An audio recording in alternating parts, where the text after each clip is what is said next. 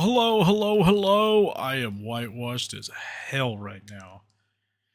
SquidLord here, and today we are back at you with some more video games. We're going to be playing some horror games. I'm going to turn out this other light. It's going to be whitewashed as hell. I normally keep this backlight on, but if we're doing spooky stuff, we might as well get spooked. But I did get a haircut. Oh, nice and dandy. Nice and dandy. The games we're going to be playing are more kind of indie horror games. Like, they're kind of based on that sort of bit. So, let me maneuver everything around. Alright.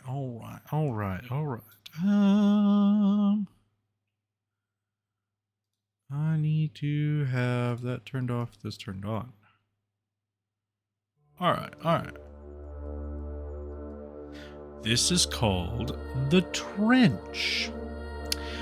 Now, I ended up with it on Steam. I don't know how I got it. I don't know if I bought it or if it was free to play. I don't know. I just know I have it.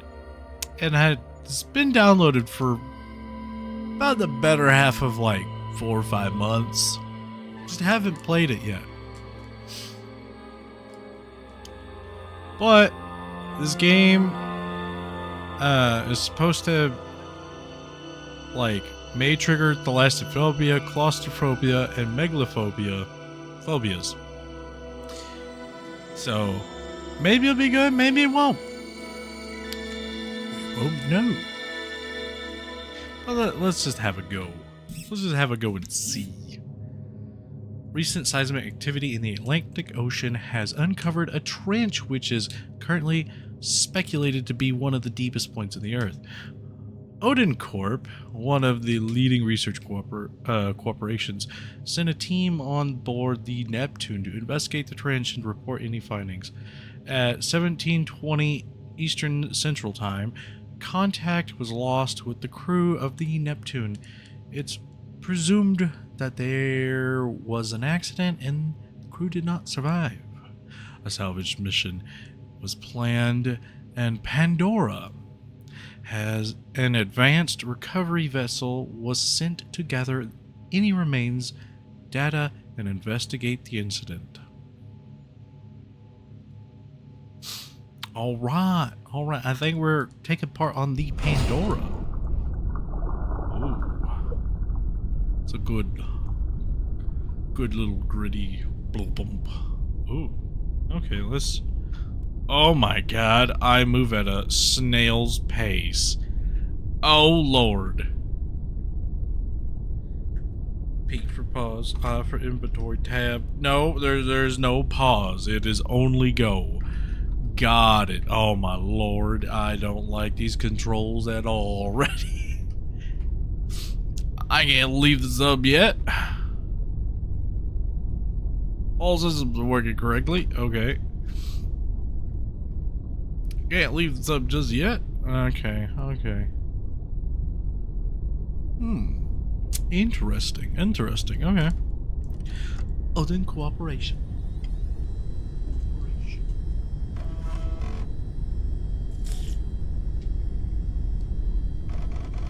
Yeah, I guess it beats, like a secondhand market controller.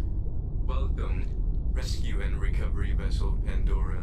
This vessel is designed for rescue and recovery missions. All Odin research ships have signal emitters that make it easier to locate stranded ships, or to assist the recovery of data parts as a security measure in case of an accident. The ship is equipped with a mechanical arm that functions as a retrieval tool. The arrow in the console indicates the rotation of the ship. Align the arrow with the signal icon to find the objective location. On the right side, an approximate estimate of the objective depths will appear. All parts that have a signal emitter also trigger a sound that you will hear as you get closer. To see the ship controls, you can always click on the Controls tab. To see the ship ship status, you can click on the status tab or click next on this screen. Okay. This is Interesting. Hammerhead Mission Control speaking. Checking comms. Operator, this mission is complicated. We've uploaded all the info into your console. Follow each signal and retrieve all the parts from the Neptune. Odin Corp wants to retrieve all available data and investigate the cause of the accident.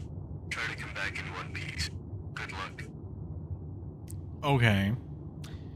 Well, the intro bit here, like, is good, but like the telling me what everything is doing tutorial bit is great, but also it has me questioning whether or not this is his first time this person's ever been on this vessel.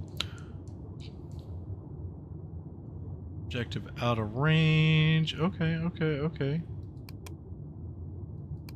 Neat. Status.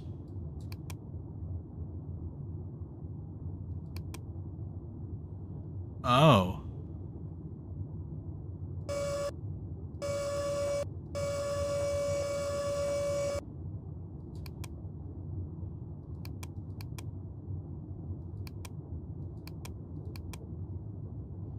Okay. Interesting. Is there anything else I can do here? Oh. Oh, I'm just going with it. Oh, I don't like the fact that I have to right click to look around. They don't tell you that.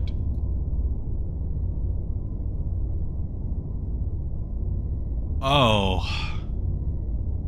Oh, that's not comfy. Ugh, the fishbowl thing.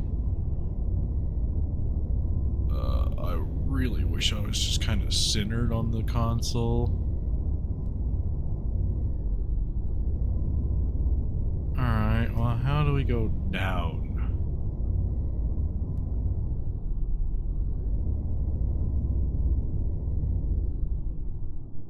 Ah, crouch. Vertical movement, Z or X, space for alt vertical movement, look around right mouse. Okay, they do tell you here. Okay. Okay, that's fine. Control.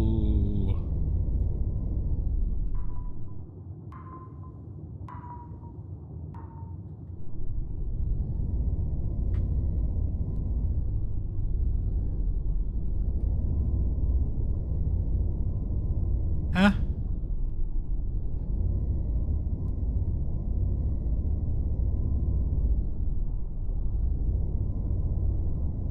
Okay, wait a minute.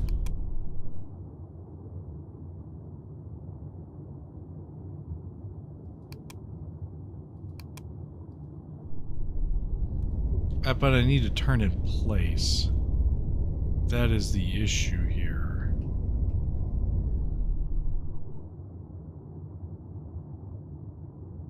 Oh, hey, look. A whale. Are you having a good time? Oh, it's good. Spoopy. Okay, so potential depth. Okay, so we gotta keep going a little bit further. A little bit further. A little bit further. Wait. Oh! I bypassed it already. Ah, I see. Okay, okay.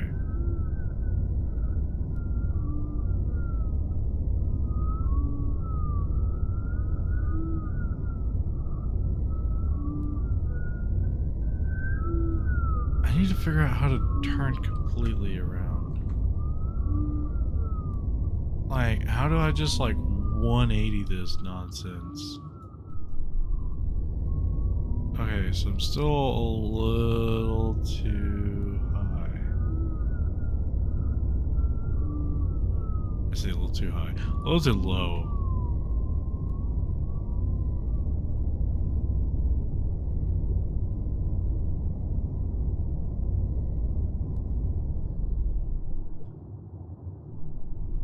Okay.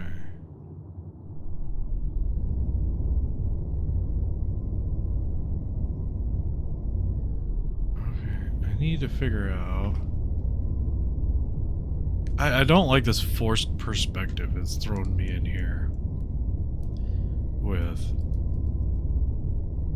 You know...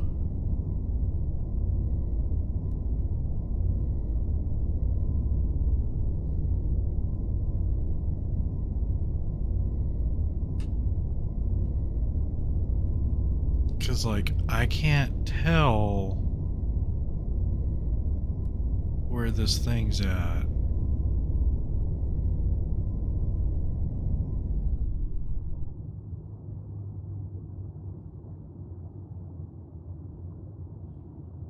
I'm sure there's supposed to be a way. Left, right movement, forward, back movement, horizontal rotation, Q and E. Okay. There we go. Oh my lord. That's so much more gooder. Oh my lord, we figured it out.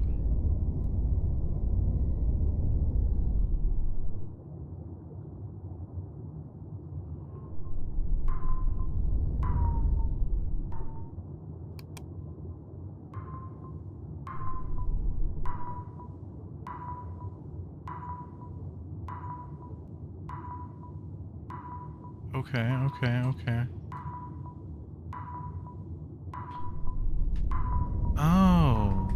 Oh, that is so wonky.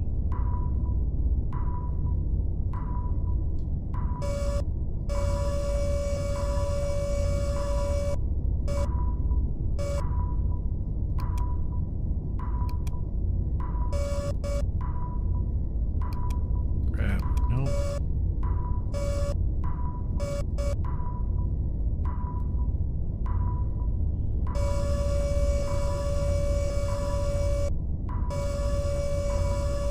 Indicator on the arm will turn green.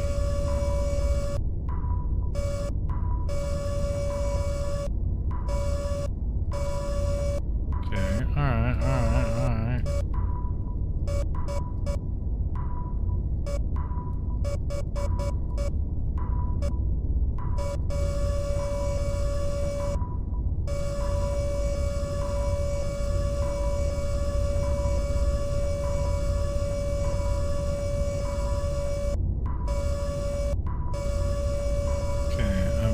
Trying to get that.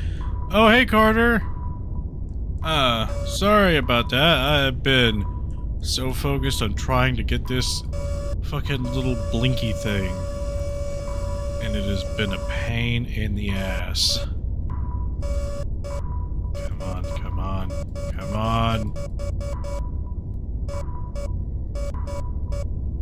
Fuck, okay. Can I move? I can't move. Okay. Iron lung but blue. This is actually called the trench.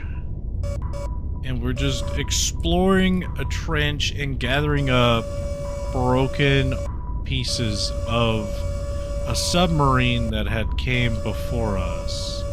How? What? Oh my lord.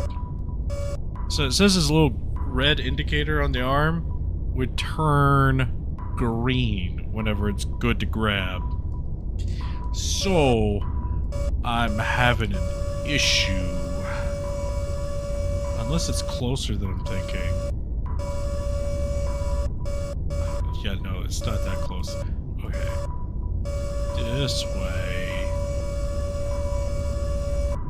Carter says, I love big trenches, and you cannot lie. Other brothers can't deny. When an itty bitty trench walks in. Come on, just yoink it. God damn it.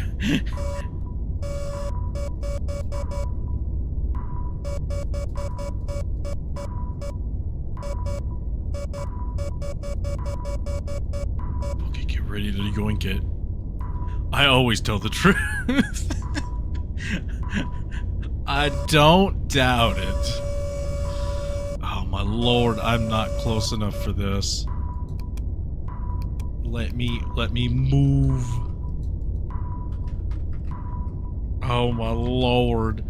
I'm stuck trying to through this fucking little mini game here. I got jump scared earlier. Jason responded to one of my comments in a random comment section. Very scary. I don't doubt it. You know, he just kind of comes out of the woodworks. Oh my god, so close. This is the game. This is the whole game. I'm gonna be claw machining this nonsense. Alright, indicator, you better turn green. Oh my lord.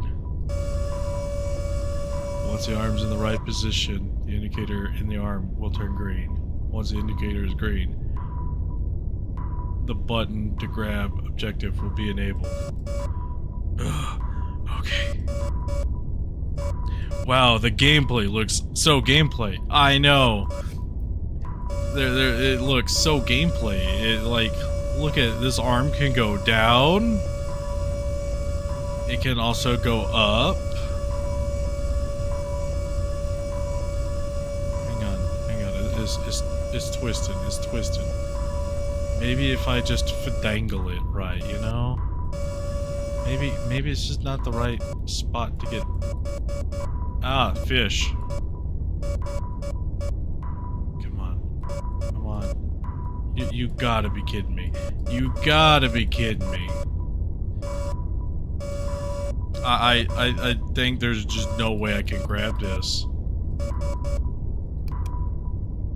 Hang on, I'm gonna restart this. Can I restart this game? I don't think I can.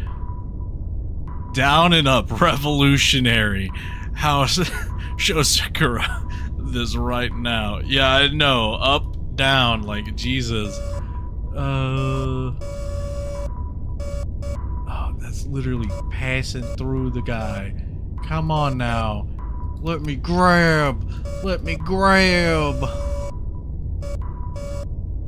Becky, let me grab. Becky, let me grab. Motherfucker. Oh, I hate this. Okay, hang on. I'm gonna hard restart this game because I can't exit out of it the way I want to. Because escape, it does not provide an escape. And we're gonna start again. Carter. Up, down, like Jesus. Yeah, you know, go up, come back down. Alright, let's relaunch it. The trench. Maybe it was a bugged run, you know? Maybe it's a bugged run.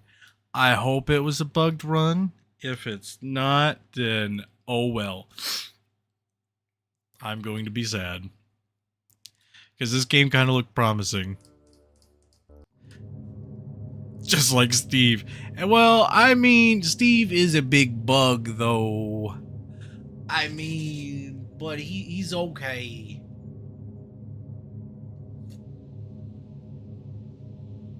He got bugged that one time. He sorted his stuff out. He went to therapy. A little bit. Obviously, it didn't work. Steve is like Jesus Model 2.0. Yeah, that's all you needed. It was Xenomorph to be your Jesus. I think I was supposed to actually just get closer to this objective. Oh wait, can I F to get out of here? God damn it, I can't. I gotta go through the tutorial bit. I honestly didn't know what I wanted to stream today. I was just like, you know, I might stream Alien Isolation. I was like, I may wanna stream like some random game. Hell, I've been kind of debating on restarting Dark Souls and kind of playing that. Carter says, Subnautica vibes, I say when water is on screen. I mean, you're not wrong. Can I skip this? Can I skip this? I can't. God damn it. Just randomly clicking everything. To see the ship status, you can click on the status tab or click next on this screen. This is Hammerhead Mission Control speaking. Okay, we're Checking going. comms. We're going. Okay, thank God. Operator, I can this mission is move. Wait, complicated. can I We've get up? uploaded all the info into your I console. can't. Okay. Follow each I am signal and fused retrieve to all the parts of chair. the Neptune. Ording Corp wants to retrieve all available data and investigate the cause of the accident. Try to come back in one piece. Good luck. Okay. Oh, it's randomized. The potential depth changed. But also, I think the actual depth changed too.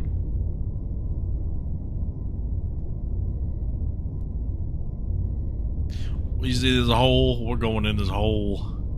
Pretty big hole. Alright. Alright.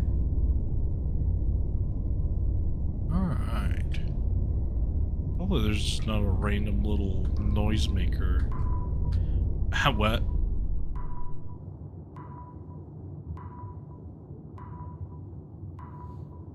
Oh, it's just floating here again. Menacingly, isn't it?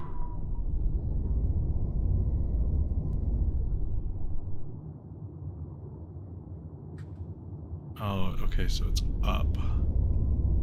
Where is it at? Where is it at? Okay, it's right there. Okay. I'm gonna do this. I'm gonna get over it.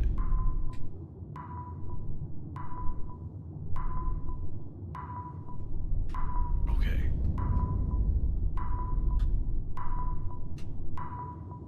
Okay, activate arm. Maybe it won't be out of reach now.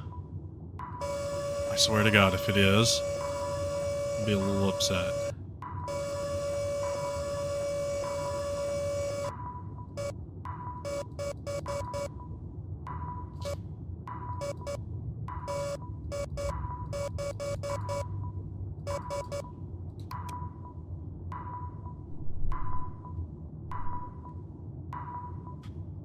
Objective is not out of range.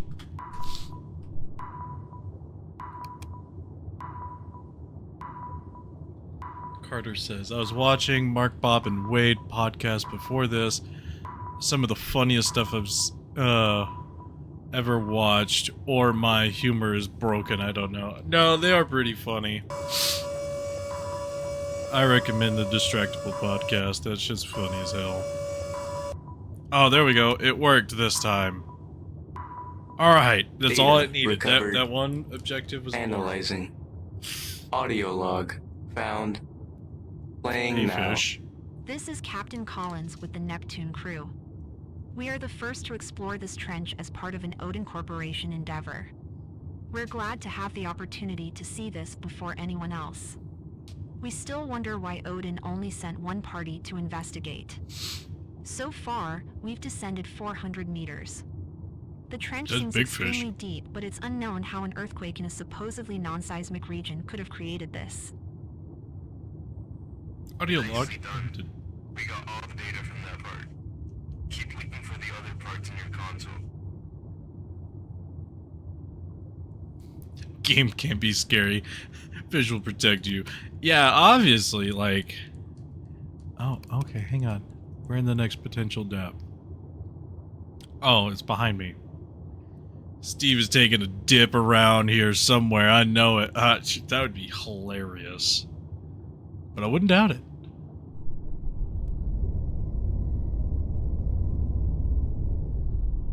Okay, hang on. I don't hear it.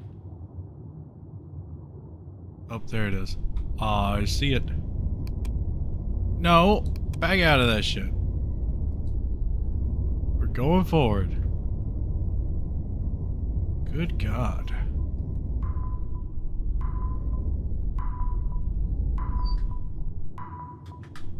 Come on, come on, come on. Okay. Up. There we go. Activate arm. Oh, it's almost there.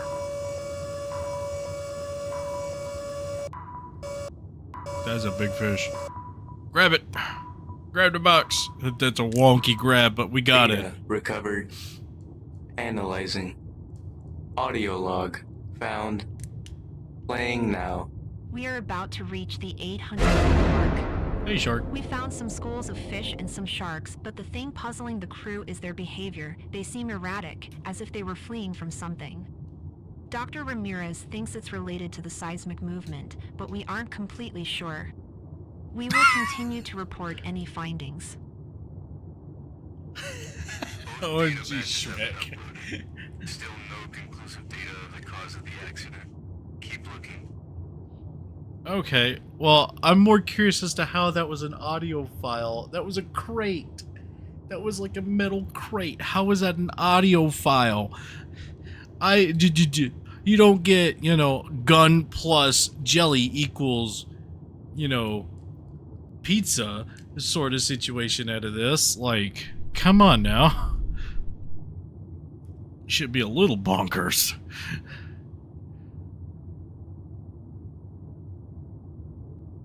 Ah, I seen something down below. Oh, nope, I didn't mean to do that. Whoops. I hit control too many times.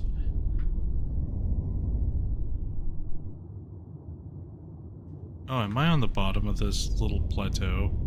I think I am. There we go. Hey, bones! Hey, it's sperm whale. Or blue whale. Bones! Whale bones.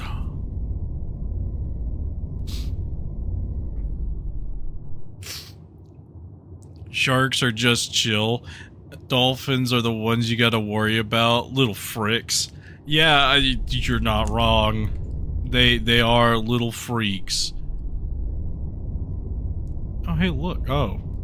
I thought that was something completely different than what it was. Oh, octopus. Oh, hey. There's an audio log here. Motherfucker. Did I say? Click.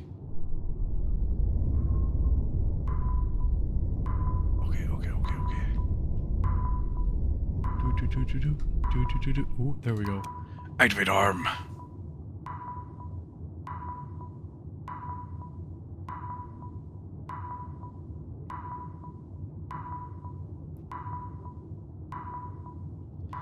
Okay, you said Carter says. Okay, hang on. I may actually need to just set this as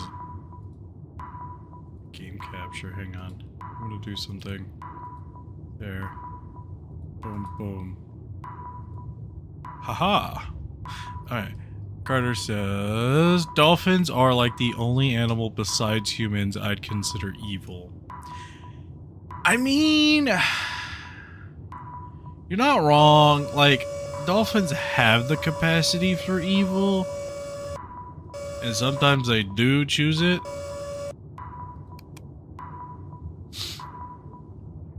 Data recovered. Analyzing. Audio log found. I don't think it was an Playing audio now. log. That was definitely We are now cooler. at 1,500 meters. Several new species of fish and cephalopods have been identified. I hope we can name some of those. Dr. Roswell will be very happy with these results. They say Roswell?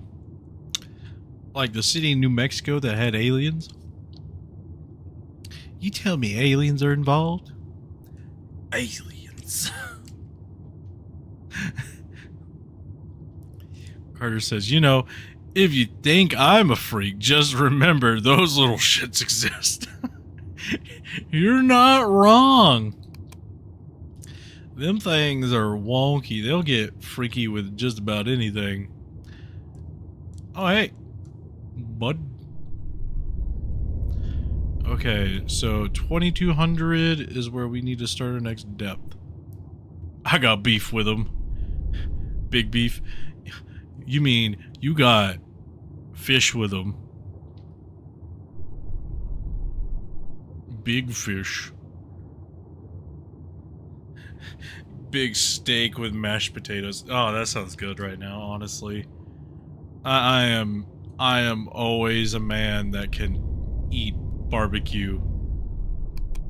I don't like the fact that every time I hit space, after like adjusting everything for a minute, it decides it's going to turn around and switch the thing. There's a lot more whale skeletons here.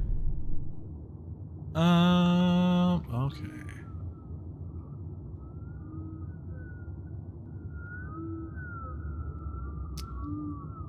You just don't mind the moaning whale.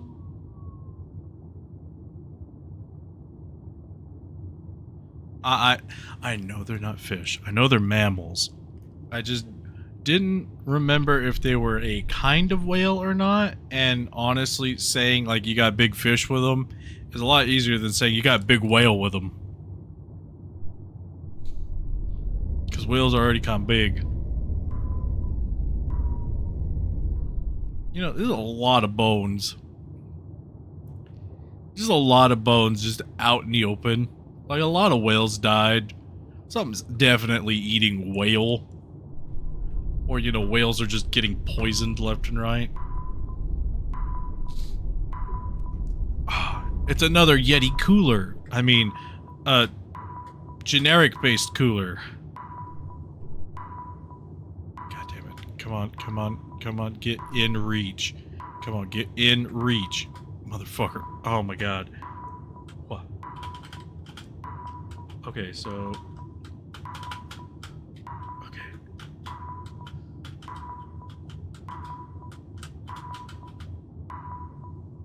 Almost there. Fuck.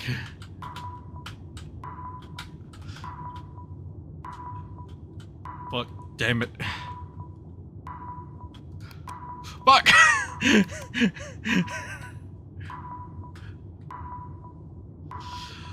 Oh, I swear to God. Okay, I'm in range. I'm in range.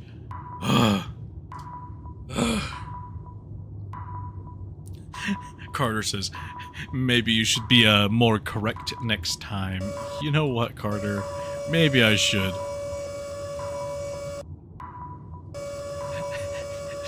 Carter says, Bigfoot cooler. Yeah, you know what? The Bigfoot cooler. And then he also says, why are you making the submarine do weird interpretive dance? Well, you see, I can't exactly control where to stop. So if I press both the go up and go down button at the same time, I'm perfectly stopped. Because pulling my arm out, which you shouldn't Data do, recovered. doesn't stop you.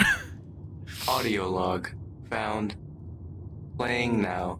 Around the 3,000 meter mark, we lost contact with mission control. We're only navigating with our instruments now. Without any data from the mission control, our options seem very limited, but as this is the opportunity of a lifetime, we'll keep going down as much as we can. Okay. Pandora, we're having problems with her. Ah, I wonder. Jason, welcome to the stream. What type of doohickey is this contraption you're currently inside? Well, think of it as an iron lung, except fancy. That's exactly what it is. Carter says, wonky controls. Holy shit, it's the skin creature. Jason says, Squid. What is your opinion on your evil twin? Octopus amateur? Smiley face. Her laughing face. I don't know. That is funny. Oh wait, did you make fan art and it's somewhere and I just didn't see it yet? Because if that's the case, I haven't seen it. But funny name. Okay. Now we're just peering into the abyss over here. Carter says, I am octopus amateur in disguise. Jesus says, I found him inside an egg, gestating inside a couple of months. Alright. Okay, we're going down. But no, we'll find out. What? English not so good. Jason says you can solve any horror game with enough explosives. You're not wrong. You're not wrong. If we just nuke all of our horror game problems, We can solve a lot of problems. Okay, so I need to get close. Oh, this tells me roughly where it's at. Oh, okay. See, I've only been doing the potential depth. I never really bothered to look at the guesstimated X and Y axis.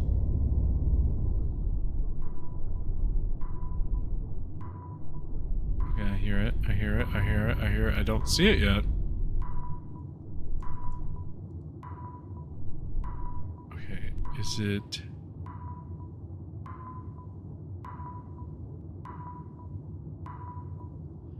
Okay, so I passed it, is what I'm hearing.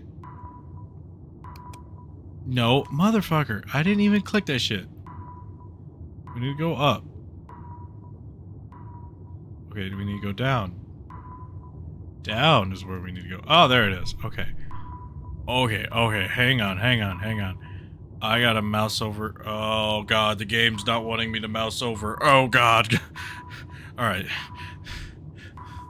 Okay, hang on. Jason says, my precious little Caesar shall smite the unbelievers with holy lightning from the skies above and curse all of those who didn't repent to the holy Caesar of above. The trumpets shall reign high, and the ground will sink into hell, releasing the forgotten ones into hell for all eternity. Those who repent and believe in the mighty Caesar shall ascend with thy holiness into the heavens beyond possible human comprehension. Carter says, I'm so bad at typing, sorry. It's alright, Carter. Jesus says, think I like Little Caesars. Carter says, pizza. Jason says, pizza. And then Jason says, like Little Caesars. And then he goes, my precious Little Caesar shall smite. Okay, he's the same thing again. Okay. And then Carter says, Little Caesars is so mid, in my opinion. Alright, Carter. We may have some fighting words. Like, those are fighting words there, bud. Because Little Caesars is... It's good for the price point that it's at. But they do have some bomb-ass shit. You just gotta order the right things. Jason also says possible human comprehension, and then he says, what? Carter says, breadsticks are good, but the pizza, no. So, Carter, here's a few things you need to try. Their pretzel pizza. Their pretzel pizza is really good. And, like, it's amazing. If you don't like tomato sauce on, like, pizza, you can get the nacho cheese sauce on it. Shit's good. You got salty, you got savory, all in one pizza. Like, that is the most perfect pizza they got there. Other than, like, their Batman calzone, whenever it came out.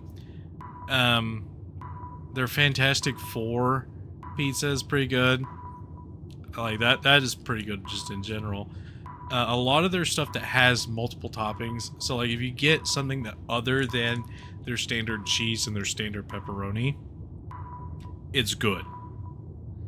Like, even, like, the cheesy most bestest pizza that they have, where it's just got extra cheese, extra pepperonis thrown on it, is amazing.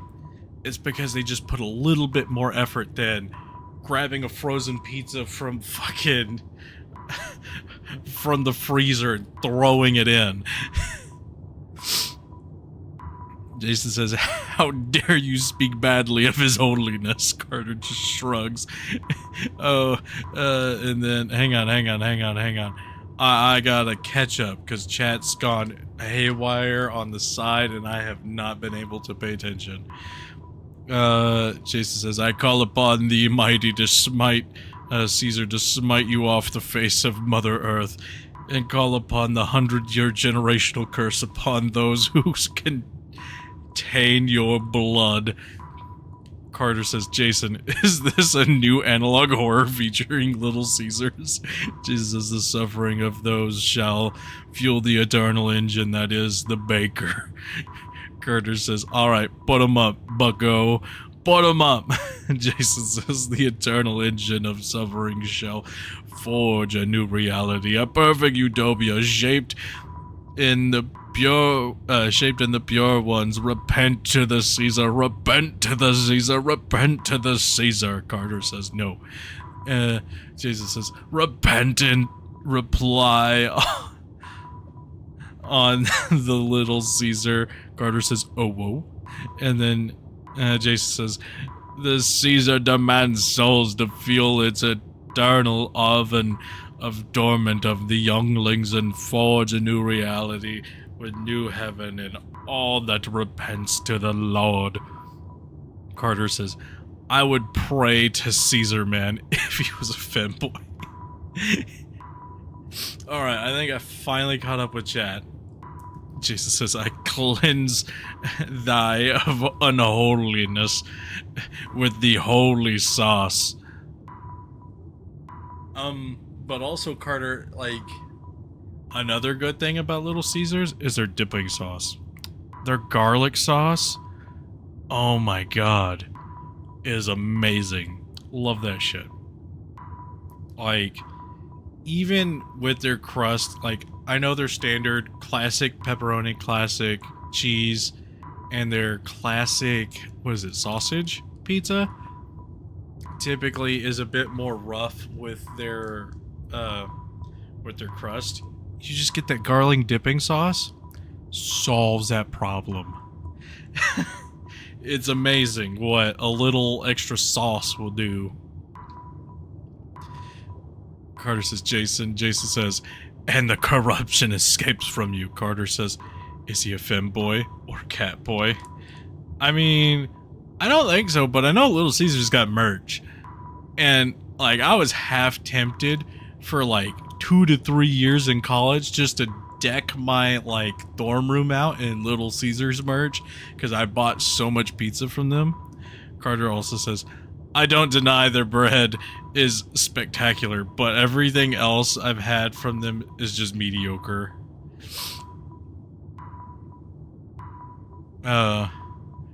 Jason says, the holiness is a being of pure abstract thought. He doesn't exist in the physical state. He is the idea of Little Caesars. Carter says, damn, then he can fuck off. Damn. Carter's got standards, alright?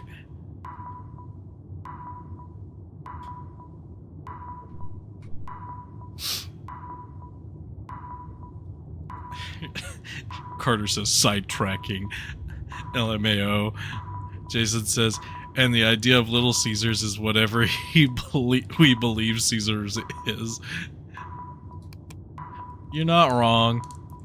But, I mean, God, if they brought back the Batman calzone, ooh, I would buy quite a bit more Little Caesars.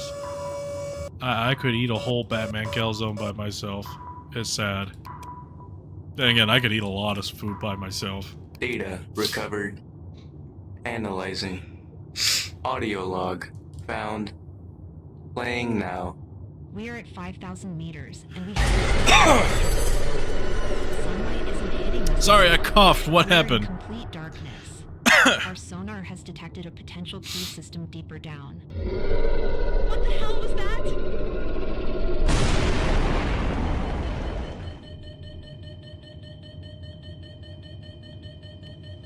Something hit the sub. We aren't quite sure what hit us.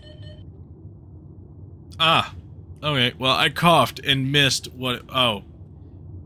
Carter, why'd you redact your message? I didn't get a chance to read it. I wonder if on YouTube, if I click on it, if I can unredact it to read it. Can I unredact it? Fuck, I can't. Alright, but we're gonna address some stuff. Okay, so... Jason says that. Carter says, yeah, I got standards. Shrug. Are they femboy? If not, then they don't even acknowledge their existence. Jason says, they should make pizza breadsticks. I mean, they do with the sticks and slices, kind of. Kinda. Just because like their sticks and slices used to be a really good like deal, depending on what your Little Caesars is. Here's the thing. Depending on your Little Caesars, your local Little Caesars, sticks and slices here in Texas used to be like almost, it was like $6 and like 60 cents, something like that, which is half pizza and then half like garlic cheese sticks, and it has a steal because you also got marinara sauce, which the marinara sauce they usually charge you like 50 cents for anyway. But recently found out that Little Caesars changed their pricing because some random stores charged more for their standard pizzas and everything, and a lot of people got pissed, and then they dropped the price back down. So depending on your Little Caesars, your price, your pizzas may be like $6 or $7, and so your sticks and slices may be the same price. They may be $10 price that they jacked it up to. Not too sure, but it's worth a look.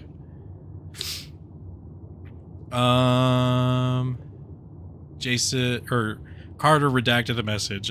Jason says breadsticks covered in cheese, pepperoni, and herbs with a side of sauce. That does sound good.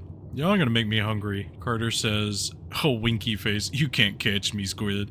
I like sticks, long sticks, bread sticks, I mean. I meant. Yeah. Sure, Carter. We definitely know what Chris talks about. No, I'm joking. Jason says, I should make an analog horror about the Little Caesars restaurant with cultist employees sacrificing humans to summon an eldritch cosmic entity. That would be hilarious. I would love that. It would be great. Carter says, make him summon Spamton. He is the true Antichrist. And at Jason, and then Carter says, yup, nothing else I meant. Okay, well, I kind of feel bad that I missed whatever walked by the screen because I coughed and briefly looked at chat at the same time, because all I saw was brief, like, movement on the screen. Did not register in my brain what it was. So, oh well. Oh, okay, hang on. We got 30? Jesus. X is 30? Positive 30? That's a long ways away.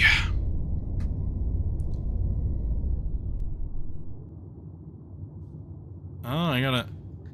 Oh, because I bypassed it entirely. Hang on. No, wrong way. This way a little bit. Okay. Jason says they throw sauce into the sacrifice and the sauce melts their skin off. Carter says, probably nothing important.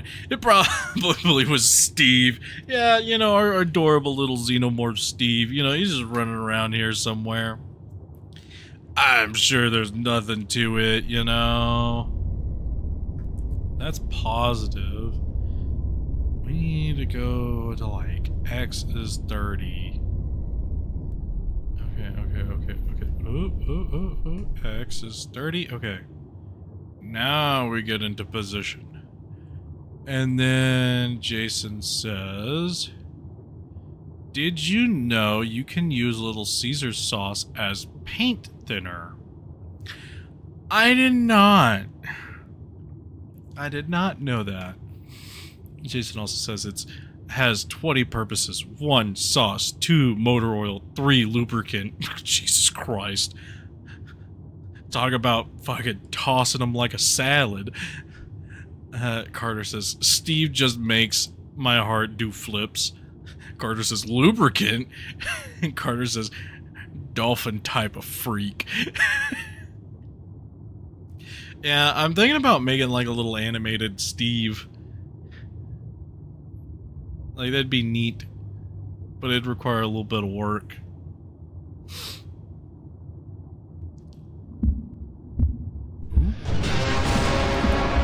Ow. Have to exit the terminal. Okay, well, oh, I forgot I moved like molasses. Well, I forgot we had Jurassic Park terminal nonsense here, where we just hit buttons from red to green. Turn main lights on. Oh, hey! The octopus. Jason says 4 paint thinner, 5 superconducting electromagnet. That's gonna probably be very hard to do. Peanut butter is for number 6. Number 7, kitchen sponge. Those are 2 things that are very hard to do. 8, a wrench. All right, Jason. I hate to put a wrench in your tier list here, but like the first few I could the first 3 I could kinda imagine. The next like 7 or 8 I just can't imagine. Like number 10 being paint, I can believe. 11, posistrium mass? I don't know. 12, sentient hive mind entity? I don't know. Carter says, don't. I'd watch the video too much and be addicted to Steve. Well, see, it wouldn't be an animated bit of Steve. Like, it would just be a little animated GIF that I'd make, and I'd probably have something on, like, the channel, like, in the middle of video or something, like a donation or, like, sub or something. He'd just pop up as a little animated GIF. Carter says, wow, Jason's so cool. Thanks for sharing. So nice. So fun fact and cool. Jason says 13 acid, 12 bleach. Those are completely different things, bud, and I don't think the Little Caesar sauce can do either one of those things without additives. Cooking oil. I mean, I guess you could use it as like an alternative for like butter, in a sense, to cook. Bug spray, definitely no. High grade incinerary device. I don't think so. 18 thermonuclear bomb. I mean, if you put spices in it, I guess. 19 skin remover. 12 or 20 is shampoo. Jason says, and if you use it in the right way, you can use it to power your house.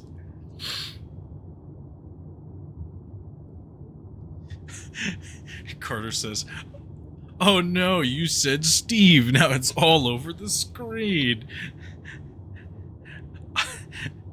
And Carter says, I believe him blindly. People don't lie on the internet, Squid. You know what? That's true, you know. You know, I passed it. Okay. So it's down below. Ooh. Oh, hey, there it is. Ooh. Come on. Oh, am I just out of range in like the closeness factor? Alright, come on now. Give it to me. Give it. Boop. Oh my god, it's not even giving me like a in range or out of range nonsense at all. What in the world? Come on.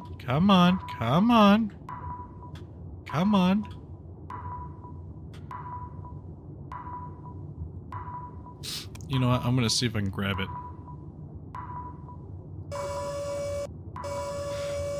Come hither.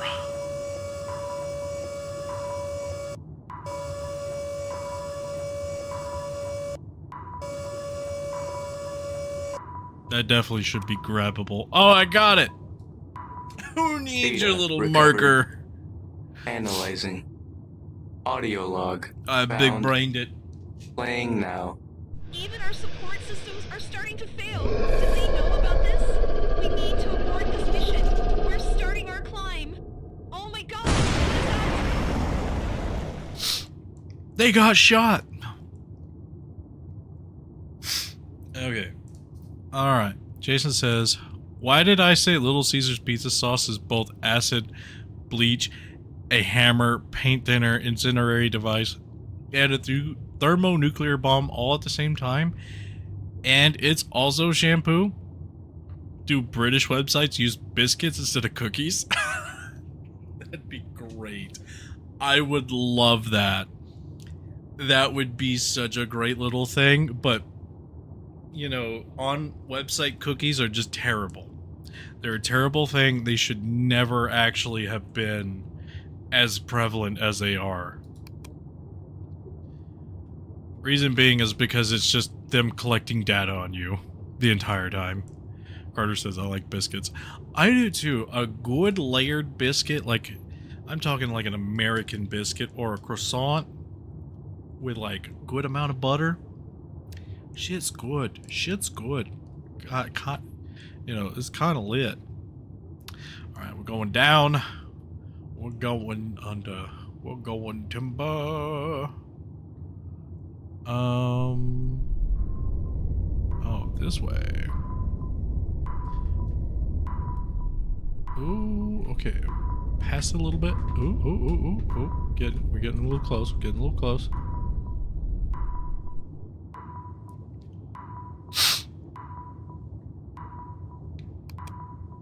I didn't hit that button, bud. Jason says, I like sausage and chicken biscuit. You know, that doesn't sound bad at all, honestly.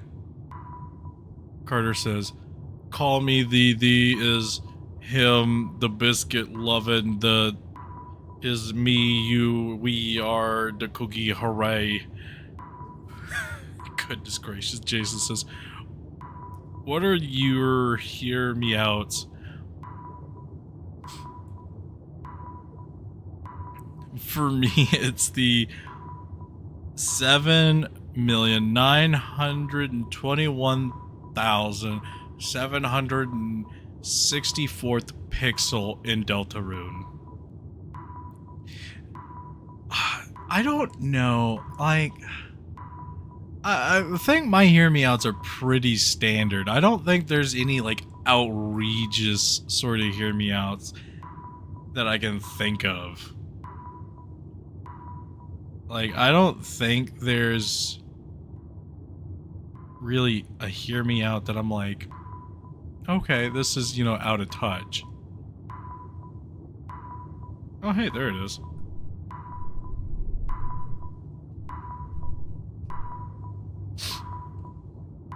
Carter says, can you tell I'm EP? A little bit. But I mean, we're definitely hungry right now. You guys are gonna make me hungry. I'm gonna have to go eat after this stream. Carter says he doesn't have any crazy hear me outs either.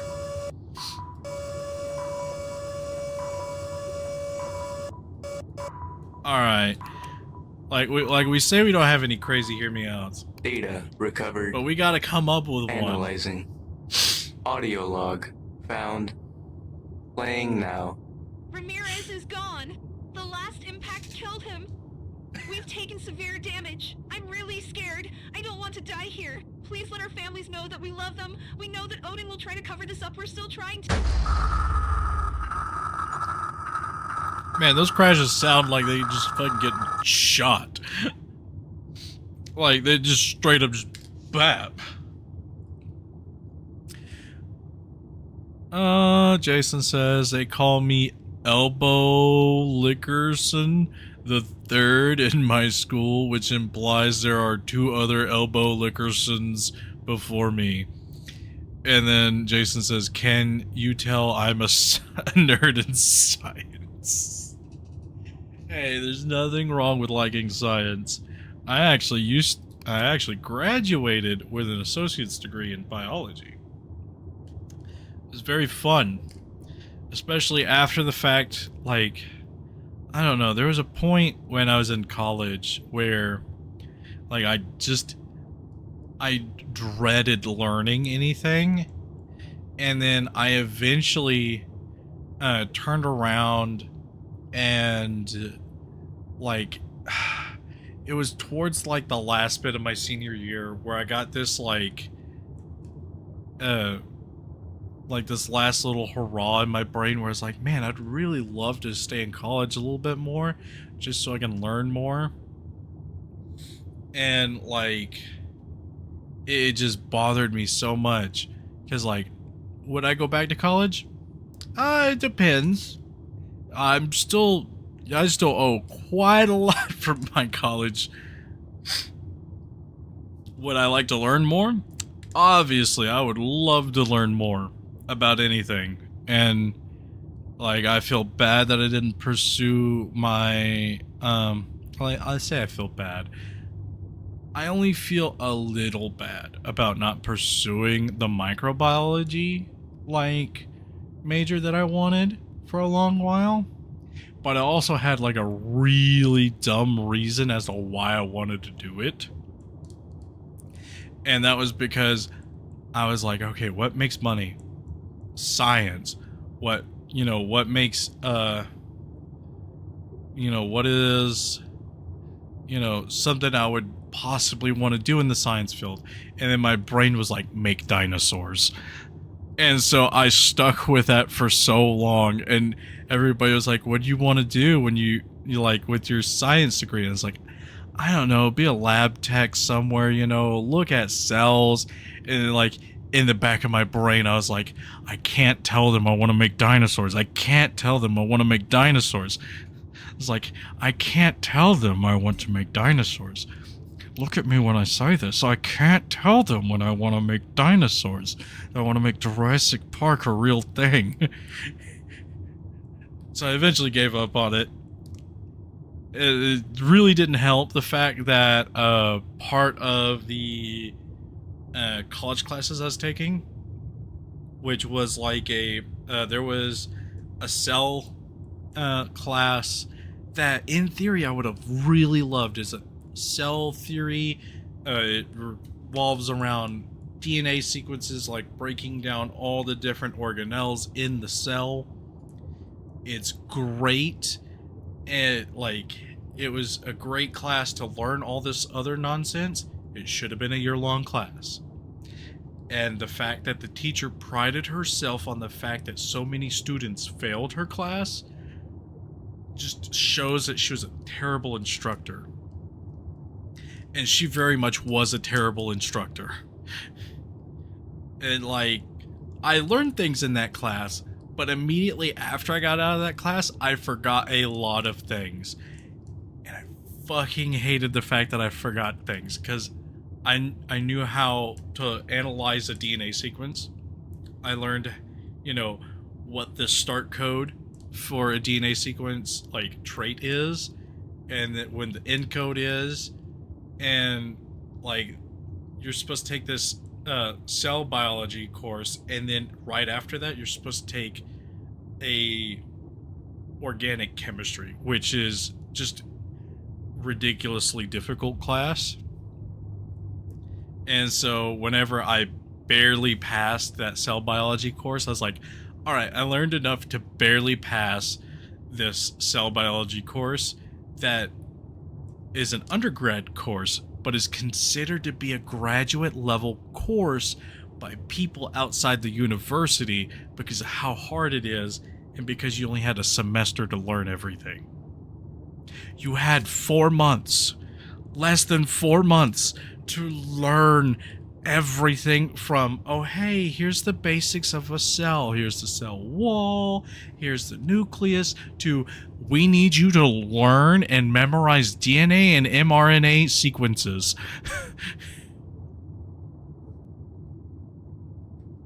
Okay, let me address chat because I've been kind of on a rant, on a tangent for a little bit. Okay, so let's see here. Jason says skin, flesh. Carter says I fucking love taxonomy. if I remember correctly, taxonomy is just like the way of figuring out how things evolved through how they looked, correct? Let me double check that. I want to double check that. Taxonomy. Yes. Yes, okay, yeah. Yeah, that was a fun little bit of the course. I loved that bit. It was fun. Jesus says flesh, flesh, organ, organ, organ. Carter then says, I will teach you Hollow Knight lore. Is that what you wanted to learn? Honestly, Carter, I like learning anything, so I wouldn't mind. But also, I would have to play the game. Jason says, my toenails are transparent because I ripped it off with my armpit muscles. I mean, good for you, I guess. That is pretty strong armpit muscles. Like, Carter then says, become John Hammond.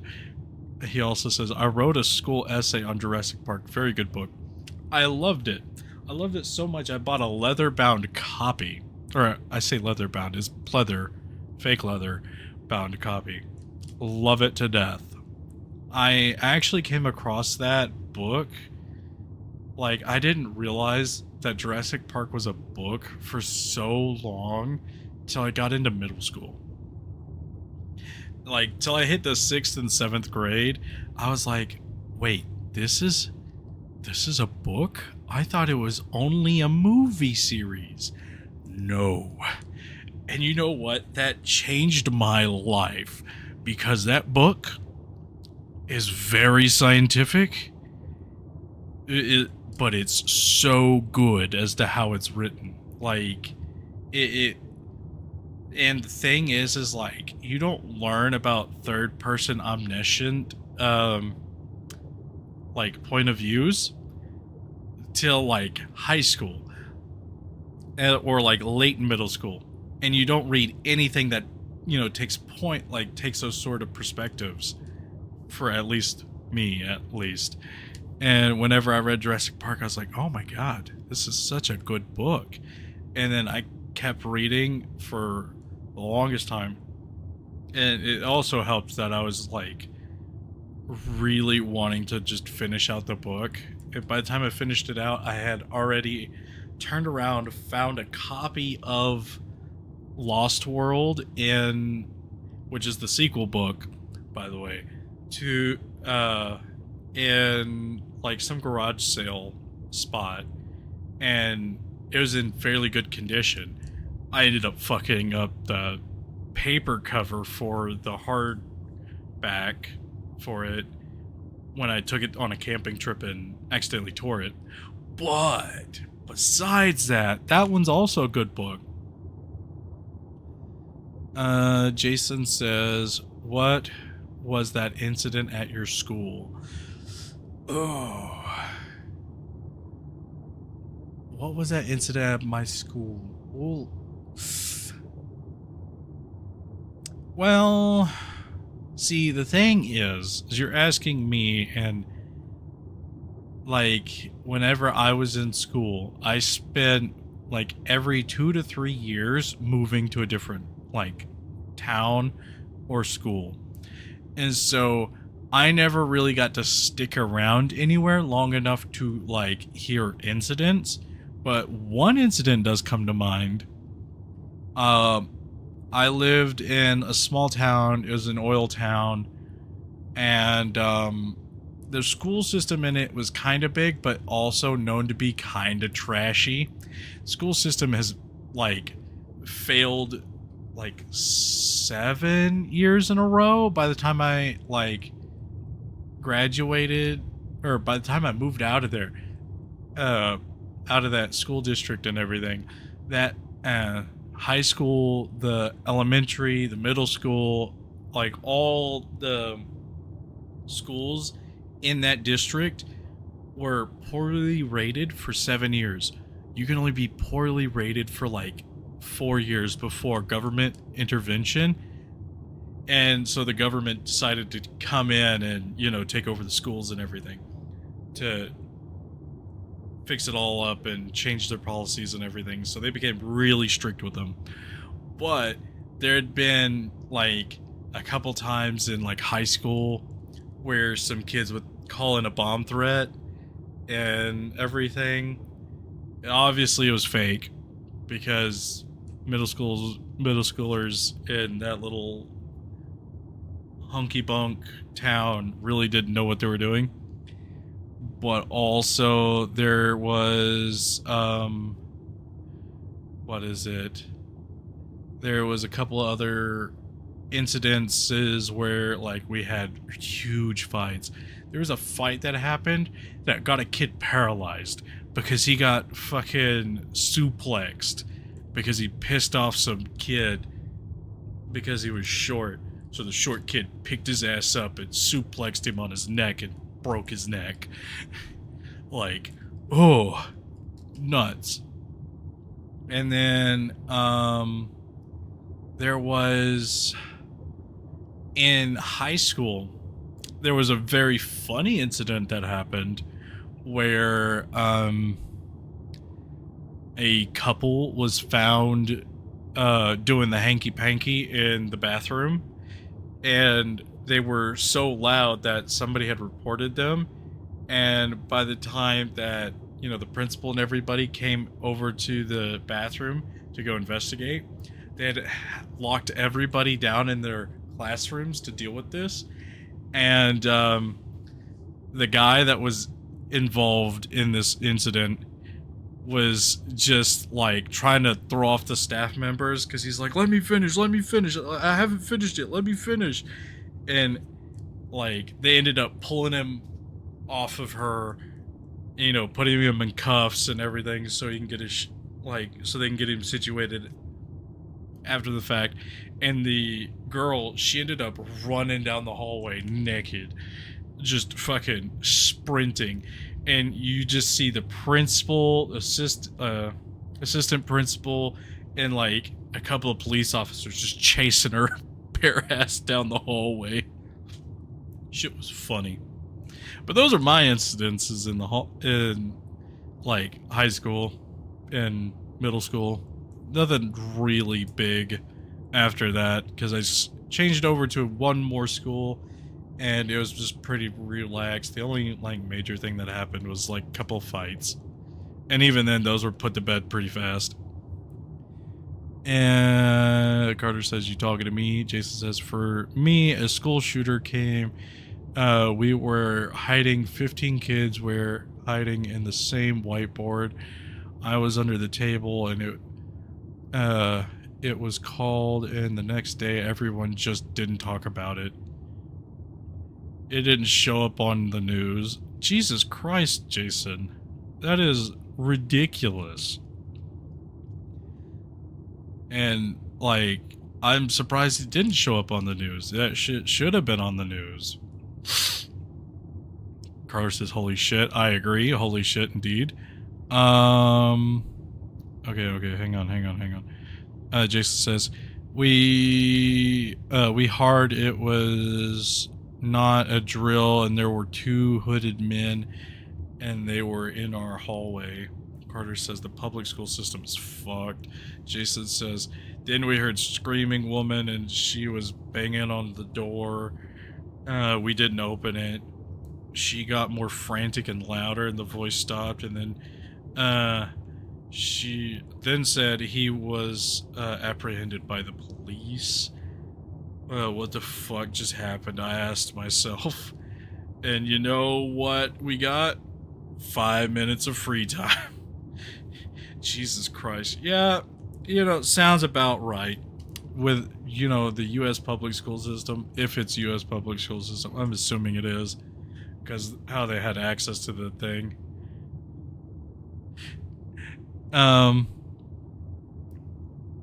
Like, it is kind of fucked. Carter says, I thought the movie was CGI was great, especially for the time, but the story and the dialogue was a bit cheesy. I loved the book, though.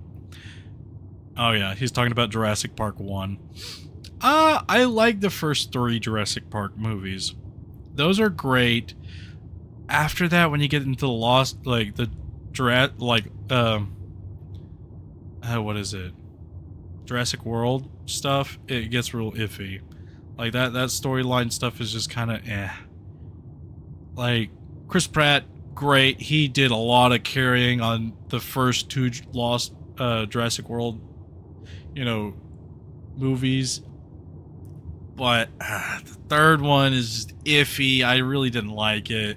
The D-Rex is just one of those things where I'm like, no, that's just, it's like, we kind of knew they were going to have mutants eventually, because in the cartoon shows they had been introducing more of the mutated creatures, but it's just, Jason says, I remembered it like yesterday, yet no one will talk about it.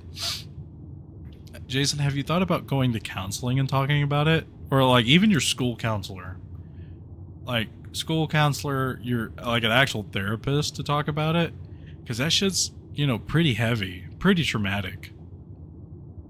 And like you should probably like get somebody to help you work through those feelings.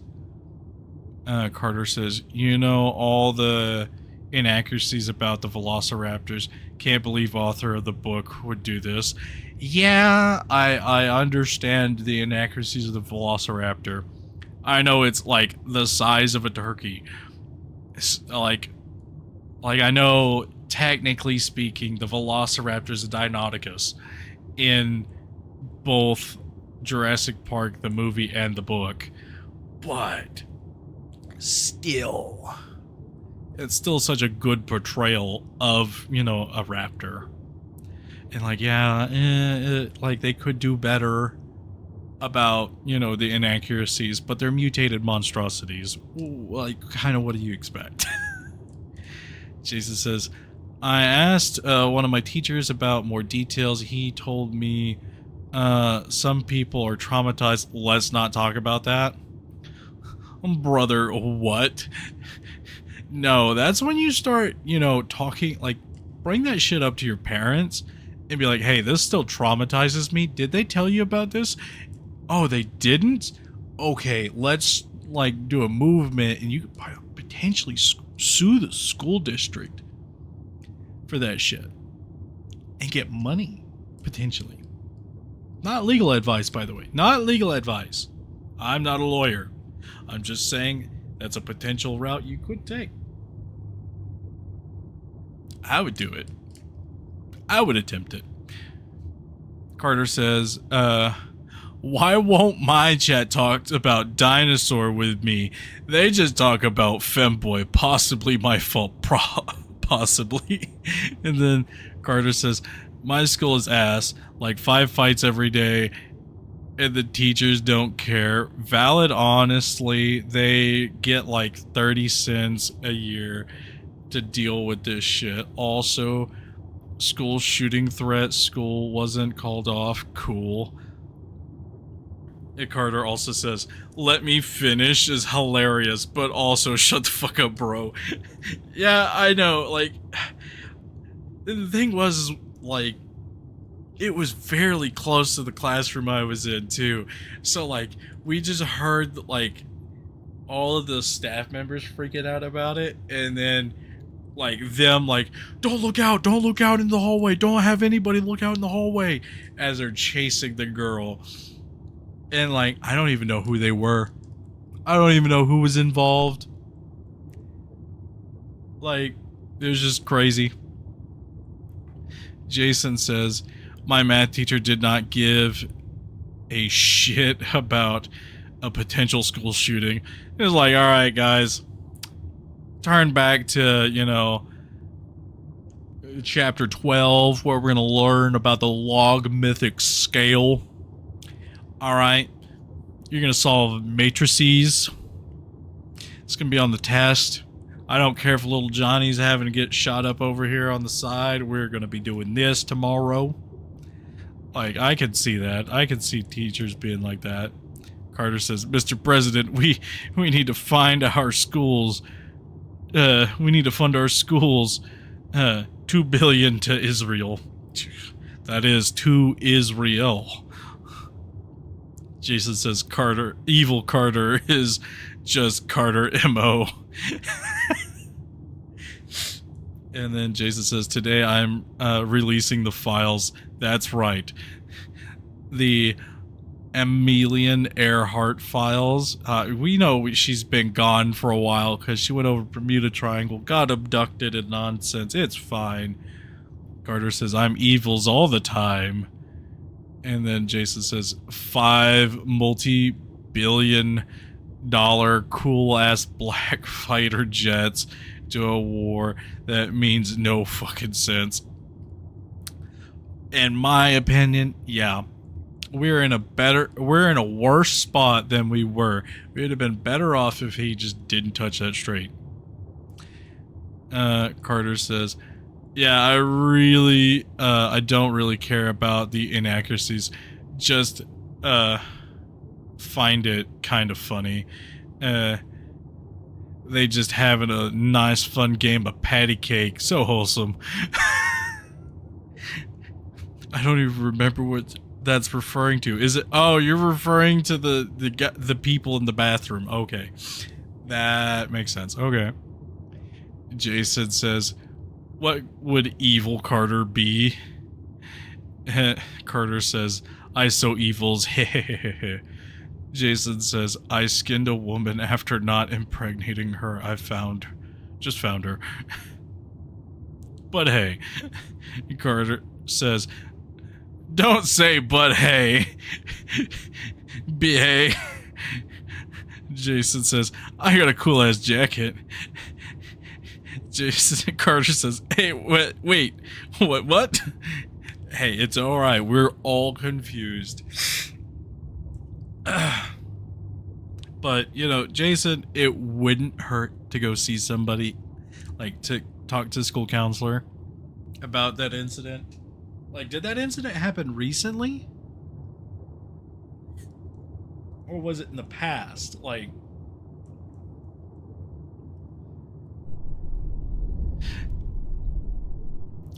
Carter says, why do you play game? Just hanging out is chill. I mean, I could just have a live stream where I just yap with chat. I mean, that's basically what this is. It's fine. There'll be eventual gameplay. We'll eventually get to the 3 scary games. We hadn't even made it through the first one. All right, guys. Like, buckle up. I got time.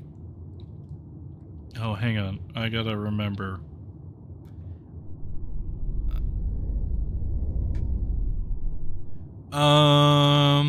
Jason says after he canceled his insurance. What do you mean? You got a cool ass jacket after he canceled his insurance? Or did you mean what? Wait. What?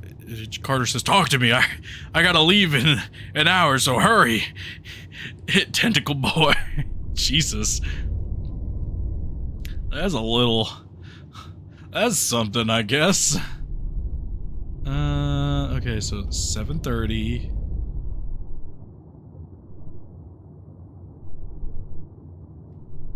Alright, so here, is it up or is it down?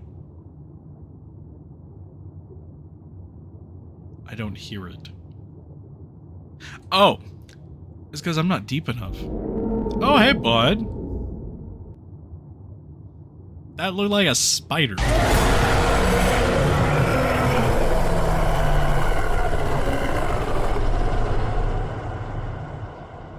Don't tell me that was the end. Don't tell me that was the end. Don't tell me that was the end of it. Oh, it's not. Okay. How did I get here? I don't know. Maybe we got numbed.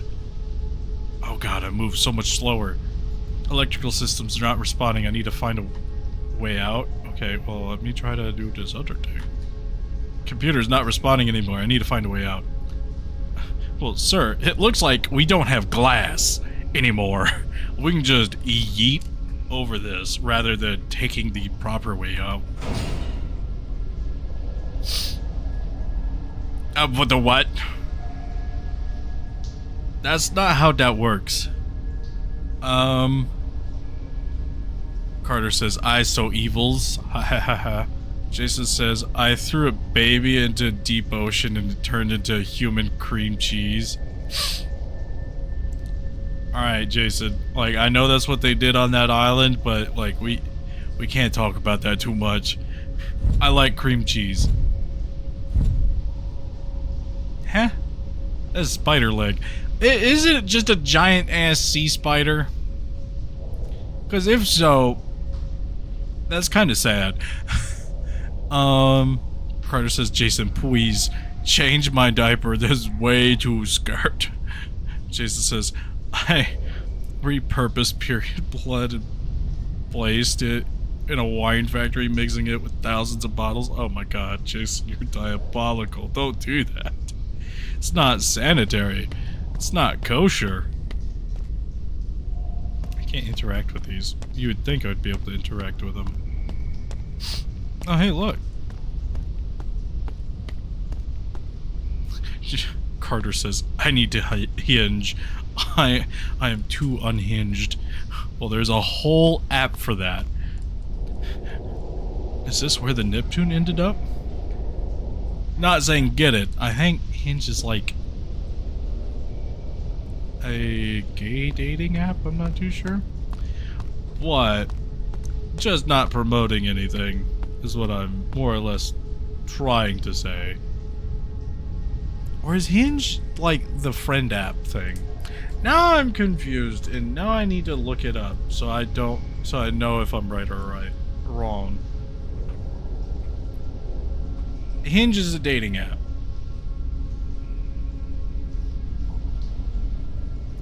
Okay, I was both wrong on both premises. Okay. It's a dating app that's meant to get your first date started and for you guys to be like really engaged with each other and then turn around and like delete the app. Okay, makes sense. Jason says actually that's 7. Goodness gracious. So many skeletons. What is this place? I don't know. I don't know what this place is. You're asking me? Voice? That's the person? I'm pretty sure that's not even a well skeleton anymore. That's just a skull embedded into some ribs on the side. I hear it breathing. Or that's a character breathing. Whatever it is, it's gonna be a pain in the ass to kill with some nonsensical weapon called my finger guns.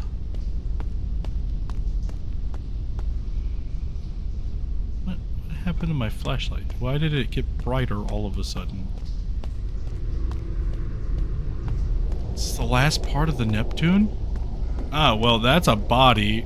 That's an eye slit, I'm going to assume. It's a dragon-looking skull.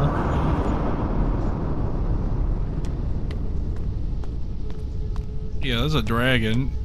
Did we accidentally bump into a dragon? Like, that's mammoth nonsense.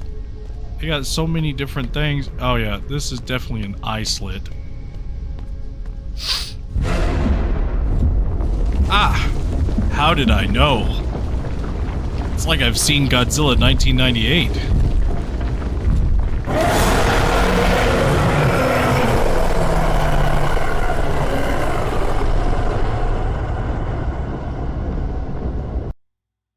Ah, we got spidered. We didn't get monstered. What's going on? We're aborting the mission. Oh god, it's alive. Oh god, it's alive. Oh hey, at least we get to see this bit. What is it? Show me, I want to see. Show me your generic kaiju, please. I can't look up. This is aggravating for me, because I would totally just crank my neck upward and look. But the game's not letting me. That's so sad. Thank you for playing The Trench as a game experience created by game designer and programmer Dad and his son. That's great. We hope you had fun playing it as much as we had fun making it. Thank you for your support. That's great. I love that. I hope, I wish, like, my headcanon for this game is it came out on Father's Day. And it's just, a happy-go-lucky fun time. Jason says, I thumbed liquid diarrhea of... Oh my god, no, we're not finishing that sentence. Just says I made superpowers and used them to traffic people to... No, we're not saying that either. Jason, I'm trying to not get canceled here, alright, bud? Carter says, oh, whoa, that's a big thing. And Carter says, wow, I thought that sentence was going somewhere else. I just wanted to crank it, my head up. Yeah, I just wanted to crank it, just crank that yank, man. Alright, we're gonna come over here, we're gonna quit this game. Alright, we're gonna get the next one going. Alright. So, I have potentially 4 games lined up. I read that, Carter. You can't redact that message fast enough. I was looking at chat actively and reading it and fully finished that sentence before you redacted it. Yeah, we know what you said. So Carter, or chat, Carter, Jason, you guys, since you're here, would you want to see the game called The Land of Pain first? Or would you like to see Ignited Entry?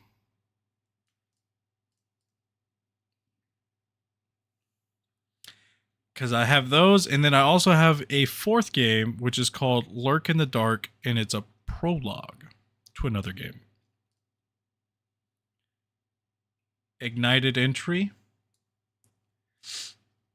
So I have 1 vote for Ignited Entry. Jason says I grabbed 12 beer bottles and turned them into 100% alcohol. Carter says, what sentence? Okay, fine. I wasn't lying. Jason says I cranked my yank to femboys. Carter, I think that's what it was. Yes, Jason, that's what it was. Carter says the latter one. Yeah. Wait. Like Nile Blue? Jason, do you want Nile Blue? Do you watch Nile Blue? I don't know. I don't know what Nile Blue is, so I don't know if it's referencing something, but I will launch it. I know The Land of Pain is another Lovecraftian sort of game. So we will just get this, situated here real quick. Go from the trench to Ignited Entry. All right. Okay. Oh, whoop.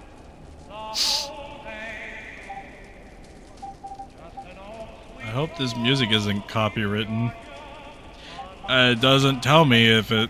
I really hope it's not. Game, if it's copywritten, I'm going to be sad. Alright, we're gonna start game. There's just...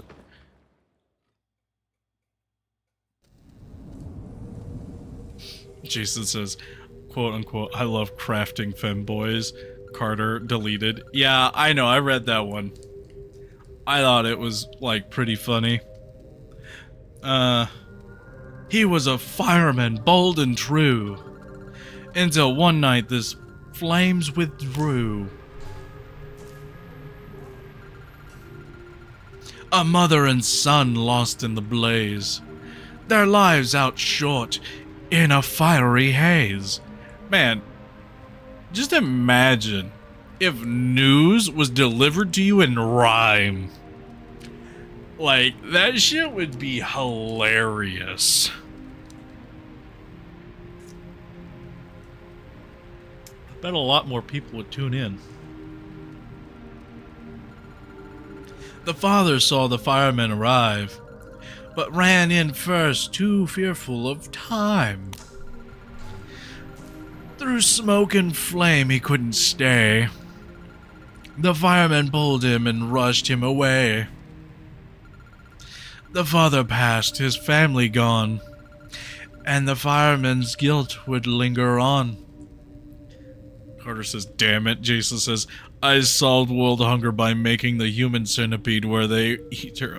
Yeah, you know, honestly, I never saw the appeal of the human centipede as a movie. And the fact I think it's got like 3 like movies in its series. I know for sure 2. Like, it's meh. It's one of those things of they totally could have just ripped from each other, suffered the fact that they were going to get an infection, killed the old man that did it, at least in the first movie, and just fucking leave. Carter says, Dr. Seuss news. Yeah, Dr. Seuss news would be hilarious. Carter says, Jason, I'm scared of you. Jason says, it was delicious and nutritious. Your son died from cannibalistic nutritionist, and I solved global warming by dumping millions of tons of liquid nitrogen into the sea, causing sub-zero temperatures in the Sahara Desert.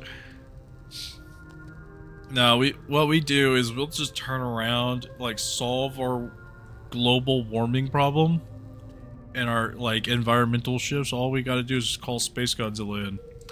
You know, get him and his cosmic crystals to just shift everything. If you've ever played Godzilla Unleashed, that's exactly the premise of what happens. Spoilers!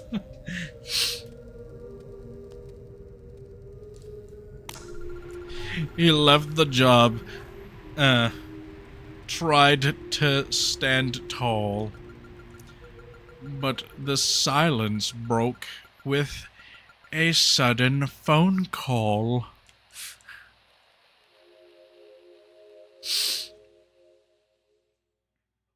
Oh, okay. We're actually kind of playing the game? Do I want to pick up the phone? No. We're gonna drink coffee. I guess I'll pick up the phone. Damn. You. Hey, it's your brother, Jason. Oh.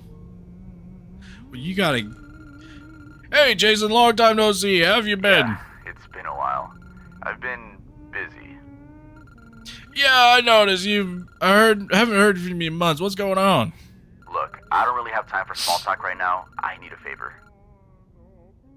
Goddamn, it's always business with you, man. What's up? Alright, I'm God. moving out, and I need some help. Thought maybe my dear brother could spare a few hours. Well, you see, I gotta go hit up the Hooters down the street to get some chicken and... Life happens, alright? Look, I don't need to explain myself to you. Can you help or not? I guess, you know, we'll just have to hit up some Great. club on the I'll be way outside out in 5 back, minutes. you know. Like, that text was moving way too fast for me to read. Like, they better slow their roll. I'm a dyslexic man. So how you been? I've been fine. Nothing special's been going on, really. Just the same old routine, I guess. Yeah, same, bud, same.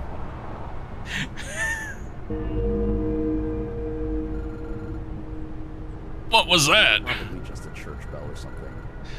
No, it's the gong. Anyway, are you still looking for a new job? Taco Bell calls. Yeah, I'm looking for a job. I wanted to make a difference, to be the one that saves lives, but when you fail to save someone's life, it really messes up. It tells you Let's see. it's rough to carry this weight. Cows! I just looked up and saw cows.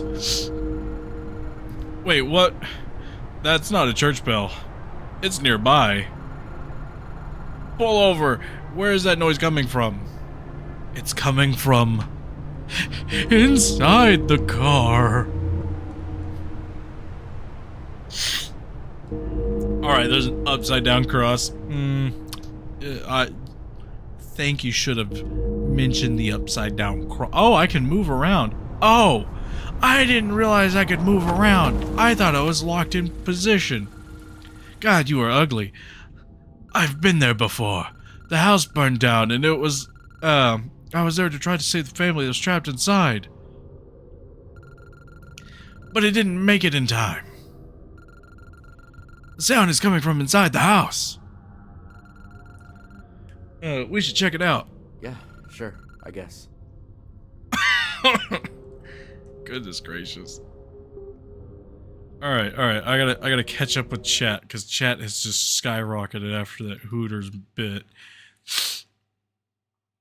Alright, Jason says, I saved racist by removing every other race. Carter says, Mr. President, we need to solve global warming. 50 billion to Israel. God, so accurate. Just says, I'm going to increase the rent of the immigrant family. The child is smarter than Einstein. What? That's so mean. Jason says, Jason. And then Jason says, that sounds like a cool name. Carter says, yeah, chicken is what you wanted there. Just says, chicken at Hooters. Carter says, okay, I know I'm a freak, but a femboy's Hooters like a real question. Is there a femboy Hooters like a real question? Jesus Christ. As far as I know, no, there's not.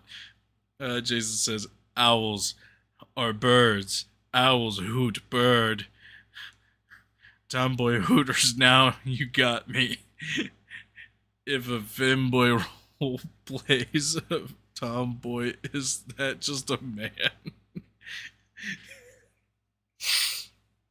Jason asking the real questions.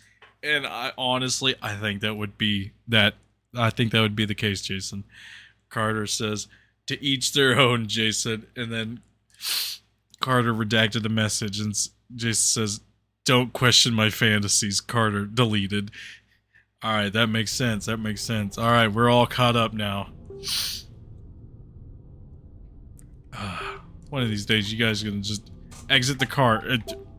There's an option to not leave the car? What? Okay, I guess we're gonna leave the car. Yeah, I guess we're gonna leave the car. Fuck if I know.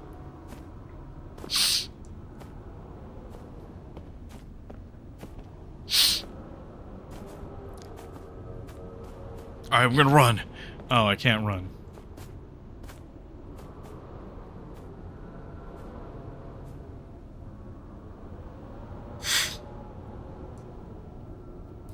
Carter's quoted me saying, one day you guys will just exit the car.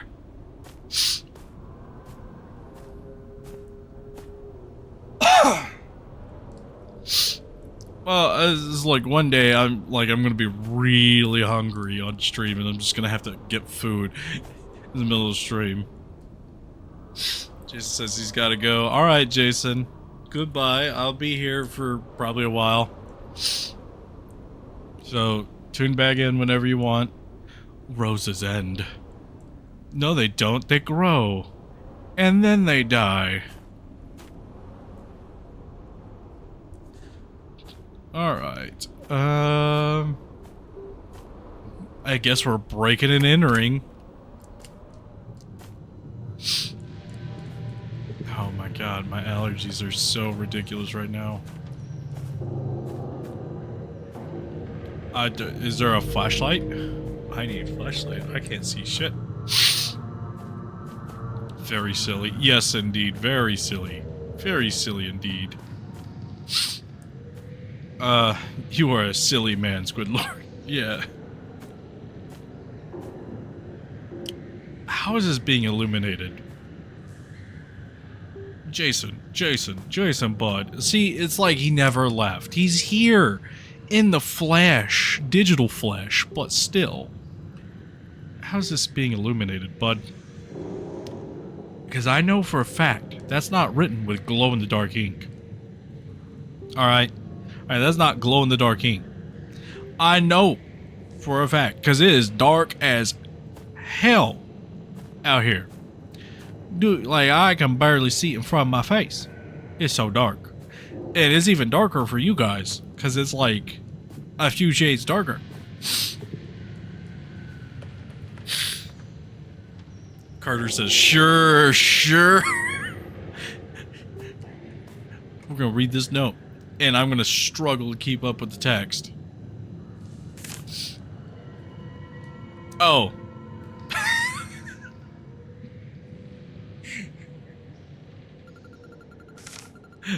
We're going to remember that symbol. What does that symbol mean, brother? Ah.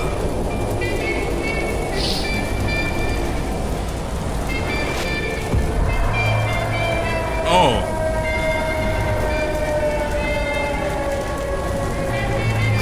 That's fun. Oh, I can look around during this segment. I keep forgetting I'm just not locked in. Oh, we're dead.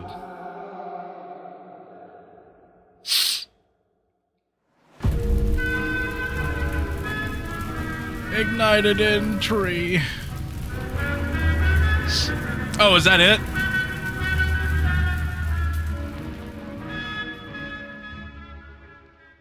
I thought there was going to be more.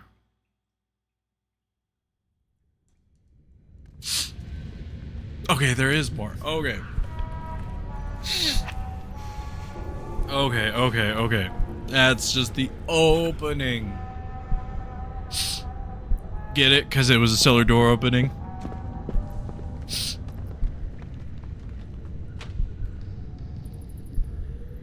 But you're gonna take a long nap. If I fell like 20 stories plus, I'm definitely just taking a nap.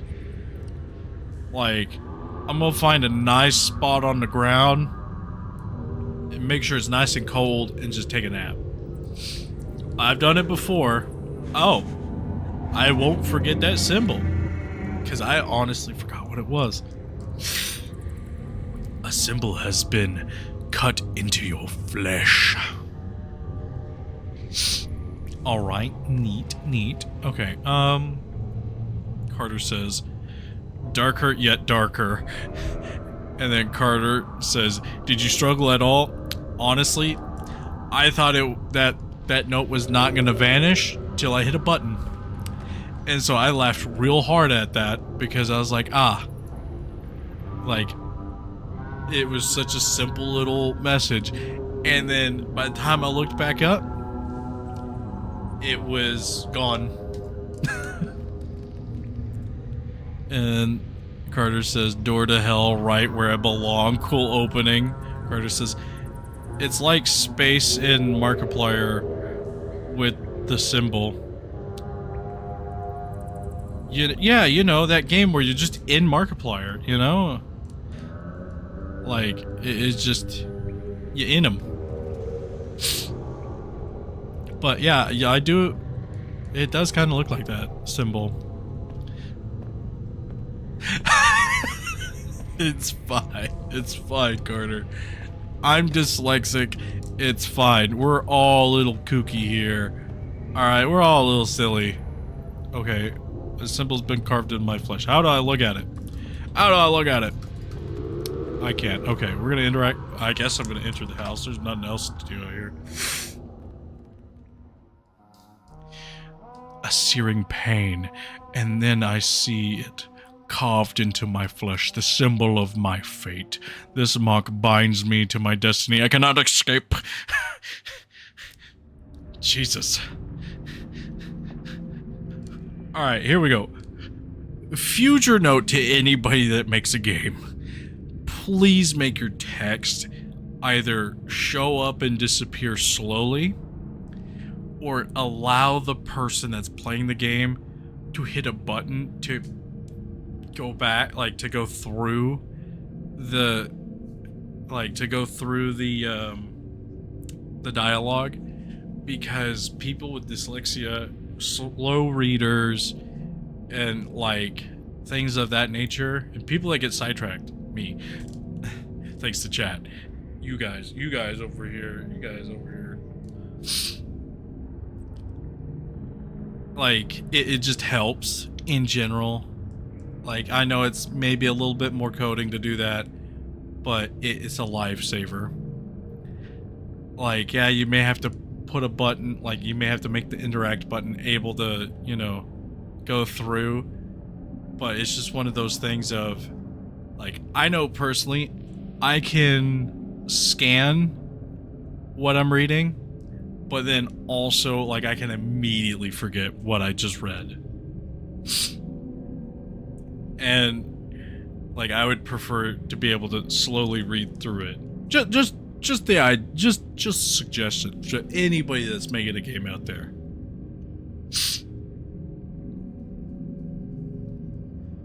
Carter says, I'm sorry, I'm so bad at communicating my thoughts and ideas. No, you're okay. It's fine. I'm understanding what you're talking about. It's not a big deal.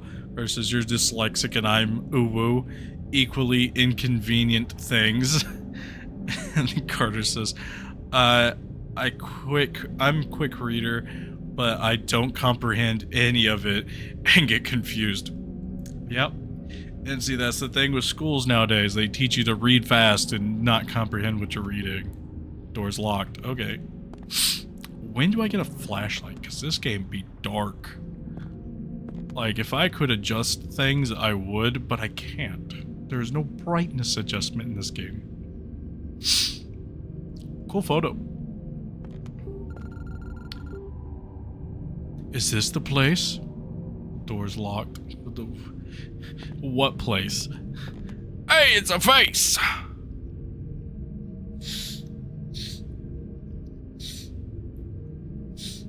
Whew, I really need to sneeze. But it's not coming out, so it's fine. Carter says, school teaches you to drunk drive read. That is such a perfect analogy for it. Yeah, they teach you to drunk drive read. And, you know, they teach you to pass a test. And, like, honestly, if you've looked at the numbers as of, like, high school, like, reading numbers and everything, they've been pretty low and getting lower. And then people, like, they implemented, like, a phone ban this year for schools. You know what happened? The phone ban didn't change anything. The phone ban didn't make everybody's reading percentages and participation go up.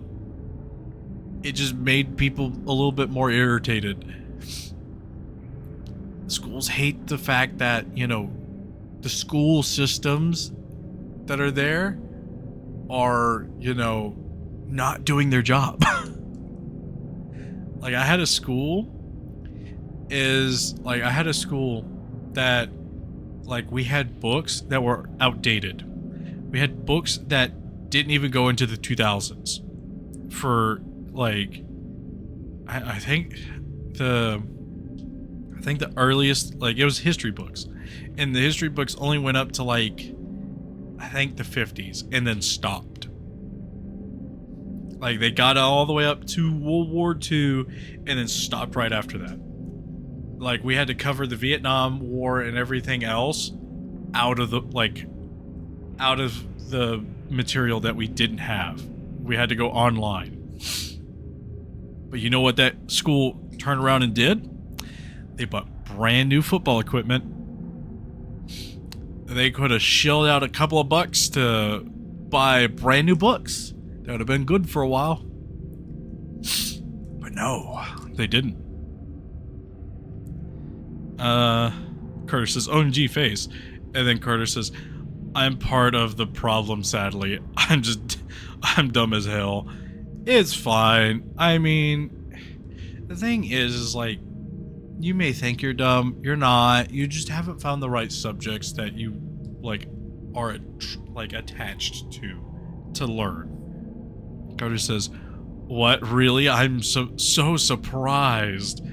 Carter then says, "This is the first book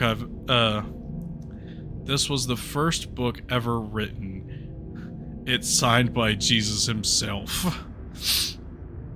Carter says, "Mr. School Director, we need better schooling. 50 billion to sports." Honestly, that is what happened to my school. And like, we threw such a huge fit. But also, the school also had a pedophile there. And as a teacher, he was like a 70-year-old man with like a 12-year-old daughter that was also turning around and sexualizing kids for like 10 years. And then finally, after enough of our advanced placement students threw such a huge fit before they graduated, they eventually forced, because like what ended up happening was they kept sweeping it under the rug, being like, "Oh no, it's just him being him," and everything. They're like, "Oh, it's just the old man being the old man. It's fine. He's a tennis, coach and everything. It's fine." Eventually, some students' parents ended up saying, "We're gonna sue the school board, and we're gonna like bring these charges up to like actual police, report the school board and everything." And you know what ended up happening? They threw such a huge fit that they were gonna like throw lawsuits around and everything. The school board eventually said, "Hey, we're gonna force this guy to retire." And like, everybody was like, "We know the real reason why he retired, and it is because he's a pedophile."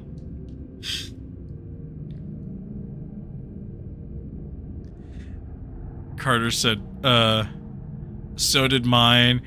People disgust me. Holy shit. That's what mine did. They kept sweeping it under the rug." Dude, this exact same situation happened at my school.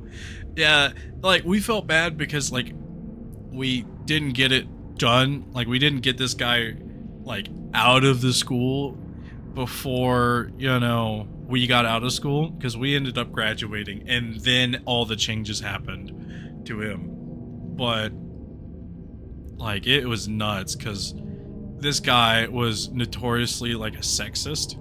Like, he said women were the only good for birthing babies and cleaning clothes and dishes, and then was like, "Hey, like, he hit, like, he verbally abused me, technically, because he would come up to me in class. I was in a class with just little old me and like maybe one other guy, and the rest of the class was girls. And he was like, "So you dating any of these people?" And I was like, "No, I'm not dating anybody." He's like, "You find any of them attractive?" I was like, "I do, yeah, but I'm not gonna like hit on anybody." He's like, "Ah, you must be gay." And then I was just like, "Brother, what?" And so eventually me and him got into such a beef, he let me do whatever in the class because he just didn't want to address me. He kept, doting on all the girls. And then whenever he turned around and was getting like inspected by the principal and assistant principal and everything, he'd get on to me then. And like, you're gonna be Mr. Professional now that you're being watched. You're not gonna be sexist or anything while you're being watched. I see. Carter says he needs to be in prison. Yeah, I agree. We have video footage of him like checking out high schoolers, and it is just horrific. And like, we took the footage and showed the principal all that nonsense. Carter says, "I don't care how old he is." Yeah, he definitely needed to go away. Carter says, "Wow, speedrunning, the worst person ever. Sexist pedophile, holy shit. Now I'm pissed off. Oh wow, and he's homophobic. Great, Squid, I'm so mad right now." It's okay. He doesn't have a job anymore. He may have a pension because he's tenured, but everybody in town knew what he did. Like, everybody in town knew. Like, there was not a shadow of a doubt. Everybody knew what he had done. And the sad thing is like, none of the adults knew what he had done. Everybody that graduated that high school within the last 10 years knew that, like, the real reason why he, you know, stepped down. Is nonsense. Good face, though. You know, good face here. Back to game. Oh, burning house. Man, this house is lit. Thank you, thank you. I'll take my applause. Take us to the world's tour start Thursday. This is a very bloodied room. I say room, it's a door. But still, same concept.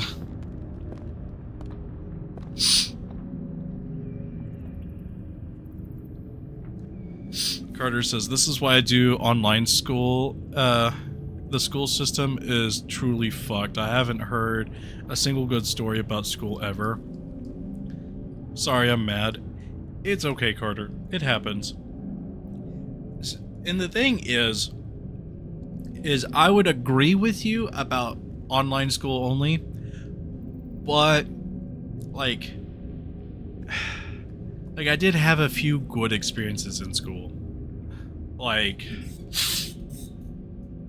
a few of the good experiences in school that I had was I learned how to play a couple card games that I'm now, you know, are my main hobbies. Like, I learned how to play Yu-Gi-Oh! Because of, you know, some randos I met in high school that are still, like, very close friends with me today. And, like, that friendship's lasted over almost 10 years. Getting close to 10 years. They learned how to play Magic the Gathering due to some randos in school. And, you know, still really love playing Magic. I met one of my close friends that's now my ex-girlfriend, but, like, met her in school at just random happenstance. Like, we didn't meet on the best terms, but we're still good friends. And, I mean, like, there are a fair share of, like, bad experiences in school, and I think that's part of the school experience, is being able to know how to, like, interact with other people on such a large scale. You know, being able to, you know, dilly and dally with, you know, different groups of people, being able to, you know, have the mini town sort of aesthetic of, hey, I can interact with any of these people and it'd be perfectly fine, and, you know, learn things about them if I choose to, whereas, like, I can just completely avoid these people and be a-okay. Because, like, in high school, I was one of the smart kids. And, like, for a long time, I was a smart jock until I got to the final school I was at. And I was just like, I don't want to do the jock thing anymore because, you know, of personal reasons. And eventually was like, I just want to do, you know, the normal school stuff. And, you know, realize that, oh, hey, the normal school stuff only, like, doing only normal school stuff, it, like, freed up my life so much. Because whenever I was growing up, I was doing every curricular activity you could think of. I didn't have any time for me to breathe. I didn't develop as, like a personality, or, like, really as a person with, like, any hobbies, because all my life was go to school, do stuff at school, and, you know, after school activities, and then come home, do homework, pass out. Like, eventually I found myself by just saying, hey, I'm going to do my own stuff. I'm going to, you know, step back from all these extracurriculars and just be my own person for a while.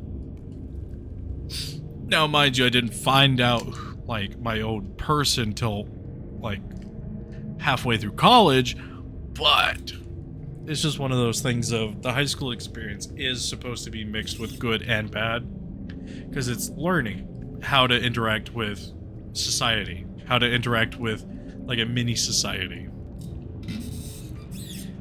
Carter says, I'm envious of you. I can't think of a good school experience.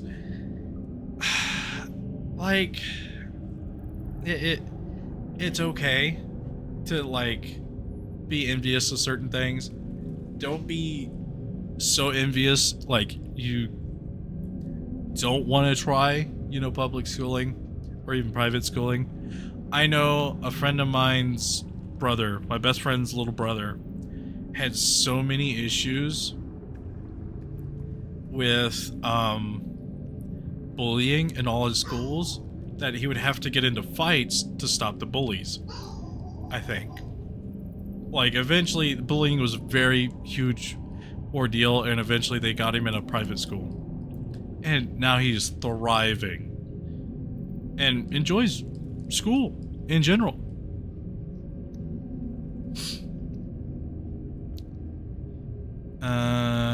Carter says, yeah, I guess that's a major flaw of online school. Yeah. And I mean, I guess you could mitigate that by going to, like, events in the town and everything.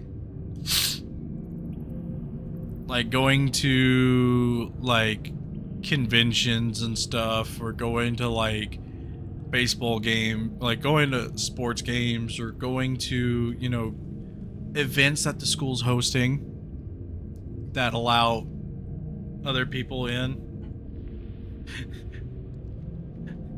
Carter says, my town is a road and McDonald's. Hey, party at that McDonald's. Like, we gonna have party at McDonald's. We're gonna order 40 chicken nuggets for $10, and we're going to live it up. I still think that's what the price is at. Unless they increased it. They might have increased it up to $13 for 40 nuggets. But shit's a deal. And, like, and one of my big pet peeves with high school compared to, like, college and everything, high school, middle school and everything, is you're still trying to figure out who you are. You're still trying to figure out what you want to do, how you want to be presented as and everything. And, like, a lot of it is just peer pressure from, you know, the school itself, from family and everything. And, like, I could get, you know, not wanting to do any of it, but, like, I know for a fact once you hit college, all that changes because it's all on you. Like, you do everything at your own pace. And that's where I think online schooling may help.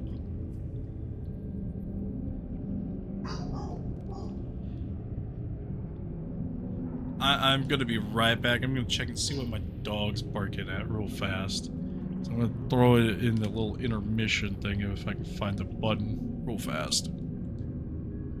Oh!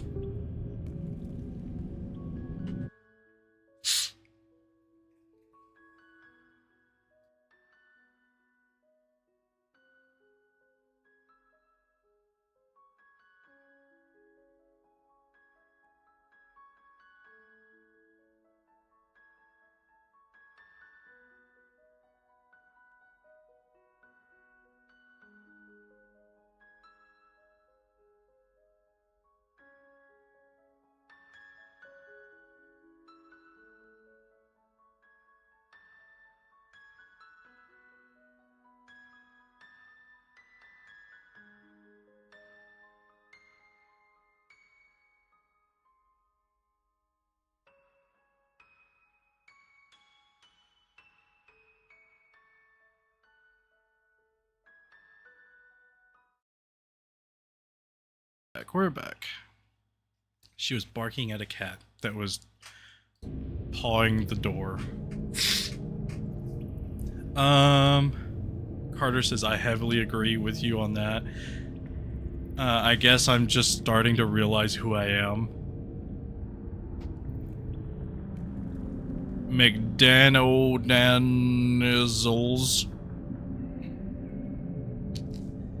But, like, it's okay to be nervous. Like, it's 110% okay to be nervous about doing any sort of schooling. Because, you know, especially whenever you go off to college. Because it is something that is scary and unknown. And it's one of those things of, hey, this is all on me. I'm not sure if I'm okay, like, if I know enough to do anything about it. And heck, my best friend wanted to go to college at one point, and like I told him all the ins and outs of it, because once you've gone to college and realize like how the system works, you can really help other people figure all that out. And like hell, I even showed my best friend's little brother how to apply for college and how to consider colleges and everything, because it's just one of those things of, as somebody that's gone to college and got a bachelor's degree and has gone through the process, like I'm just able to be like, hey, here's how the process is. College is probably not going to do their job 90% of the time. You're going to have to be on their ass about everything. Like, make sure you're, like, on their ass about everything. Carter says, wow, why am I getting better advice from the random streamer guy rather than people I actually know? Hey, you know what? I'm a wealth of knowledge and wisdom, apparently. Like, a lot of people come to me for advice on random things. Like relationship advice to school advice to a lot of other nonsense. And I'm just like, just do the smart thing. Like, do the thing that, like, you know, makes you feel good. Well, thanks, Tentacle Boy. Jesus. Voo. Alright. We're gonna go in this little tunnel. Okay. Oh, hey, the world on fire. I love that song. It's such a great song on New Vegas. But it's looping. Got it. Game time by now. At least a little bit. We gotta progress before we go to Yap. Alright, Jason? Jason, why? You said you were going to bed, Jason. Why'd you go to the reception?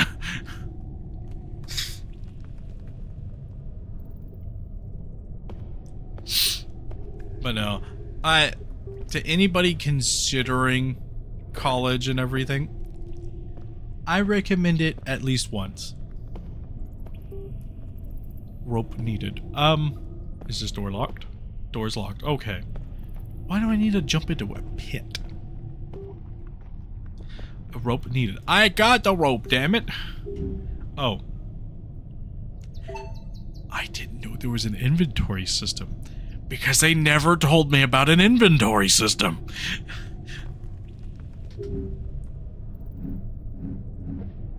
Oh no, it's an empty slot.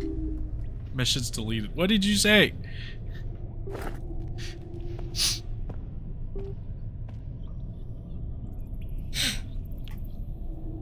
Enter the hole. I guess we're going to enter this hole.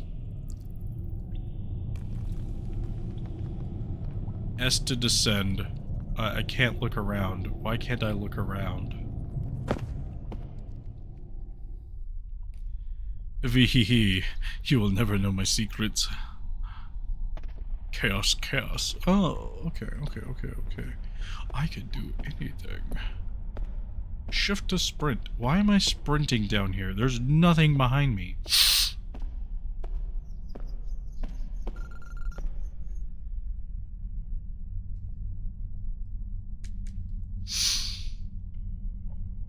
Like, it...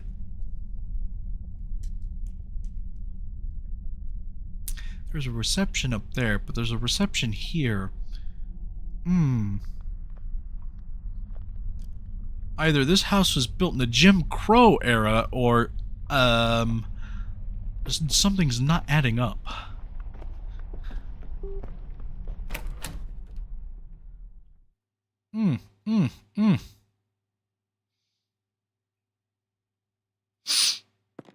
Heavy emphasis blue vibes. Yeah. Like,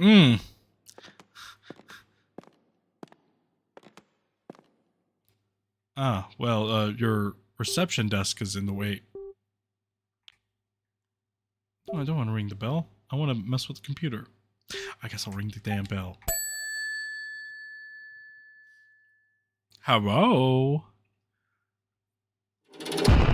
Oh! Hello, and welcome to... My name's Steve, and I will be your personal AI assistant for today. Before we begin, an identification scan will be needed to identify the cause of your death. Please stand still. Steve and Jason. Yeah, I know. How strange. The cause of your death is blank in my database, which means you are still alive. Can you recall what brought you here? A hatch in the ground brought me and my brother into this place. The hatch had previously burnt down, or hatch was in a previously burnt down house. There's another fellow who goes by the name Brother Jason, who checked in a few minutes ago.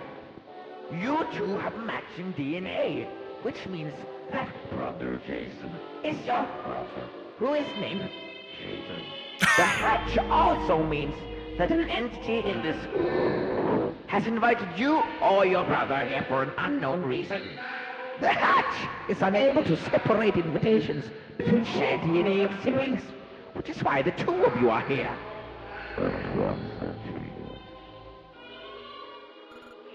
Okay. What now? Since I can't assign you to an aftergrave without a valid death permit, I will release you to freely roam the... until the ones who brought you here decide to send you back. But before you go, I'm required to supply you with the... Fast 92. This is used to relive old memories by pairing it with a memory orb in order to counteract insanity. I would advise you to stick to your own memory orbs, unless you like peeking into other people's memories. Alright, Steve. Well, you're no longer a xenomorph. So that's kind of off-putting. But also, like, an AI? Did they really take your job, Steve? The AI took Steve's job. Our little helper, a xenomorph of, you know, unknown origin, got replaced by an AI Steve. Man, they really are taking our jobs.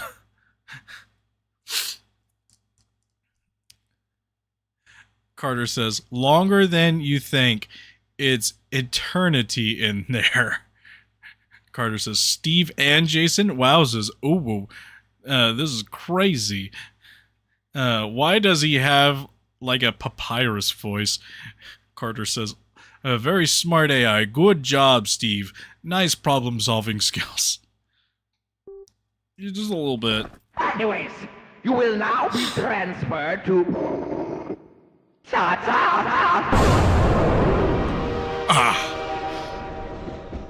Been flashbanged. Location. Visitor glide. I don't see a visitor or a glide. Hello. I see Welcome aboard on the Visitor Glide. You are currently being transported to the aftergrave of your inviter. You will arrive shortly. There we go. Fix the mouse. The game froze a little bit. This is a subway. This is not a glide nor visitor. Carter says, literally a papyrus voice, LMAO. Oh yeah, I don't doubt it. A welcome gift has been sent from your inviter. The teleportation of your gift will commence in approximately 3 seconds. Alright, it was VHS tape. Ah! Good thing they put it in a red X.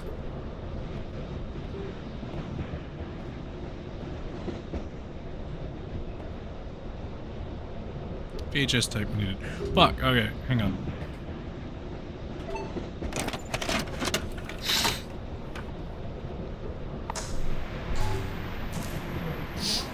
In a horrifying incident that has shocked the community, a house fire has resulted in the loss of 3 lives as it appears to be a sacrificial ritual orchestrated by a cult. The victims have been identified as 38-year-old and her 12-year-old son. Tragically, the father, William Turner, I didn't know a fucking pirate was here. Heroic attempt to rescue his family upon discovering the house ablaze upon his return. Oh, we're doing Davy Jones sort of shit here. I remember those names. Well, I would sure hope you did, because those are people that died because of you, bud. Carter says, "Oh, good. I learned for... Fuck, I messed up that sentence. Captain Jack Sparrow." Bum bum bum. Yeah, this is where you see just Davy Jones crop up. Captain Jack Sparrow, do you fear death?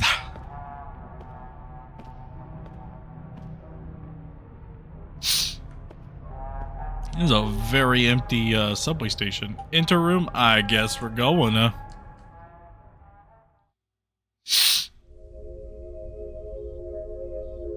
Location.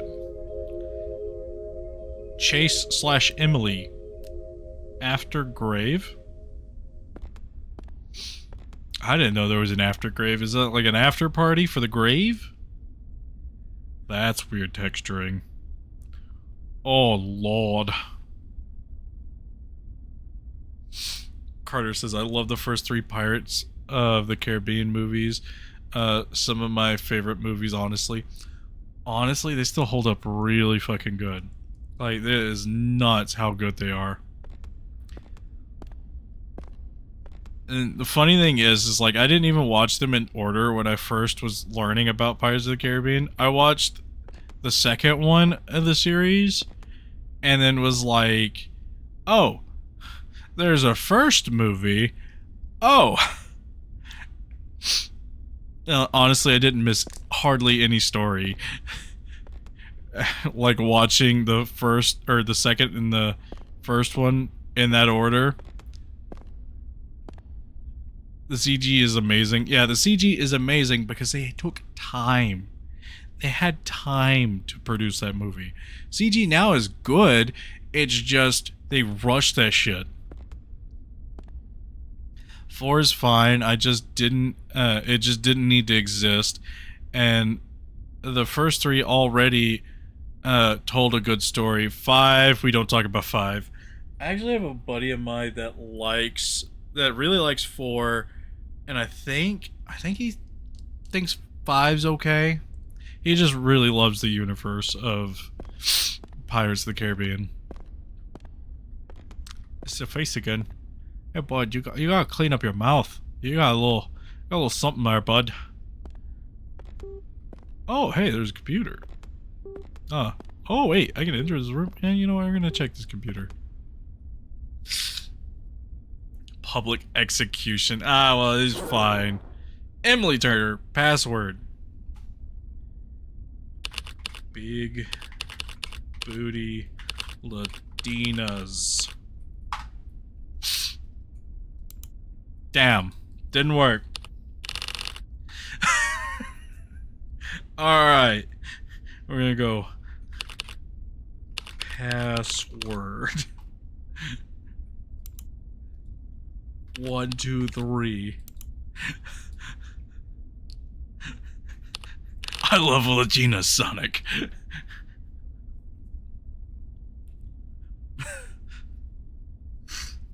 Alright, here we go, We're gonna attempt it.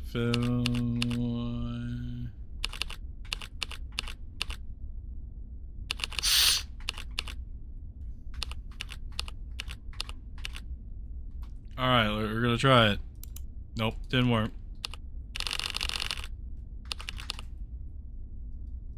Damn it. Alright, well.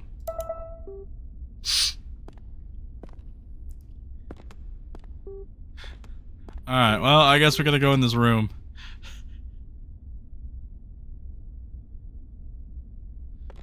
Hang on. Okay, let's... Steve. Let's see. Oh, damn it. It didn't work. Wait, hang on. Revenge. Does that work? No? Okay. Fire. No, okay. House fire. Damn it, okay.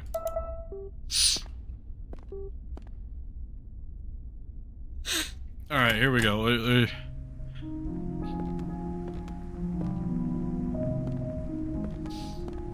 Oh, goodness gracious. This pollen count better go away, because I'm about to fucking sneeze out my brains. Key needed. Enter room. Okay. We got jars!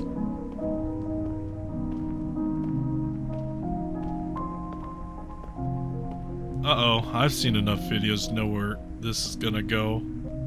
We're gonna get stuck.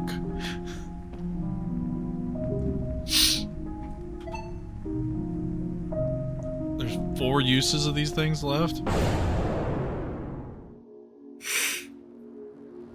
Emily's eyes. We got fucking laundry. Not again. Our dryer's too small for this guest room load. She's definitely talking about laundry, right? For the guest room load. I sure hope she is. Grandpa. Hey babe, quick question. Did you happen to change the computer password? Oh yeah, I did, actually. I meant to tell you, but it completely slipped my mind. No worries. Happens to the best of us. Why the change though? Well, our little tech whiz of a son has been spending more time on the computer than on his schoolwork lately. So I thought a little password change might redirect his attention. Ah, sneaky move. So, where's the new hiding spot for the password this time? Behind the dryer in the utility room. Figured it would be a safe bet. Got it. Thanks for keeping things in check, darling. Anything for our little troublemaker, right? Exactly. That is a very specifically odd spot to put that in. Death Registry, Emily Turner. 1975 to 2013. Burned alive.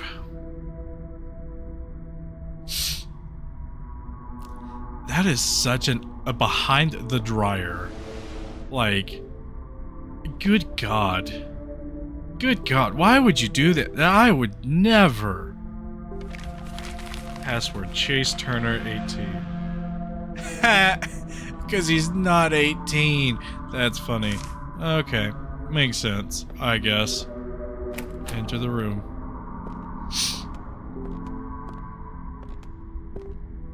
Key needed. Carter says, ah yes, I put all my passwords in the toilet room. Toilet bowl. I almost got to the point where I was reading your other message, but you redacted it before I could finish. Ah, that's a spider. Good thing I'm not scared of spiders. Chase Turner 18.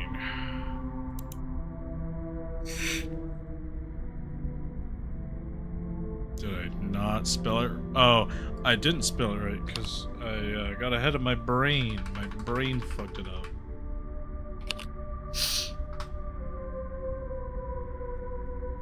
Carter says, what? What other message?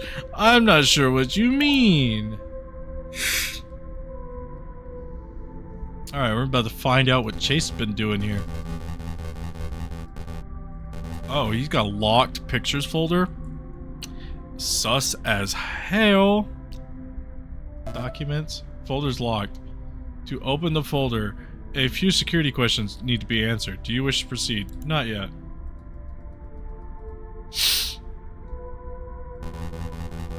Yeah, we're gonna proceed. Does Emily work as a teacher?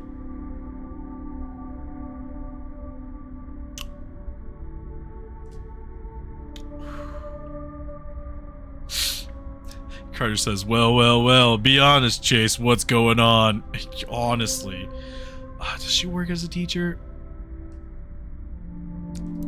We're gonna lie and say yes. Is Chase allergic to peanuts? Yeah. Does William enjoy fishing on weekends? Sure.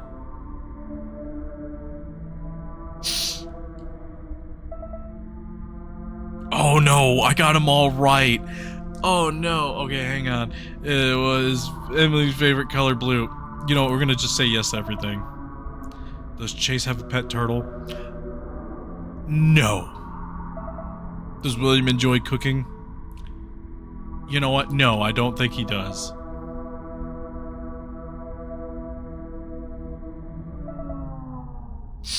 Do you feel like you're being watched?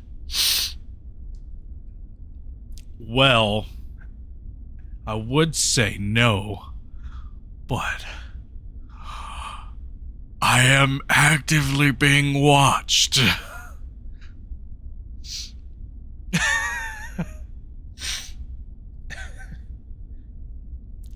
Carter, I read that whole thing in my brain.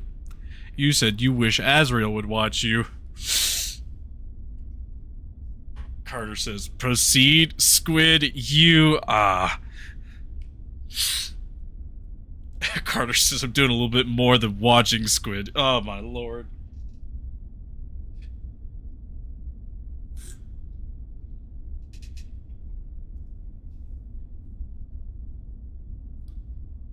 Oh, also, everybody else that's currently watching the stream, feel free to join chat if you want. If not, that's fine.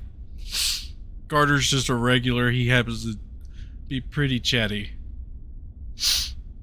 You feel like you're being watched? Do I feel like I'm being watched? No. Do I know I'm being watched? Yes. You know what?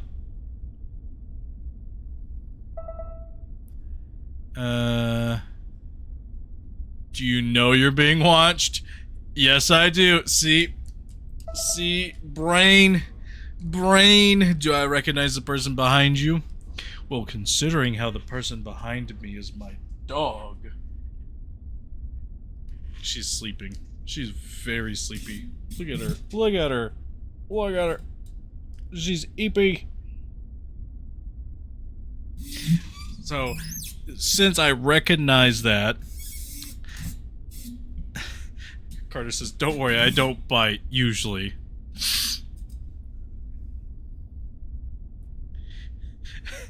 Carter says, this game really thinks it can get you, huh? Stupid game, silly dumb game. Carter says, me and Dog are both very eepy. You recognize the person behind you? Of course I do. Am I too chatty? No, you're fine. You're fine, Carter. Identity verified.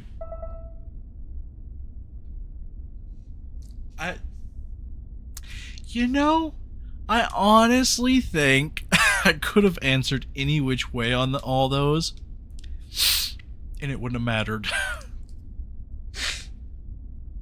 I think those were just nothing questions. Carter says, okay, sometimes I don't know if I talk too much, foo-foo. No, you're fine. Reminder, under the bed, under the bed, under the bed, under the bed, under the bed. Okay. Okay, neat. Pictures. I guess we're gonna go... Jesus, my head was cranked away. Alright, I guess we're gonna go see the spider under the bed. Obviously the spider bed.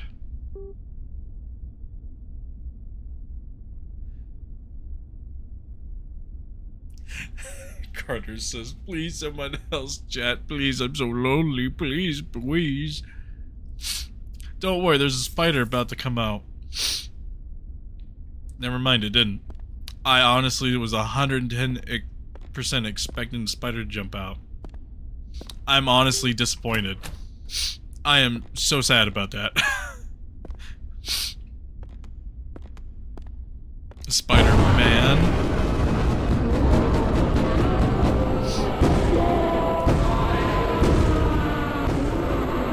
Hide? Where? Oh, here, I guess.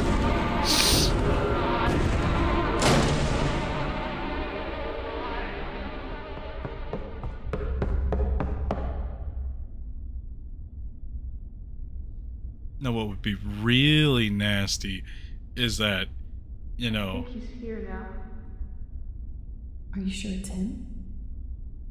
Yes. I saw the symbol on his arm. It's him.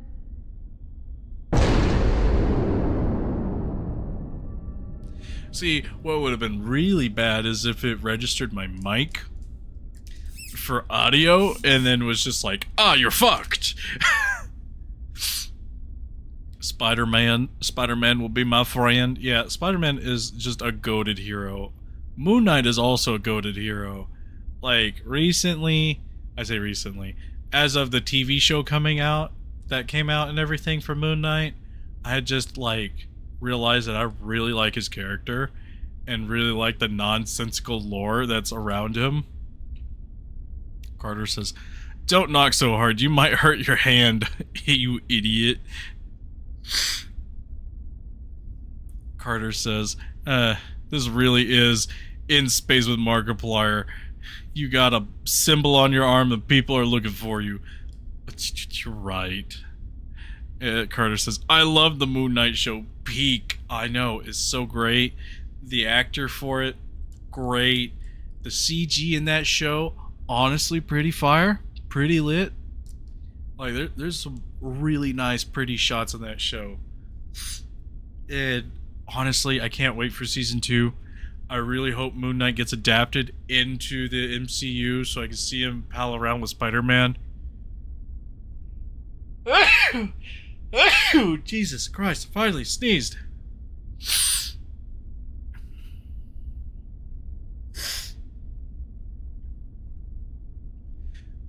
Carter says, I had no knowledge of Moon Knight previous to this show. Very fun blind experience. Yeah, same. I had a blind experience for that, and then I turned around and was like, I need to look into his comic book series a little bit.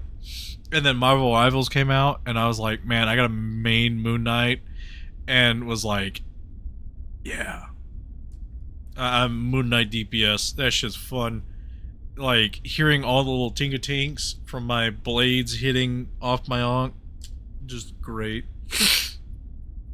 Carter says, wait, season 2? Yes, it was announced for season 2. I don't know if it's been confirmed or not, but I do know they, like, teased a season 2. I just don't know when it's coming out. I'm hoping soon, because I'm, like, really depraved of Moon Knight content. Carter says, hot take. I like how Moon Knight was self-contained. Not everything has to be connected. You know, honestly, that's fair. That's fair. I do think, like, a lot of Marvel stuff is a bit too interconnected.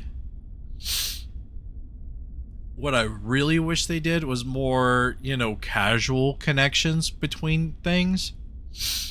So, like, what I mean, like, him doing a crossover with Spider-Man is, like, him showing up every now and then in, like, a Spider-Man movie. Like, him helping him out with a real quick thing, or, like, showing up in a side bit where he's helping out. Like, that shit's great. Like, just a slight nod at the fact that they interact with each other on the regular. Like, they don't have to do MCU levels of, like, alright, Endgame, here we go, everybody's in this. Like, yeah, eventually it'll be that way, but I feel like, you know, Moon Knight fucking around with Khonshu in the background while Spider-Man's like, who the fuck is he talking to?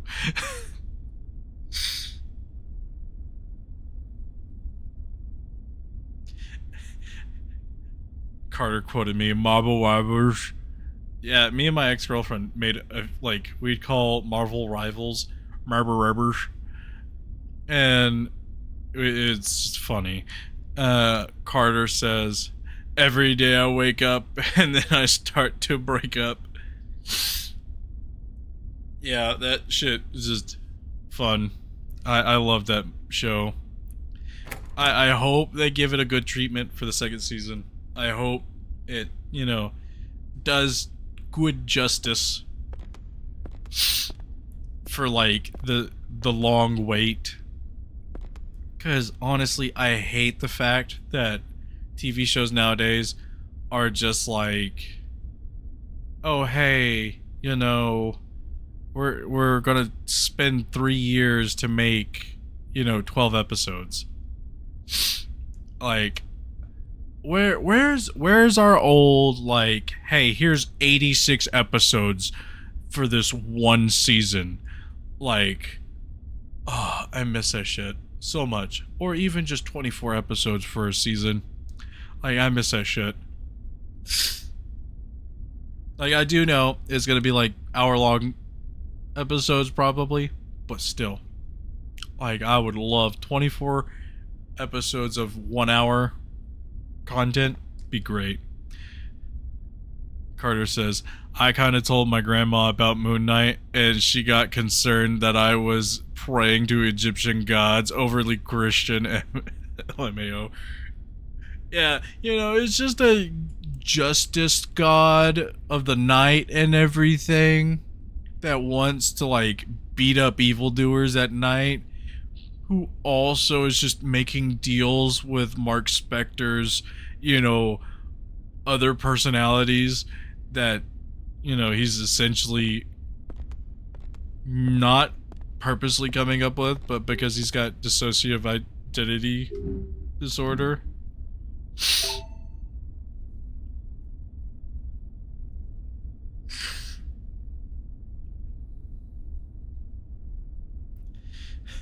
Carter, no sense of disbelief, no joy, no whimsy much. I know, like, just damn.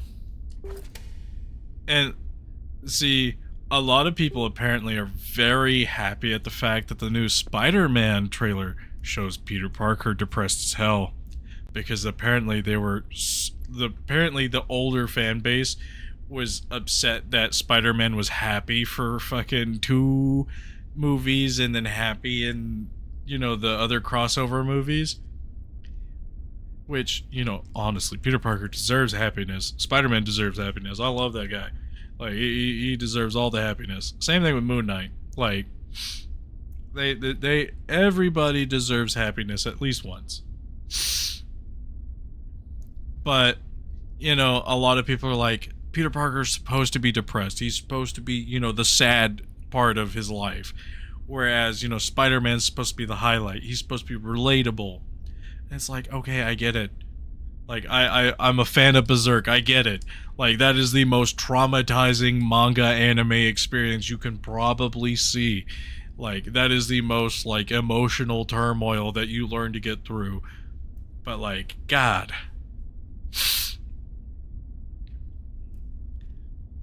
Carter says, Moon Knight also has a badass design. Yes, the MCU Moon Knight does have a badass design.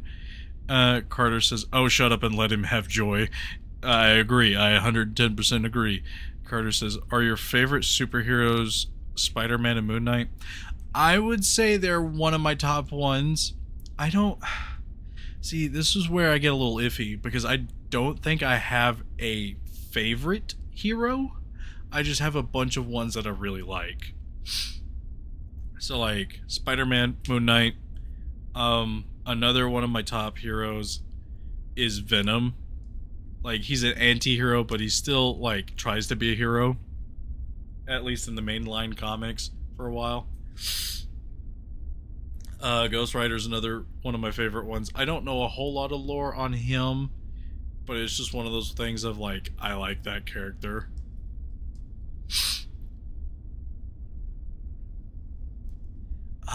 Is there anybody else I can think of off the top of my head? Honestly, I don't know. I'm sure there's a list that I could go through. Like, I do like Wolverine, but that's just nostalgia.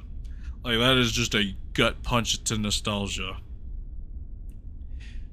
Carter says, I'm a huge fan of I'm a huge DC, or I'm not a huge DC fan, but I love Batman. It's entirely nostalgia, LMAO. Otherwise, I do like Spider-Man and Moon Knight. I've only seen the first two GOTG.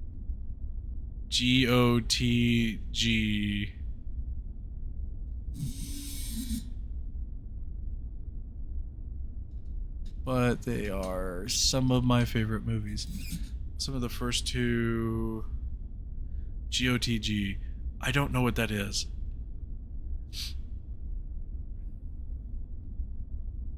Oh, Guardians of the Galaxy. Oh, yeah, those are good movies. The Guardians of the Galaxy movies, like, for how goofy they are great at, like, portraying different things. I think it's just because the directors in those movies know what the fuck they're doing.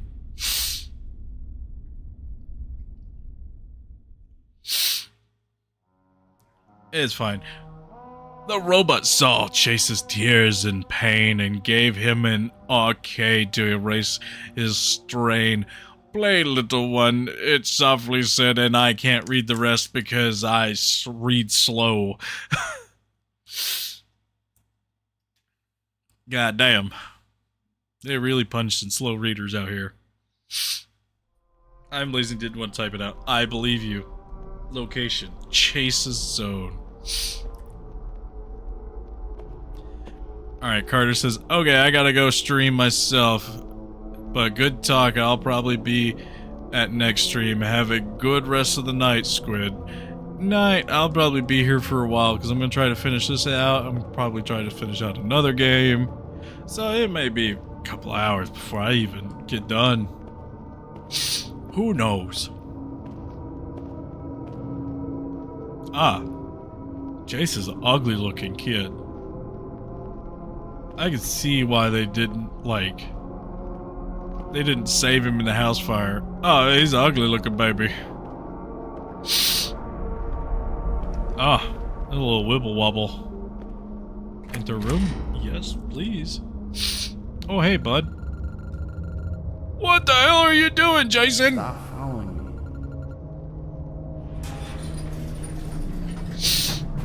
Jason, why? Why are you doing this, Jason?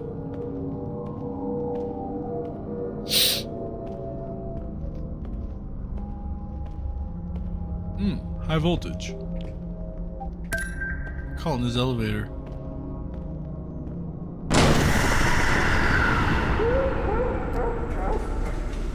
Find a way to power the elevator. Breaker keys needed. A breaker key is needed. Nonsense.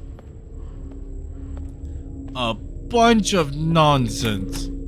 Oh, there's a storage room here. I have stumbled upon pork chunies and pea soup. And are these bags of rice or is it flour? I can't tell. I can't crouch. Got a key though. What key is it? The breaker key! The thing I needed! Can I take the step stool? I may need it. What's down here? Curiosity will not kill me. Okay. Okay. Big room. Big room. Tunnel. Ah. Orb.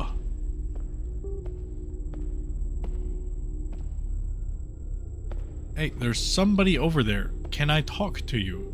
Screw this other thing. Okay, I'll worry about that later.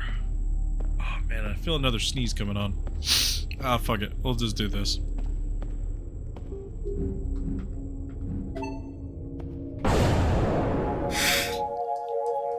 Chase's eyes. If we win this game of Pong, we should have enough tokens for the main prize. Alright. Who's going first? I'll take care of this one. Chase Turner. 2001 to 2013. Burned alive. Oh. Well, that wasn't very enthusiastic at all or anything.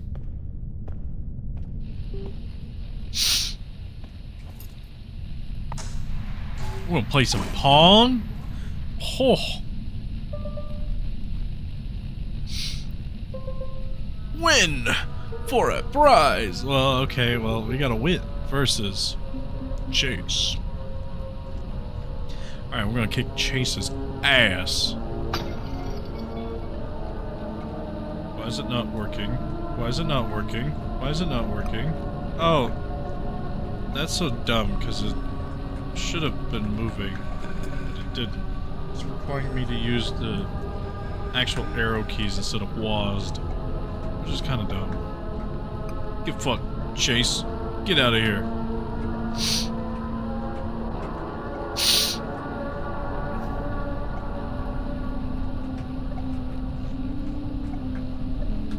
Oh no! Fuck!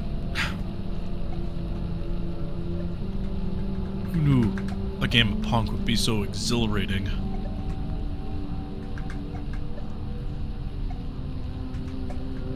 Get fucked, Chase.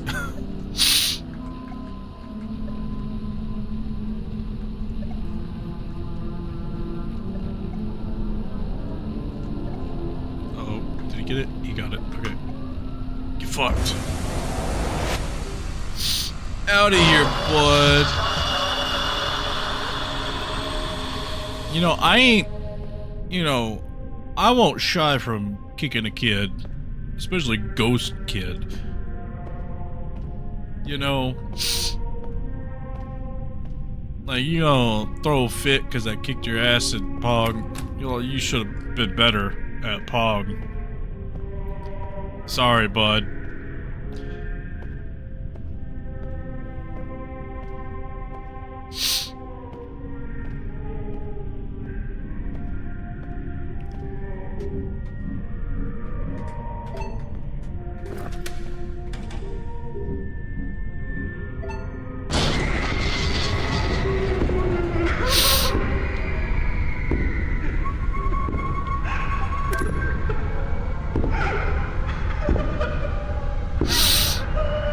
Oh no!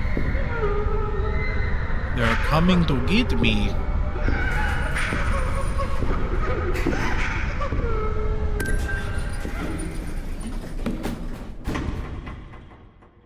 Well, that's rude. That's rude. I needed those.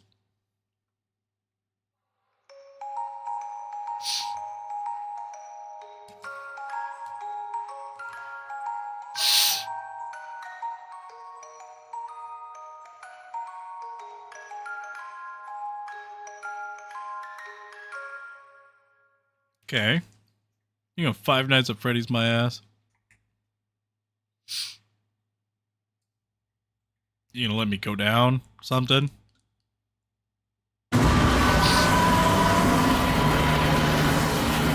mean, I asked for it at that point, you know? The comedic timing is comedic timing.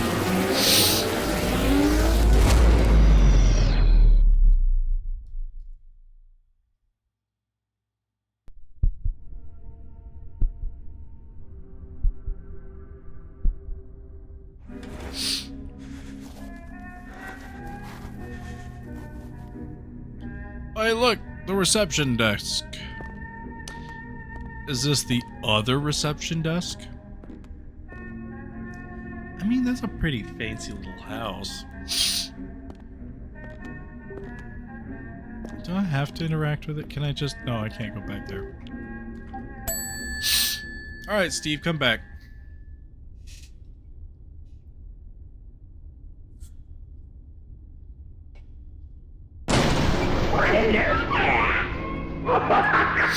You should have seen the look on your face you absolute pussy. Anyways, I have been sent over to inform you that an individual from another aftergrade has requested a visitor call with your name on it. Isn't that exciting? I I have guess. spawned a phone for you to use a bit further into the rooms. Future policy. We only allow a certain amount of phone time between visitors and the dead. So, make it quick. Okay. Ta-ta! I do think it's pretty funny he tried to call me out on being jump scared, but I didn't. I didn't even jump. I didn't even scare. I didn't eep or anything.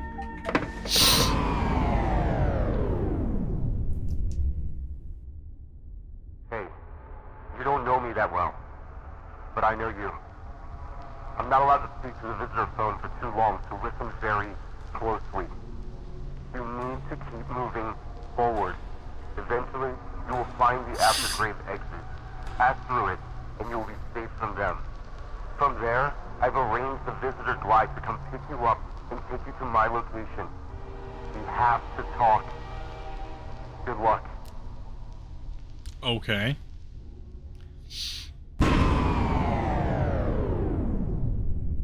Interesting. Door's blocked. Okay, so I need 2 tattoos.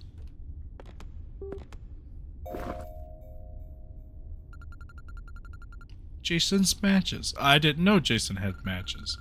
When ignited, these matches have the ability to dissolve anything bearing the symbol. I guess that makes sense. Anything else in here? Anything else? Nope. Okay. Okay. Nope. Alright. Alright. On the way.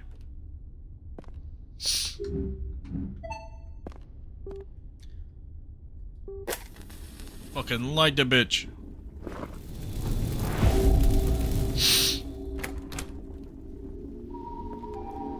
Ooh.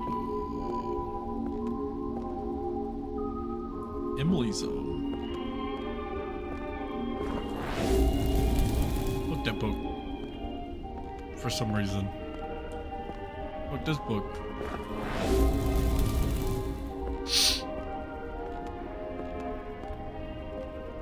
Fuck that book.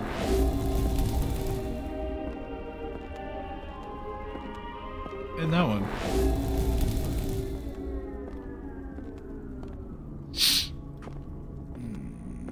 Okay, no. Ah. Bill Cipher looking symbol.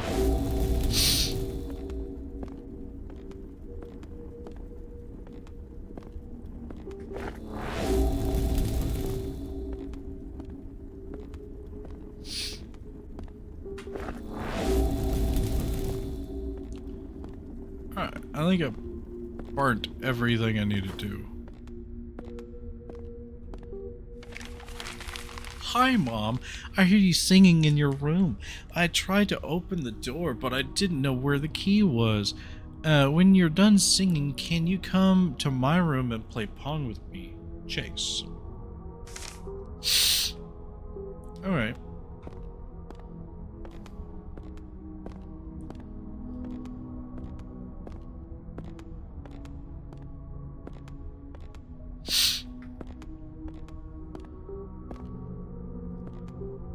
Something can be placed there. Okay, well I don't think I have anything that can be placed there.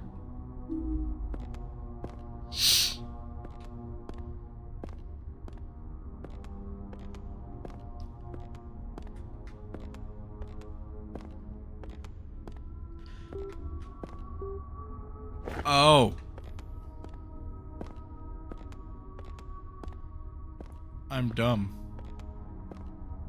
So each of those spots that I had burned had something in them. And I didn't realize it.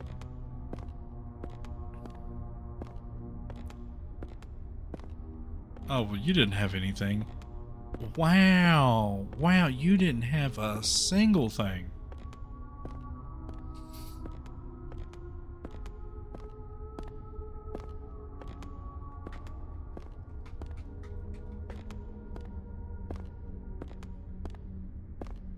I'm just doing my due diligence.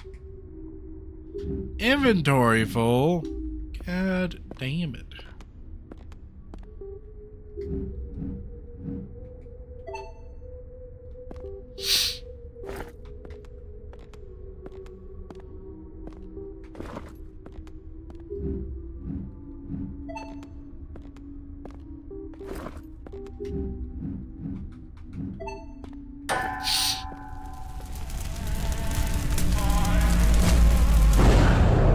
Oh! I'm joking. It's fine.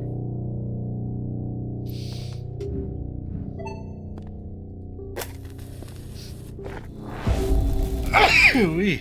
Goodness gracious me, oh my.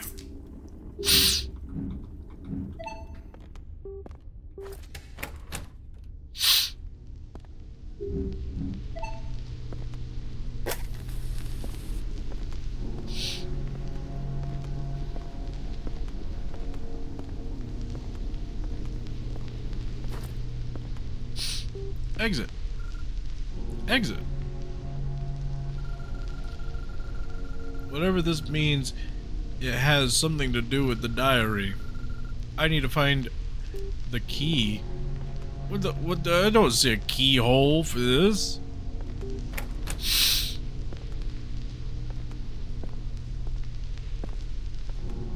Ah. I need to jump.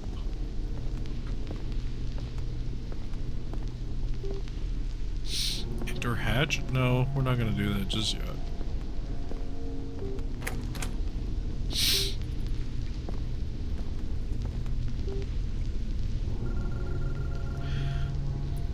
The crank for this well is missing, but the key is could be down there. Okay. Man, I really hate the fact that this game is so fucking dark.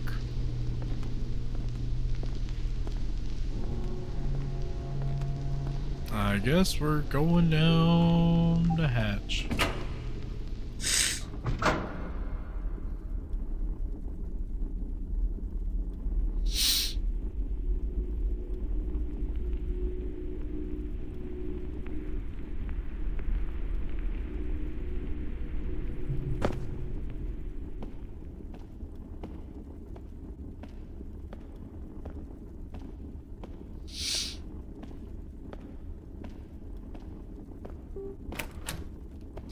Alright, we're gonna just start blazing through these.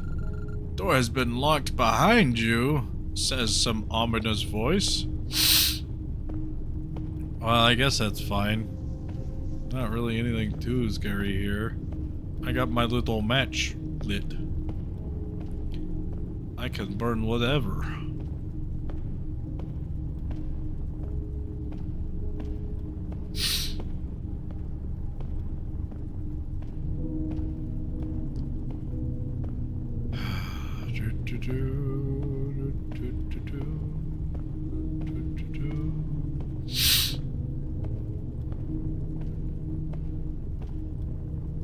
Oh, there's a generator here and a button. I probably need some fuel. I hear noises.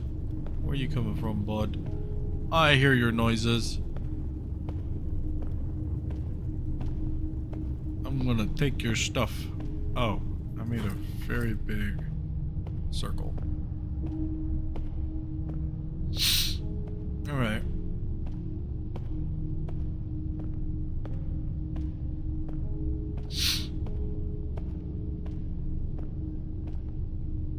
I cannot use this item.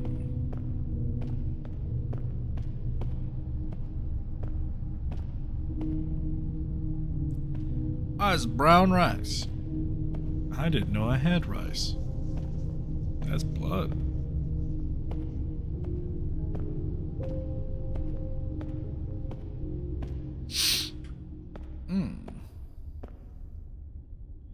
You backup exit gen.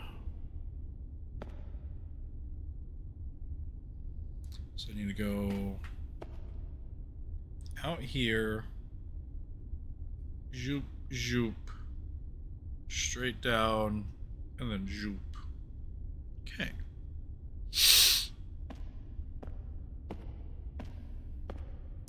But first, grab the crank.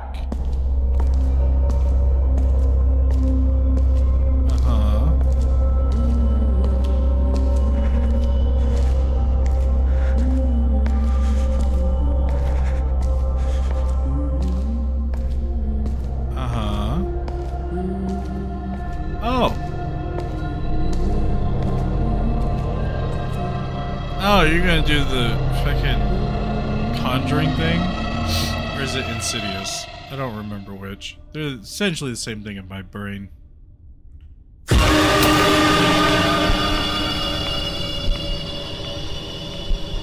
Use matches to see in the dark.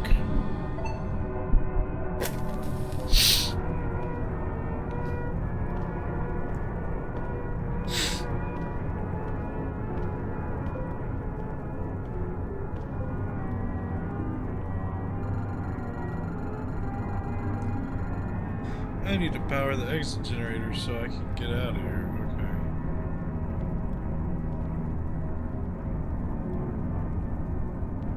Okay.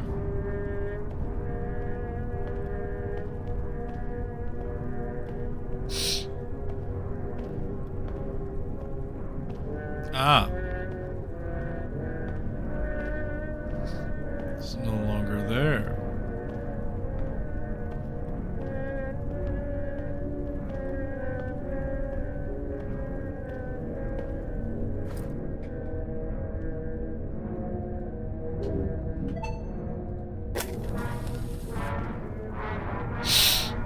Okay. Interesting.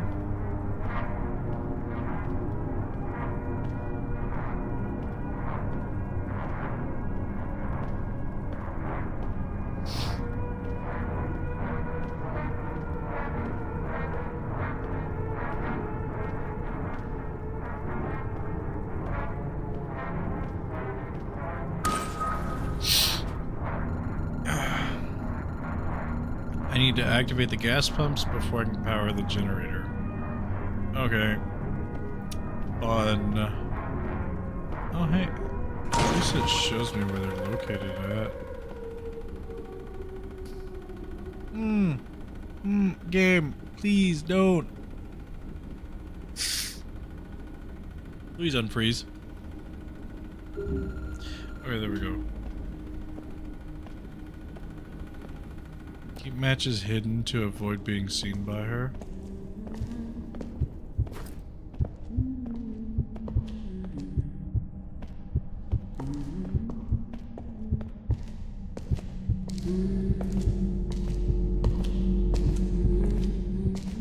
She's really close.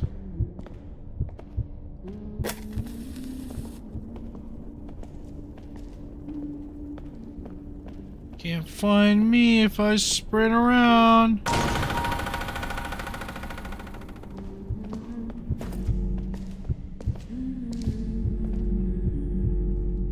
Just go away. Go away, lady. No one likes you.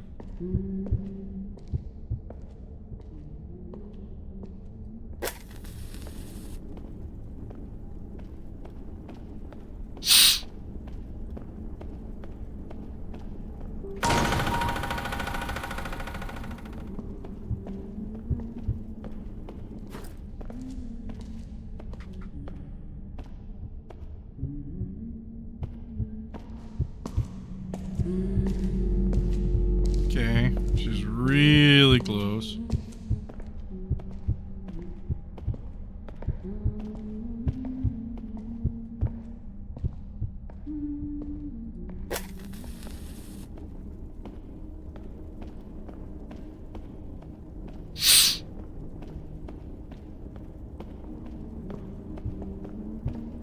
Can't catch me if I speed on it.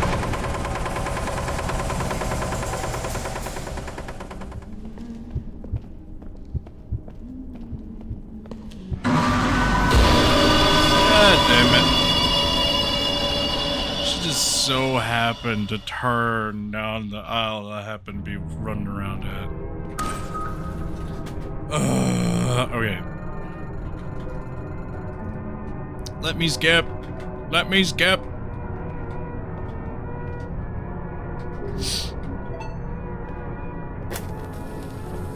Oh, hang on.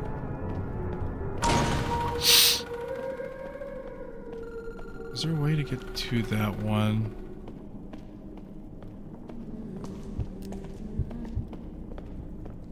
Nope.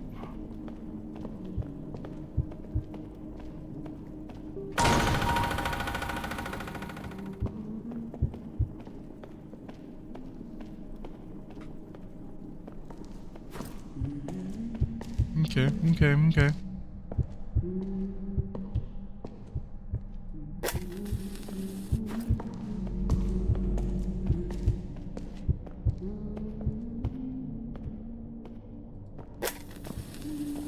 Haha.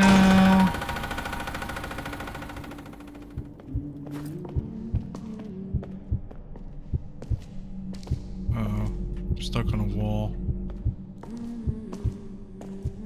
Just walk by me?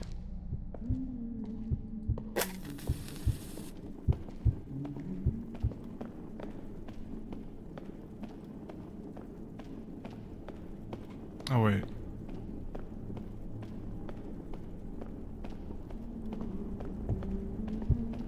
Can't catch me.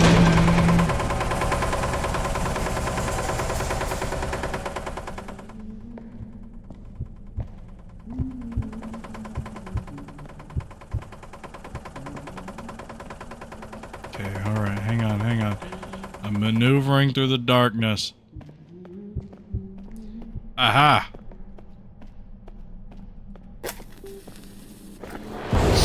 Get out of here! Alright. Made it out. Oh, I was really worried this was gonna take a lot longer. Alright, so now I gotta crank.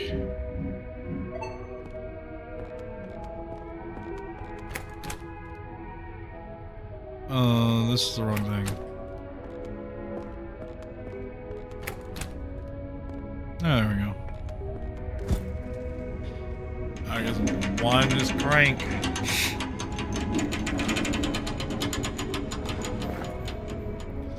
That's a tiny ass fucking key. Emily's diary key. This hidden key belongs to Emily's personal diary. I wonder.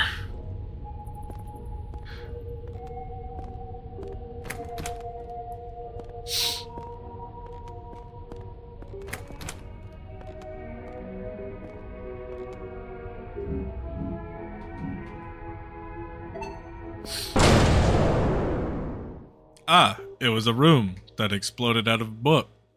Got it. This game is a lot longer than I thought it was going to be.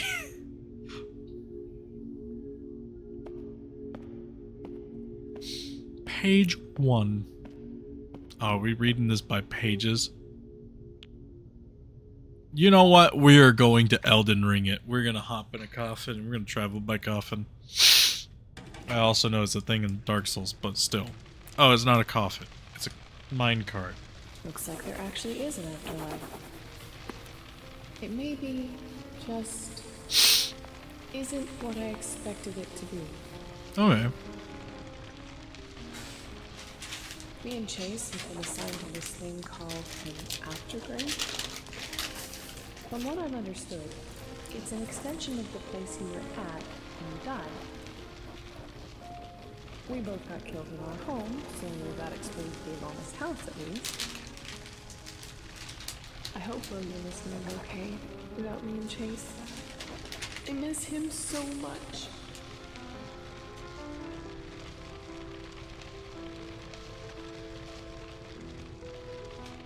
Alright. The burn scars still haven't gone away. I don't recognize my little boy's beautiful face.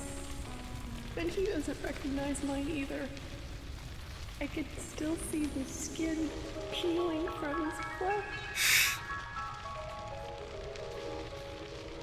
Well, I mean, don't get in a cult and you won't have that But issue. that's okay.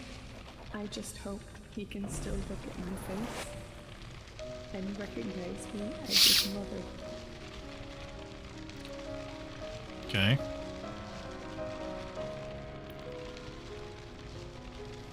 The receptionist showed me the way to invite people into my aftergrave by using their DNA. I don't know the name of the man in the symbol, but he left his matchbox in the house after he killed us. And I think I found it in our aftergrave. Oh!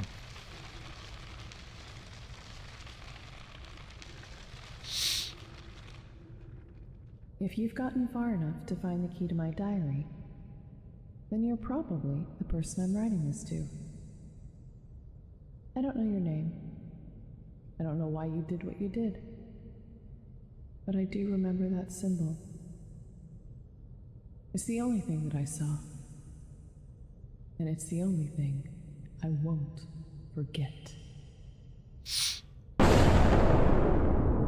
Ah! So that makes sense. So, Jason murdered people. Very Jason thing to do. And for a cult, nonetheless. Very Jason thing to do. But then the main character was a firefighter that just happened to stumble upon it, and we both happened to be at the same fire at the same time. Okay. Interesting. Jason's eyes. We're almost done.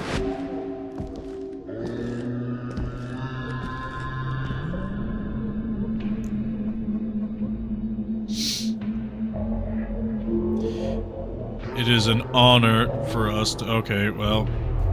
Will you do the honors? Let's begin.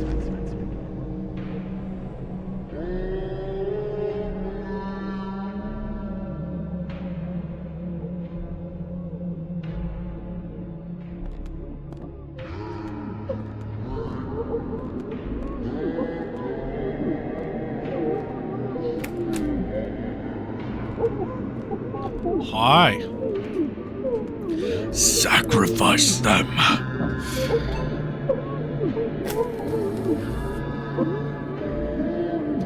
Time to go ablaze.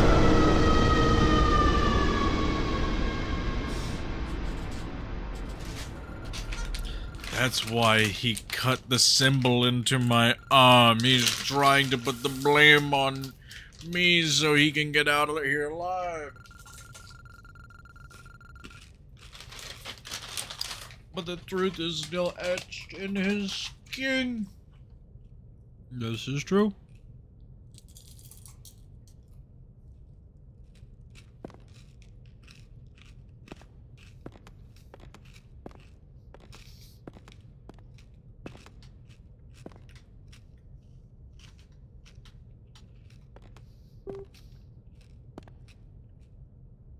Enter balcony. Okay. With each sacrifice we gain a fallen life, we obtain growing stronger by the hour. In hell will wield unmatched power. Okay.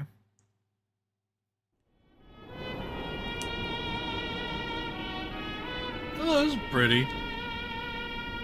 Chase Emily's balcony. Hey, that's fun. Visitor station. That's the visitor glide that guy on the phone sent me. I just need to make it to the visitor station.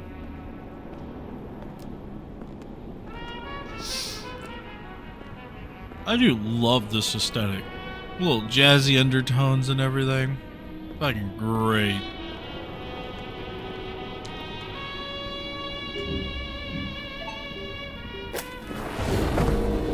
Through the portal. Alright.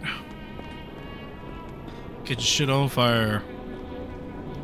Don't know how it's working.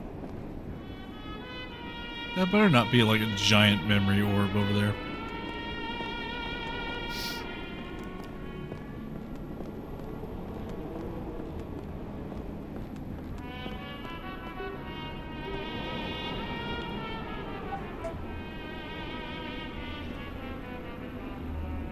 1 equals 0. Okay.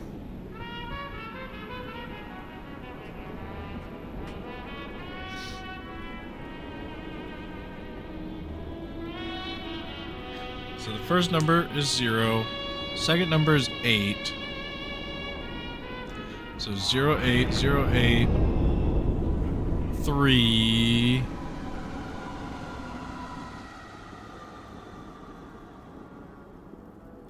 Zero, 8, 3. Is that it? 0, 8, 3.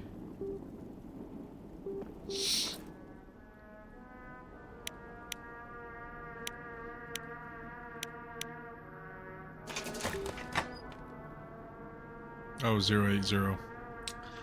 Whoops. I'm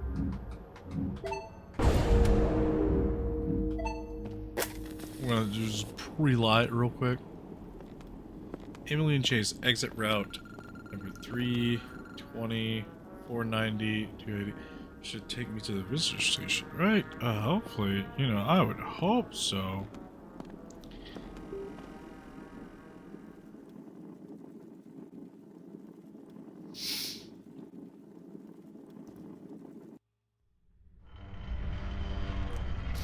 Ah, we're in a catacomb.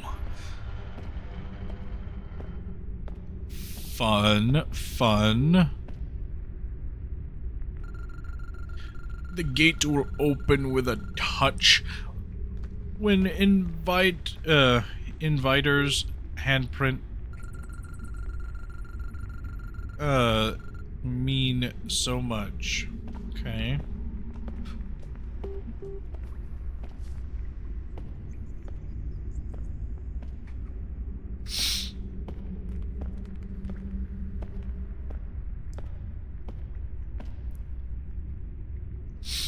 Alright, alright.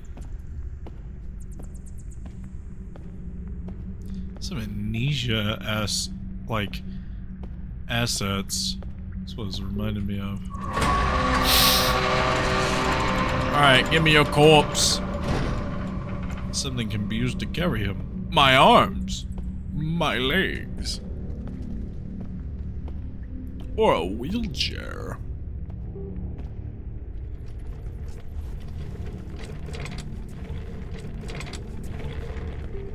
Oh shit.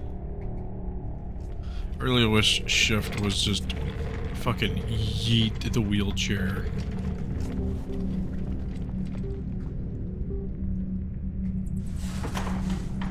Move Chase's real corpse. Don't you worry, Chase, buddy old pal. I don't know a damn thing about you other than you're a kid that loved Pong and sucked ass at it. We're gonna get your corpse to touch this little pad over here and be A-okay about it.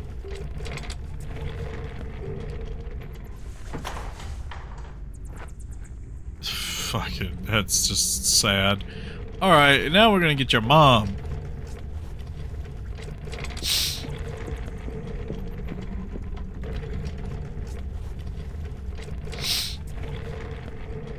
We're gonna ignore those stim stomps, because we don't care about those.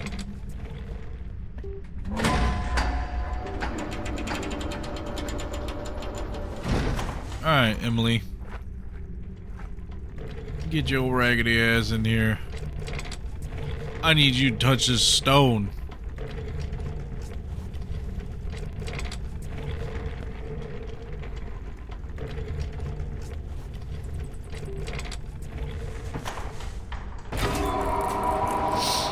Thank you both for touching the stone. Alright, I'll bid you adieu.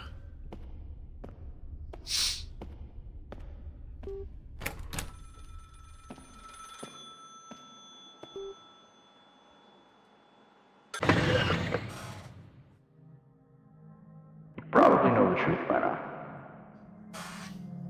Only one of us is allowed to exit this place. And the family will kill you before you make it to the visitor station. But don't worry, brother.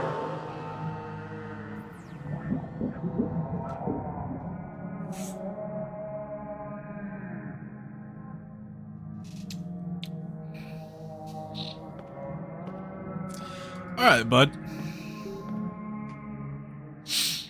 You say that summoned together by mistake.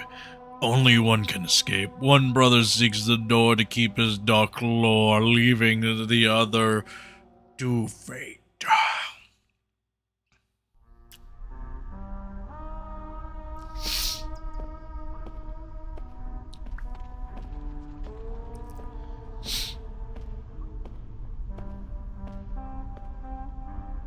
That is a very wonky looking mannequin. Identify your visitor.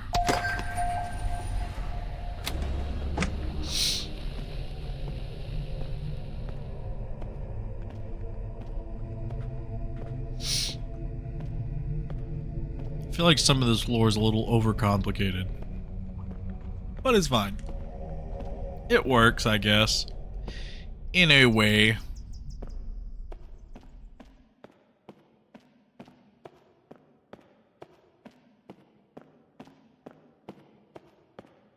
Jesus Christ, that's such a long fucking hallway for no reason. They found you, run.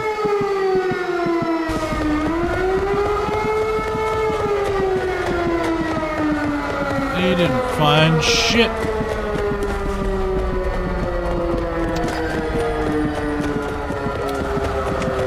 That's stupid and arbitrary.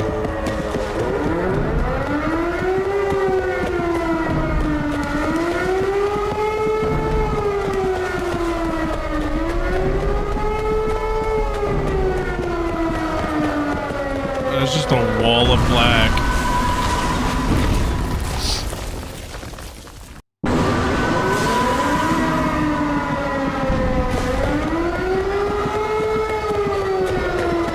Yeah, it's just a wall of black.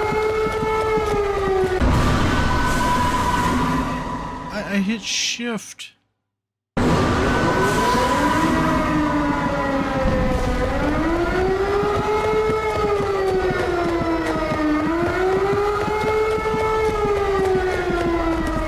Like, am I not?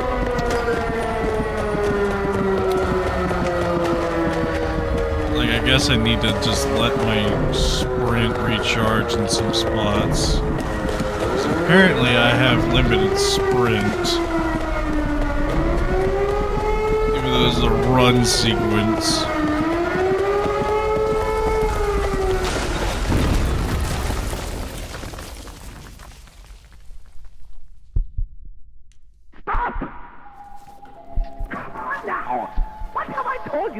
About trying to go outside of your aftergrave border. You don't understand. That guy over there, he's the reason why we're here. And what makes you say that? That symbol on his arm. The man who killed us had the same one. He's the one who killed us. Well, an individual who goes by the name William Turner has told me that he was the fireman who was trying to save you two. Wait. What? So that would mean that his brother is the one who killed you. He's got a real tattoo on his arm, while this little Tootsie Roll just seems to have gotten a conveniently shaped scratch.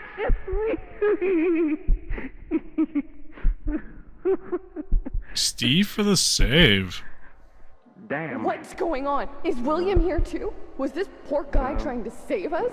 Is his brother still here?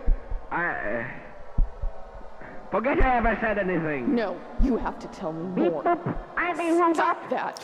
I don't know what you're talking about, but it looks like you two have passed outside of your aftergrave border.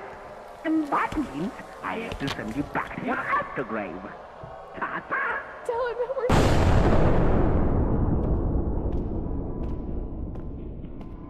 we're... Hey, Steve.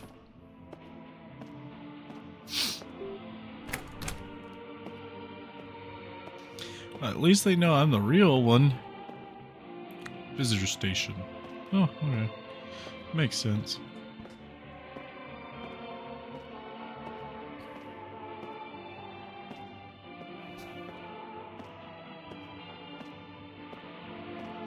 Oh, hey. An on-ramp.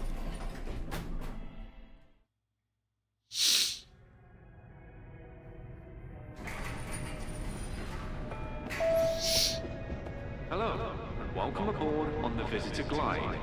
You are currently being transported to the aftergrave of your inviter. You will arrive shortly.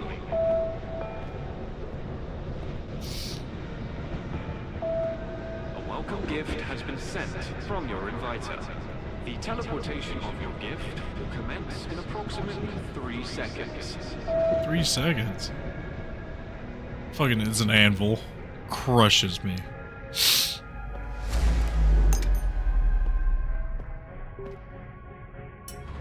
A glass shard.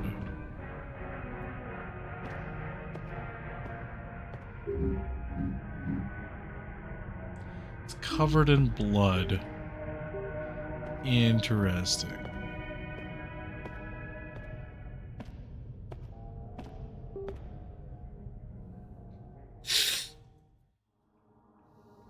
William rushed into the flames to save his family. Brave and bold, overcome by smoke he fell. His story tragically told. Rescued by the firemen he fought in the hospital's dim light. The lung damage he claimed him, turning day into endless night.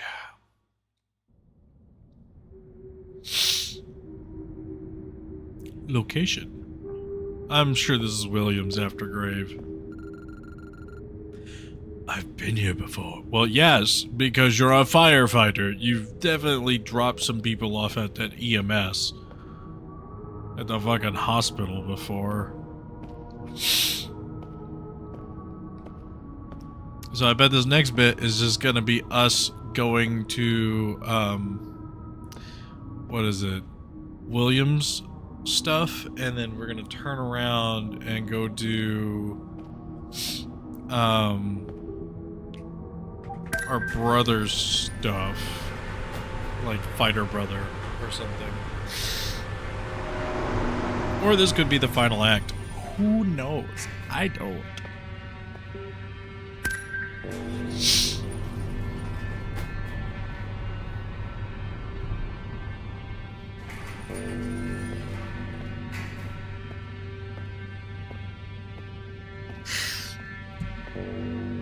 Oops, I didn't mean to hit the thing. My nose has just been really runny. Oh, he's got an iron lung. You made it.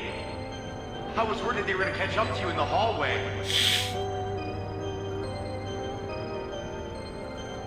Yeah.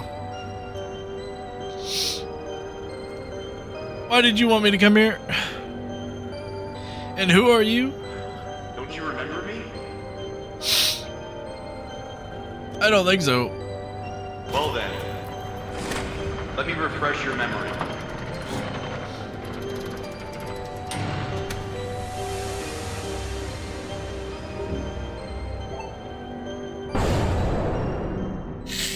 Actually, no, I think this is gonna be the last little bit.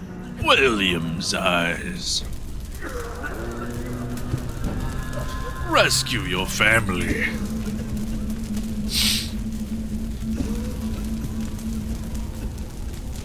Jesus Christ, how big is this fucking house? Every time I see it, it just gets bigger and bigger.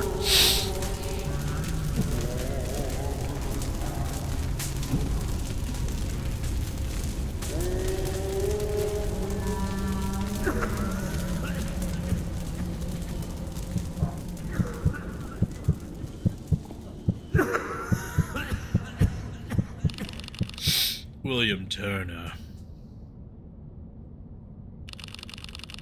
Saved by firemen.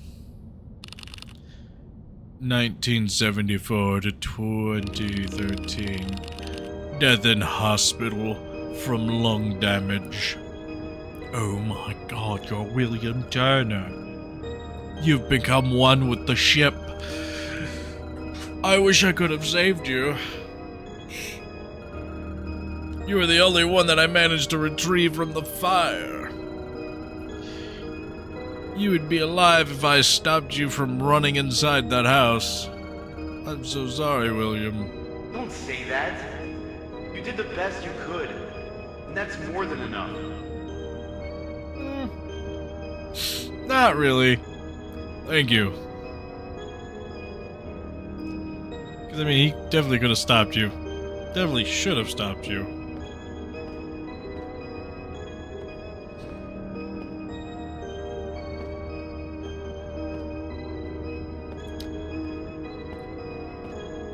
Man, so this is what they built a whole movie about. I'm joking.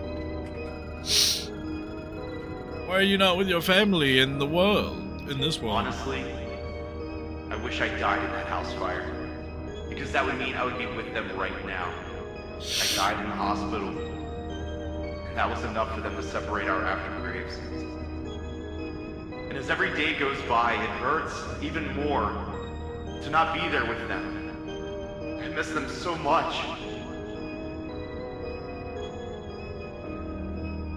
Okay. So aftergraves essentially reflect how you died, and you don't actually get better, like, physically. Because, like, you would assume he would have, like, a cough or something. No, they just put his ass in a fucking iron lung.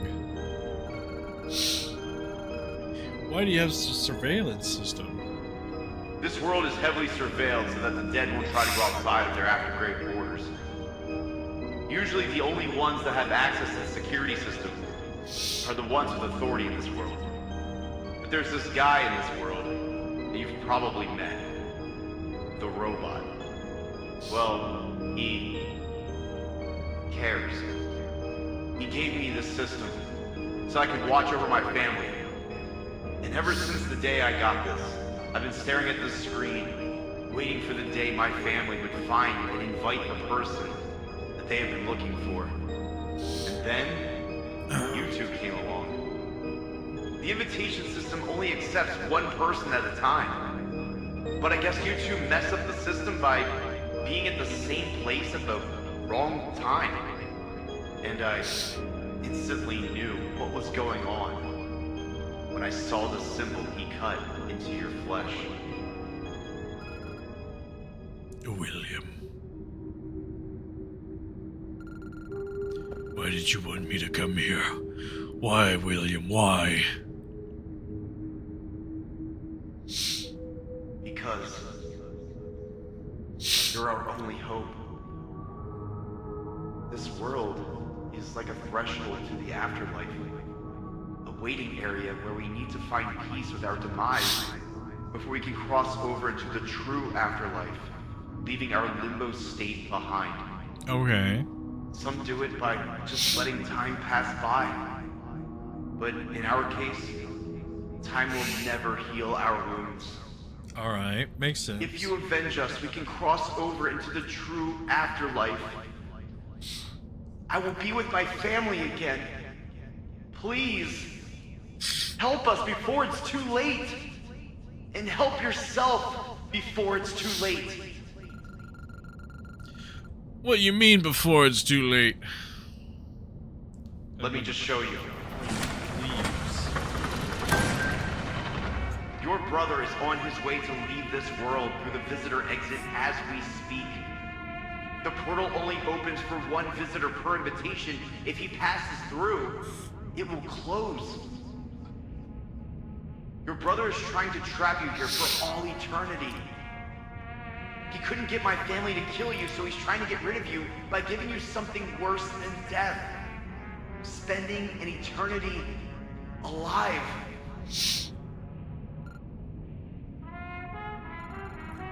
Don't worry. I know what I need to do. I need to murder that motherfucker. How will I make it to the visitor exit? The robot. Or should I say, the human. Have a look at the news article on my desk. Oh. Breaking news. Receptionist dies in cult hotel fire. In a tragic accident, a hotel was set on fire by a cult, leaving behind a mysterious symbol on the wall. Thankfully, everyone managed to escape safely, except the receptionist. Steve Elliott. Steve Elliott ensured that all guests were evacuated, but sadly lost his life in the process. Steve You will was not a only be hero. saving us, but you'll be saving him as well. Tell him everything you know, and he will definitely take you to the visitor exit. You will be free from his aftergrave.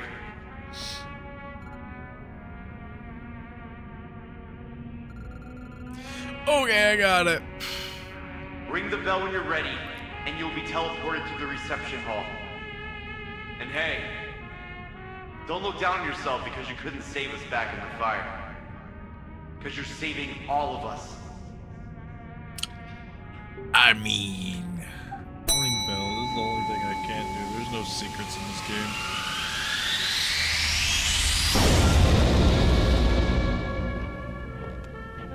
Hey, Steve-O! Hey, Steve! Can I call you Steve-O? Well, hello there, bestie. How can I help you today? I can help you, Steve. I don't need any help. I do the helping. But thanks for the offer. I know who you were, Steve. That doesn't make any sense. Because I'm just a robot. Steve Elliott. I know who killed you.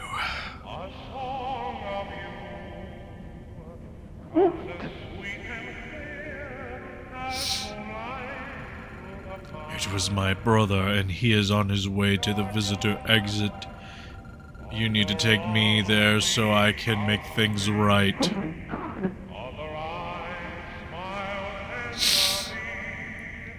I'm only allowed to transport people to aftergrade. I'll get in trouble if I transport you to next. No, you won't. Because what I'm about to do will free you from your aftergrave.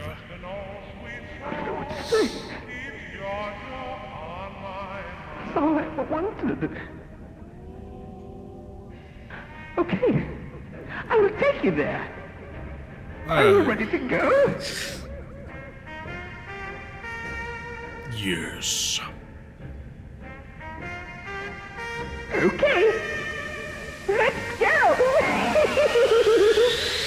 That's a very evil laugh. Oh, I'm so excited. I will finally be able to say farewell to this robot body and leave this wretched place. By the way, are you planning on doing something? I need to stop Jason from entering the portal and finish him once and for all. Alright. I'm kind of badass.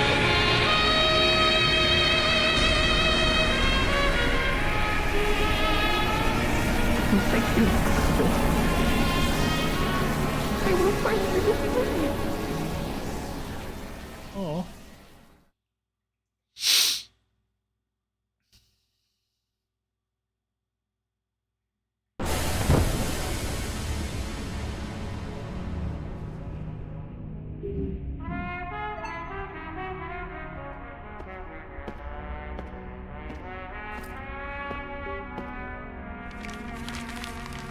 I miss him so much. The silence in the house is unbearable.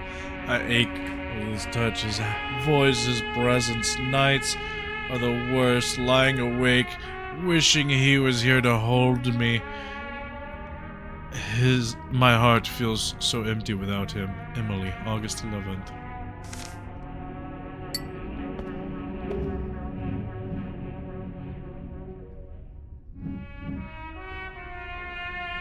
This shard of glass bears the blood of Emily Turner, silent witness of her desperate and final moments to be as the flames consumed her. Okay. Oh.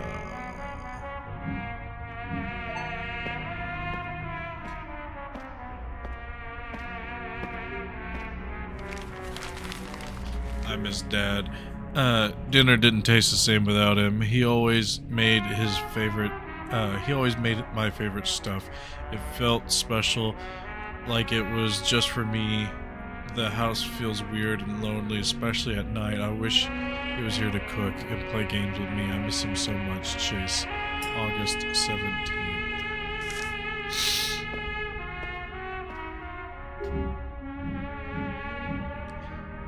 I'm gonna put together something. I gotta get to put together this mirror.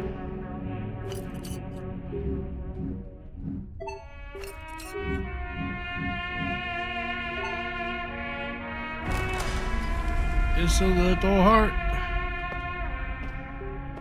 Well, I thought I was gonna use that to, you know, slit the brother's throat, but we're not doing that apparently. Not even a little bit. Wow. You actually made it this far. I wish I could show you. I don't know what to do. You're such a team. We can possess so much power together. I don't want to be here. I take talent and I didn't want you to tie to me. But my purpose, not wasn't so much more. Hurts to say, but it's the truth. Know the truth. You probably understand where I'm coming from, right? I was doing the right thing, wasn't I?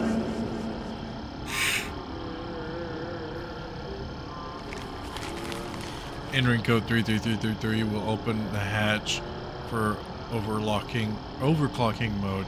You can only overclock one core at a time. If all three cores are overclocked simultaneously, the code will be overstimulated and the teleport system will load on itself. Use extreme caution.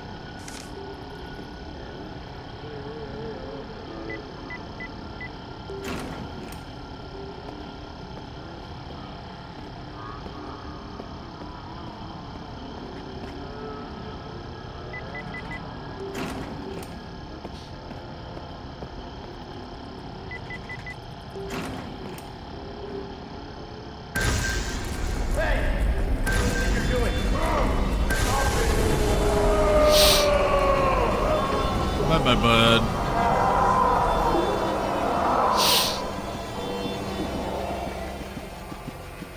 I need to avenge them.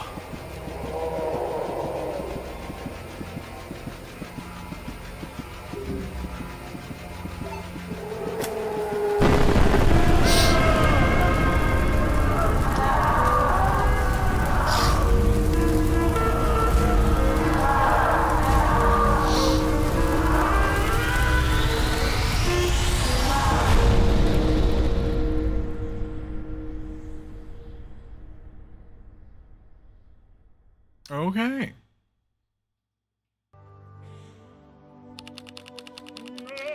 Jason Anderson.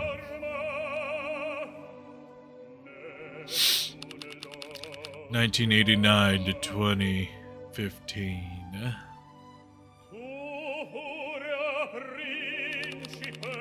Burned alive.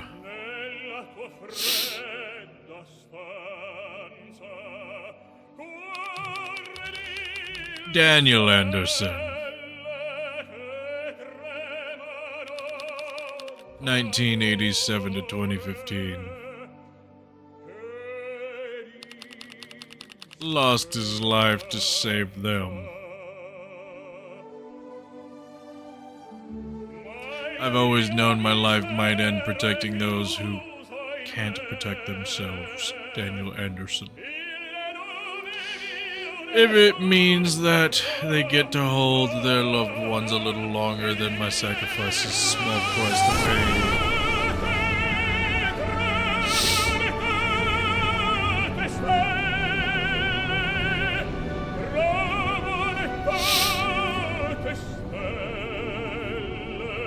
Alright. Shouldn't there be a fifth one then? Going up? Especially if, like, the main character died.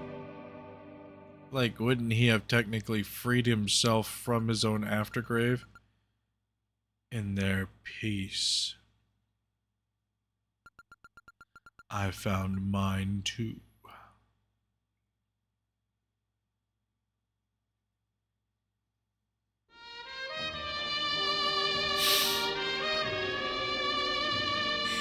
Alright. Well, see, I kind of figured, you know, he would go up to heaven and whatnot since he died killing his brother for a right cause. But I guess not.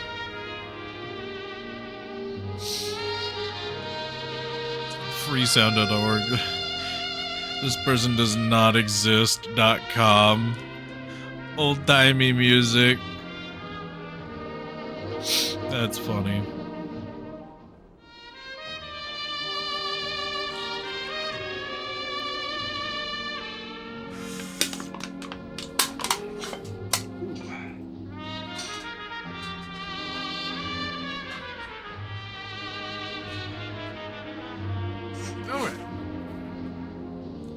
Based on a true made-up story. That's funny.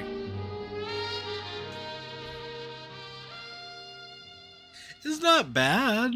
There's a few cliches here and there, but it's not too bad. Okay. We're gonna go full screen here. We got the final game that we're gonna do for the night. Alright. Final game is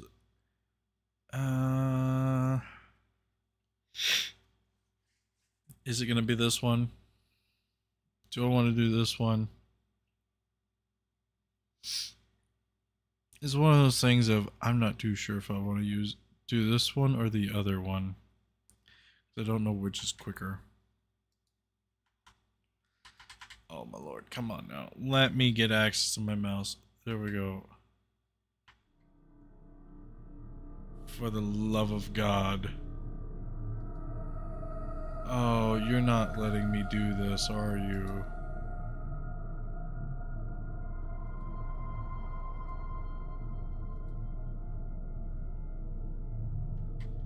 Oh, you're not letting me do this, are you? Okay.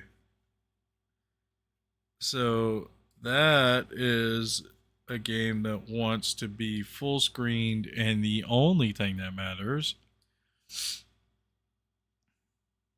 Okay, so I need to do a thing real quick. I need to turn that off, turn that on, but I need to go full screen over here so I can eventually change it back,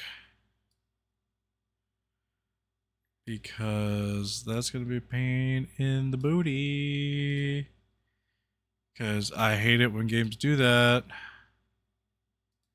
because it makes recording a pain in the butt.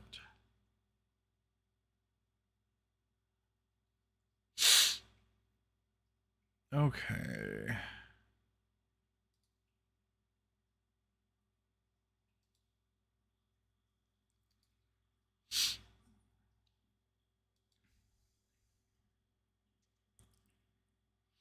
Alright, come on. Get your stuff situated.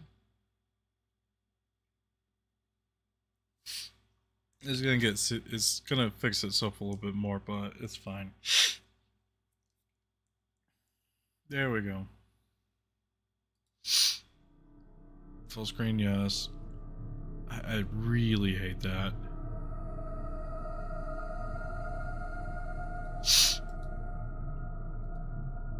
Yeah, we're gonna save changes. Okay, we're gonna go new.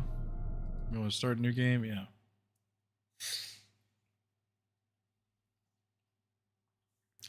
The Land of Pain.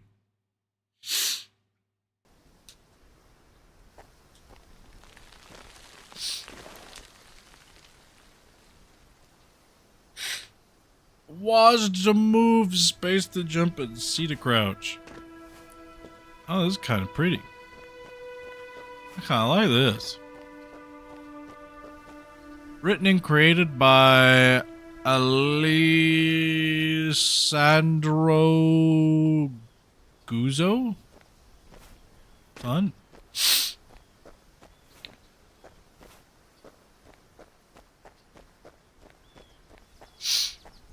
Pretty. Pretty. Like it a lot. Like it a lot.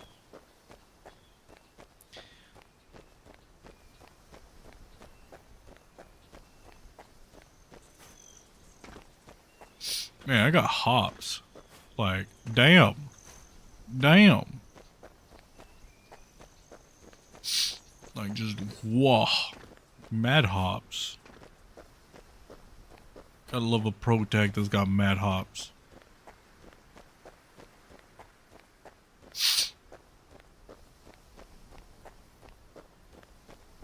This game is marketed as a Lovecraftian horror game. But, you know, we'll see. It's apparently got like a lot of additional stuff to it too. So this may be a longer game that I may have to break up.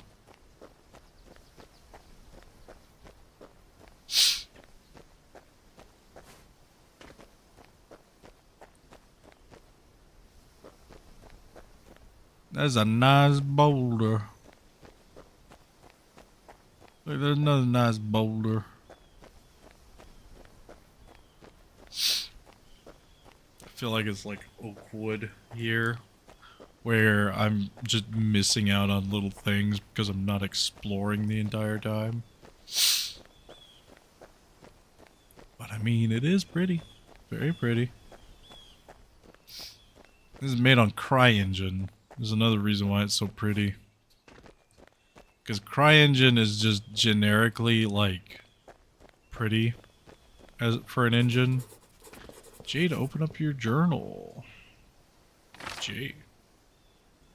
Back to the old cabin. Finally, after a 2-hour hike through the woods, I have arrived. Autumn is approaching, and there's already a chill in the air. But boy, is it beautiful out here. From where I am now, I can see the old cabin down at the bottom of the valley. Dad was in love with nature, always said I took after him in that respect. I'll make sure I look after this place for him. I plan to spend the night there, then leave at dawn to start the hike. There's a breathtaking view from the top, just where the big cross is situated, near the precipice. It always makes me feel at one with nature. Just what I need right now after the past few months. The big cross. What big cross? I don't see a big cross. I don't see this thing though. Remnants of a fort. That's not suspicious at all.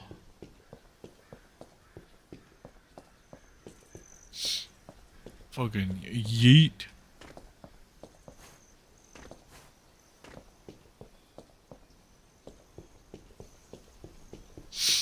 It's okay. We'll walk. I say as I'm sprinting. But I'm sure I'll find a way down there.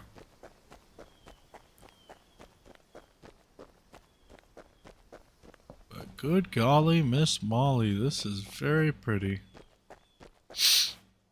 Not one of the prettiest games I've seen, but it's still better for an indie game.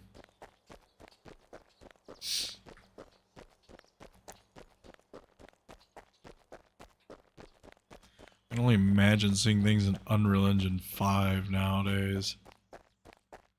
It being crazy.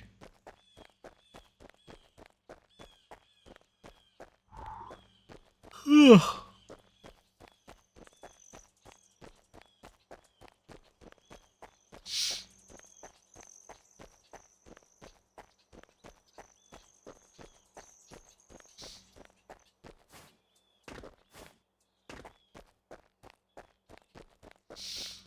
Alright, I'm gonna come over here to this little spot. It's a firewood spot. You know, where you get your firewood. Left mouse button to interact with objects. I got enough firewood in the cabin to keep me warm for a while. Okay.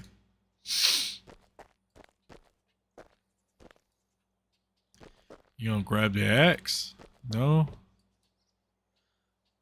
Okay, well, fine then.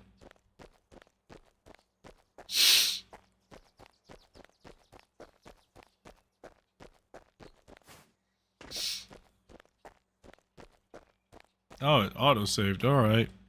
That's always fun.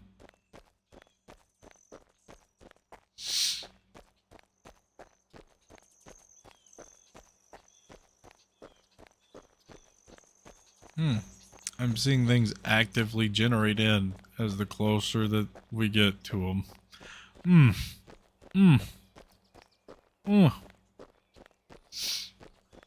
A little optimization would have been better, but it's fine. It's fine. Maybe it is optimized. Maybe it was a limitation with this current version of the engine.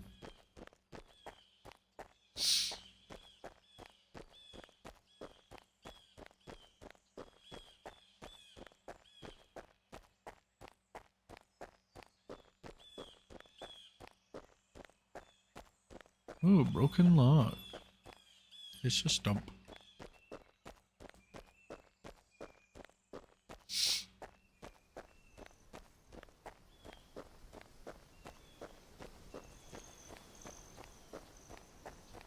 There's another stump. Okay, so now we're back on the path. Got off the old dusty trail.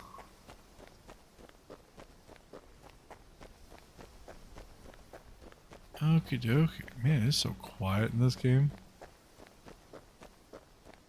Like, I don't know whether or not to be like, ah, so nice and peaceful, or be like, ah, I need to talk a lot more. But I mean, damn.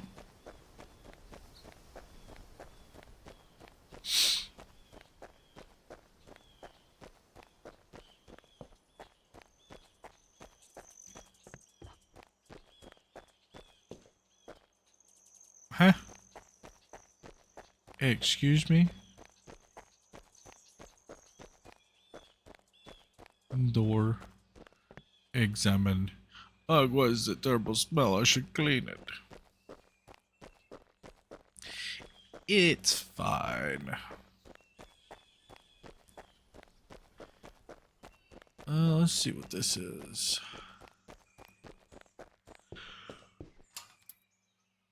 The waterworks system has been lying disused for years now. It's locked, and I don't need to go in there. Okay.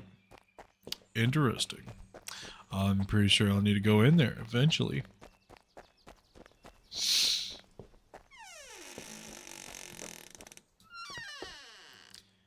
Hi, Biggie. Mr. Oinkers. Fireplace is cold in here. I guess I should light a fire. My fireplace is ready last time, so I only need to find some matches. Well, there's some matches there.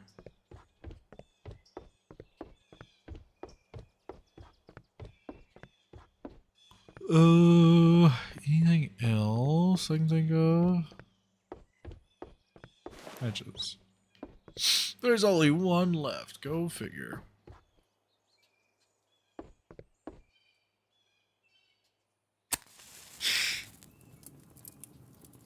All I need to do is fetch some water for tonight, and I think I left the bucket around here somewhere. Here it is. Well, it wasn't far from here. End of the path in the woods.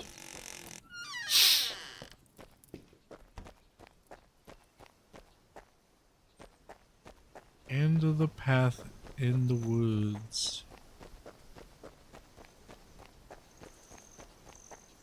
You can press H to receive a tip from the main character.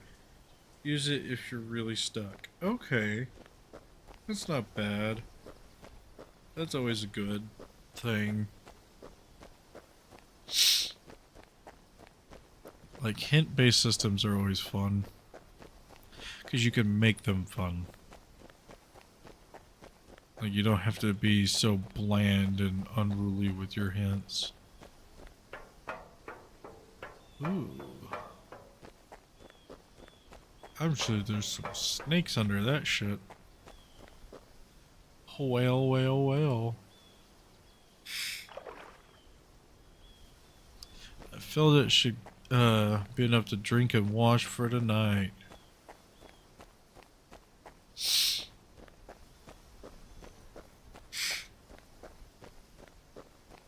All right.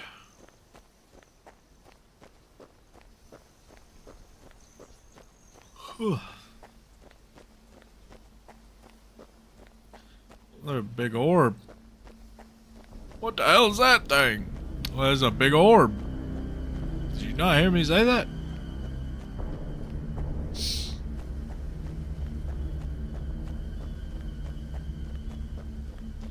fun looking.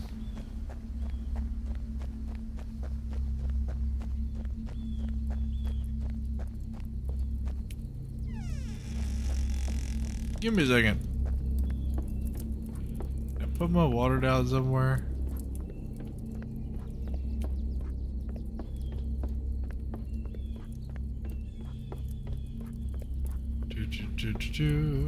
Nope.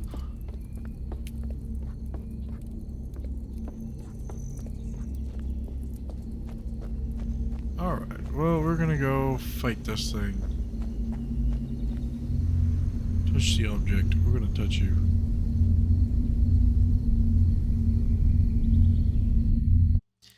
Ah! Got flashbanged. The land of pain!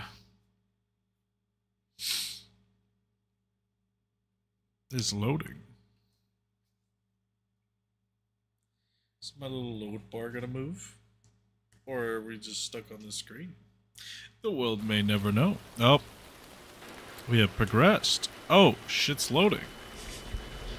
Shit's really loading. What the? What's going on?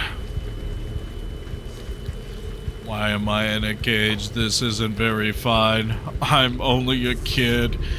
Just a kid. This isn't fine. There's some large cables connected to strange platform. They're coming from the ground.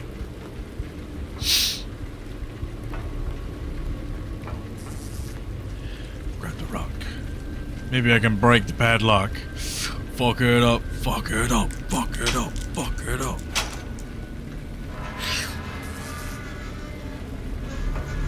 Alright, yeah!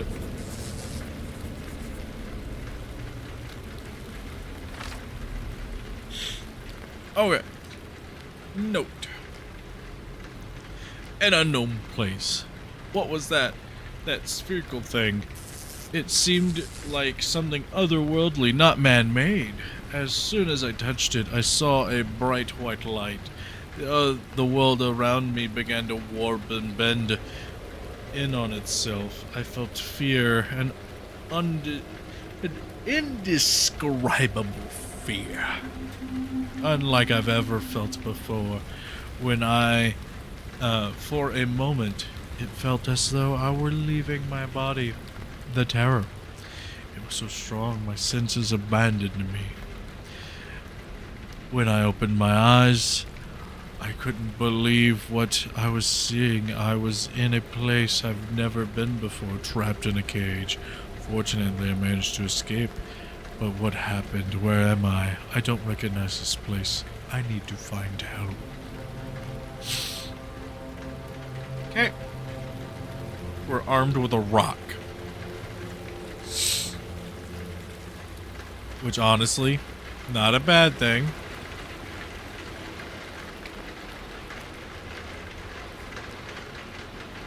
Oh, I kind of forgot. I just couldn't mad hop. Seems shut tight. Seems like a lock somewhere inside. Oh, we got a rock and we got shoulders. We can bust through this shit. It don't matter.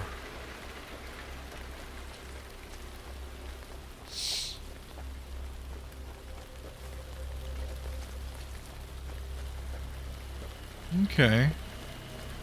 We got quite a little light drizzle. Fairly light drizzle.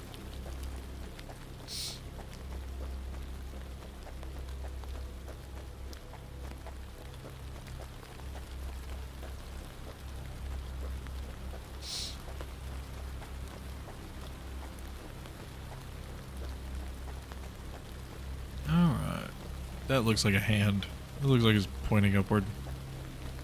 My brain just realized what that looked like.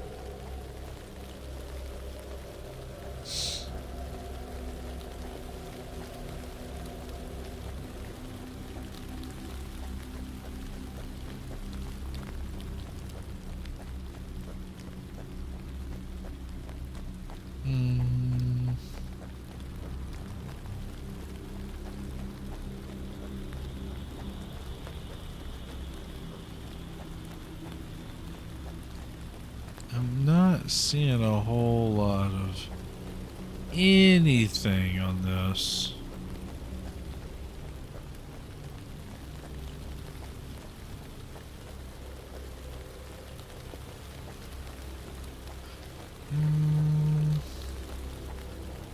I may get to the next spot and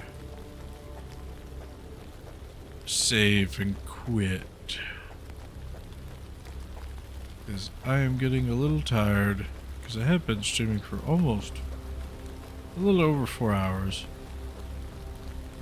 and I have yet to eat anything other than Reese's Pieces. Reese's Pieces. And I kind of don't want Reese's Pieces to be the only thing I've eaten for supper, at the very least.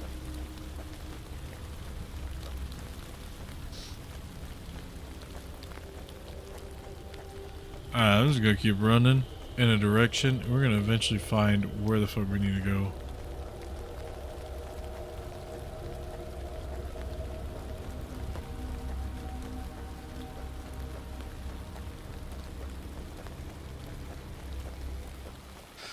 There's a light in that house. I should ask for help. Ah. That wouldn't be terrible. It's like there's no way to open it. Okay.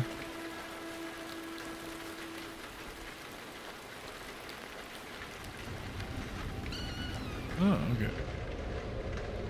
It's dark. There must be a light switch somewhere around here.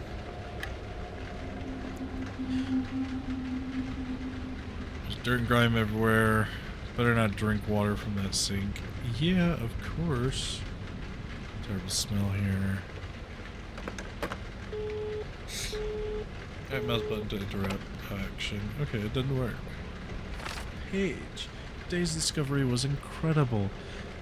That coded book seems to contain the instructions to make the machine work. The machine is faithfully reproduced in a set of drawings which appears easily understood. For decades we sought an understanding of its function. Now finally we possess the answers we looked for. We have already begun work on a translation for the book. Its evidence suggests that it was written by a distant ancestor of ours. It was established in an old room? Okay. Okay, buried beneath the ground. It is a stroke of luck that we were able to find it inside this room. We also found a number of metallic parts which seem to share the same technology as the machine.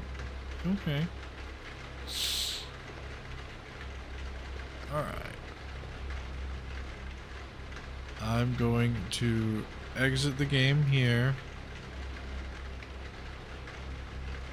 Actually... yeah, you know what? We're gonna exit game here.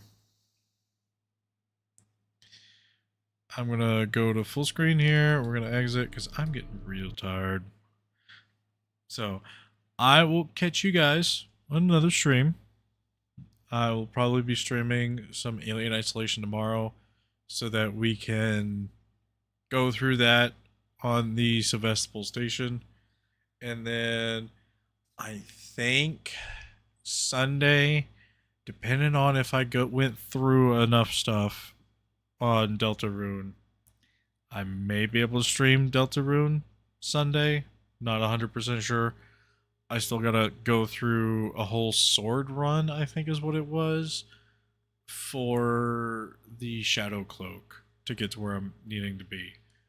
But that's fine and dandy. But if you guys like this video, please drop a like, subscribe, ring that notification bell so you'll be notified of when I do upload.